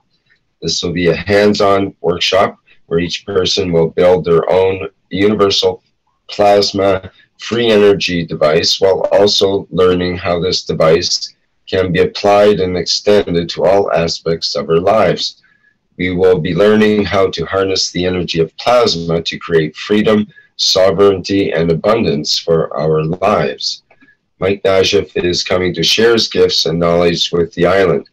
With plasma energy, there are no limits. Power, transportation, health, environment, agriculture, space exploration. Come and be a part of humanity's quantum evolution through a revolutionary living technology presented and gifted to all who make the commitment to attend with an open heart and mind. Our future is bright, the time is now. One race, one nation, one planet. Cost per person, $100. And workshop details, it gives where, it's in North Shore, Kauai in Hawaii. And it gives directions here as you can read on the screen if you need to. What to bring, desire for peace on earth, and a pair of needle-nose pliers in your lunch for the weekend sessions. And that's Friday, February 12th, with an introduction in the evening, and Saturday, February 13th, from 10 a.m. to 6 p.m., and Sunday, February 14th, same. And this, Mike is offering the workshop twice, and it gives more dates for February 19th, February 20th, and 21st. The workshop is for everyone, and this workshop requires no special skills or scientific background. We invite all who feel called to attend, all who feel passionate to pioneer and create positive change in our world. We are in exciting times, and if you feel resonance in your heart, please follow your guidance and join us as equals. Okay, well, that's that one. Thank you to Mike. There's other questions and so on, Mr. Keshe, but we see Keshe Foundation. We see Keshe Foundation words and ethos well put out without the name of the Keshe Foundation. And this is what I see wrong with the people who try to promote their own work on the back of the front of the Keshe Foundation. These kind of things will bring the isolation and separation in the foundation. And this is what is gonna happen with the people in the Keshe Foundation. When you do things, bring it as one family. Any other thing? Okay, thank you for that guidance. Well, like I said, Mr. Keshe, I think there's there might be other things here. I'm not sure exactly if anyone has anything else to show right now. Okay. Thank you very much indeed for today. Whatever you have to show, whatever you want to show, whatever you want to share, we're giving more and more platform in teachings. Even in in the second course teaching yesterday, the knowledge seekers are very much more educated than the first knowledge seekers because they learn more on the teachings, open teachings. So part of the teachings is becoming you teaching us or what you're doing. If there is anything we can help, we can support, let us know, and we'll see what we can do and how we can support you to teach in your country, in your language. We call it a day, and we'll see what happens tomorrow. Have a nice weekend. Mr. Kesh, do you want to give out the website where they go to register for the Dubai event? Because a lot of people on Tuesday don't show up. They show up on the Thursday workshop. What, for what? For the Dubai event. What is that? The link should be on the front page of the Keshe Foundation. It's somewhere at the bottom in the shops. It should be in all the Keshe Foundations. The front.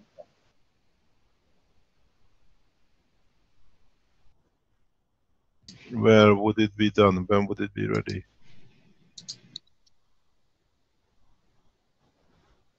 Is it the one which is getting done by the team in the Hollywood?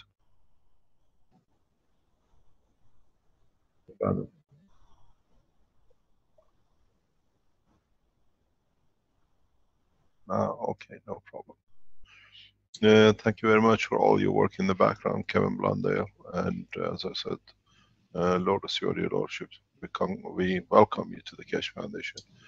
And the team will work together to promote and develop the marketing side that allows the financing of the teachings around the world. As I said, we see approaches of what we call royal families and elite of society who are contacting us in different ways to be able to see what are the opportunities without them being in the background or to be known, but now they want to be known. They made their first approach. We welcome you. Doesn't matter what position you're at the end of the day. We are all humans and we are here to serve. And maybe with what we see in the royal families trying to join the Keshe Foundation in different ways, we can speed up the process. Those of you who are worried about the situation in the US and the earthquakes around the world, even in Iran, we have to stand to most probably to be tested now. So do not blame yourselves in any shape or form if anything happens, but take solace in that we are there as one family. We see it through. Humanity will survive this what they call this change of the mood of what I call the mother planet. It might happen in the coming days, it might happen in the coming months, but as it comes slowly, bit by bit, we'll survive it, we'll stand it. But our job as Keshe Foundation is to be ready for it, to have everything ready that we can be there when it's needed. I encourage you to start testing spaceship system structure. I encourage you to build as many systems as you can. In the health section, build as many pads as you can. And maybe we finish with a very good news. Those of you who did not attend on Tuesday with Alex, if you suffer from, or you know somebody who's suffering in not being sharing love with a child that they cannot get pregnant or whatever, we have seen the first results of the test in Africa, that if you use the CO2 pads, it gives you change of the condition in the womb that possibly you can get pregnant to give your love to what you love to live. So we've been through it. Please go through the teaching of Tuesday workshop on the international workshop. And if you know somebody who's been looking and gone through every process or going through test tube conditions and tests, what we call it, to have babies, a single patch can do a lot of wonders. And we've seen the first Keshe Foundation baby being conceived this way in Africa. So all you need to do, put the CO2 GANs on the tissue, put in a sealed bag, put one in the front and one on the back of the womb, and let it change the condition of the womb. And then use it for a few nights or a few days till you feel comfortable with it. At the same time, what we've seen is done in Africa. They put a CO2 in a glass tube or in a tube, in a plastic tube, putting it around their hip and walking. Small one you can put in your pocket. It's changed the environment, and we've seen the first, what are called the space child, born out of the space technology. We'll see her when most of or him when he's born. But we had the good news because we advised it how to be done, and the result was correct. And we've seen pregnancy in less than 2 months. But as we say with Alex, we were laughing. There is a warning for the papas because the mothers have become too sexually active. Be careful what you are doing and be ready for active life in both ends with a child and a wife. Have a wonderful time. Enjoy your time. We'll see you next week. And don't forget, please register for the event in Dubai as fast as you can. Thank you very much. Thank you. Thank you so much, Mr. Kesh, and thank you for the last 99 workshops plus as well. It's been quite a journey so far, and it's still a lot more to go, but we're well on the way. You are the voice of the foundation teaching, and I thank you for starting it. Well, you're very welcome. It's been an honor. Thank you very much indeed. See you on Tuesday afternoon teaching. Okay, and we'll end the workshop with the One Planet, One Nation, One Race video with the voice of Mr. Kesh overlaid on it here. That was the 100th Kesh Knowledge Seekers Workshop. There are people listening from every corner of this planet. No knowledge has been dispersed so beautifully, so balanced across the planet, on this planet ever, maybe in the universe.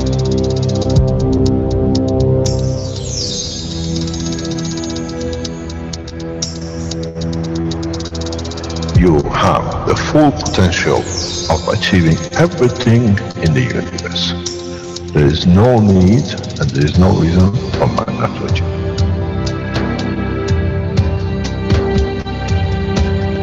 So, wherever you are, the way I taught you to make the coils double coil inside, you have continuous equal gravitational magnetic field, and if you put CO2 on it, and you put zinc on it, you have connected the emotion of the man to it on a stable condition, and you'll find out you become a very peaceful man.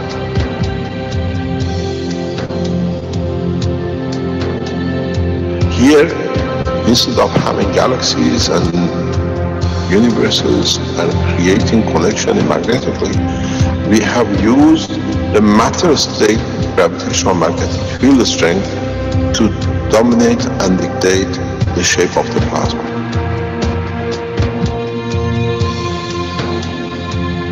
The nano-technology, the nano-material which you have collectively developed in different ways by caustic, by electric currents, by whatever, fire or whatever, has that advantage that the matter, the nano and the plasma is all the same. So connection is very solid.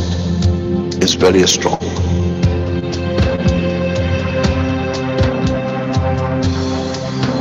The power of the plasma technology, the way we have thought, is beyond imagination of the man.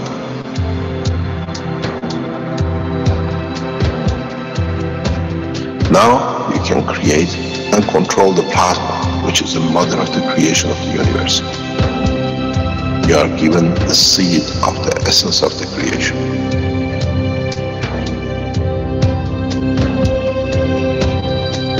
The foundation does not belong to no one and is not made of one anymore.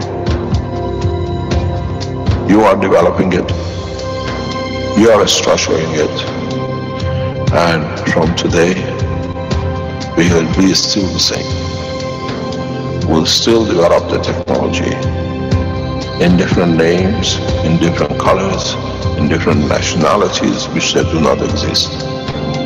It is beautiful when we see the Christian, the Muslims, the Jews, and every other believe are working together to build up systems. We have already become one faith. We already have become one nation, and we already have become one planet. You got to remember one thing. Dates is irrelevant. Today is the last day of the Christian calendar, or tomorrow is the beginning of another. One day is connected to another. We don't stop. We are working around the clock. The Keshe Foundation team is working irrespective of time, position, religion, country. And now we achieve what we set out for.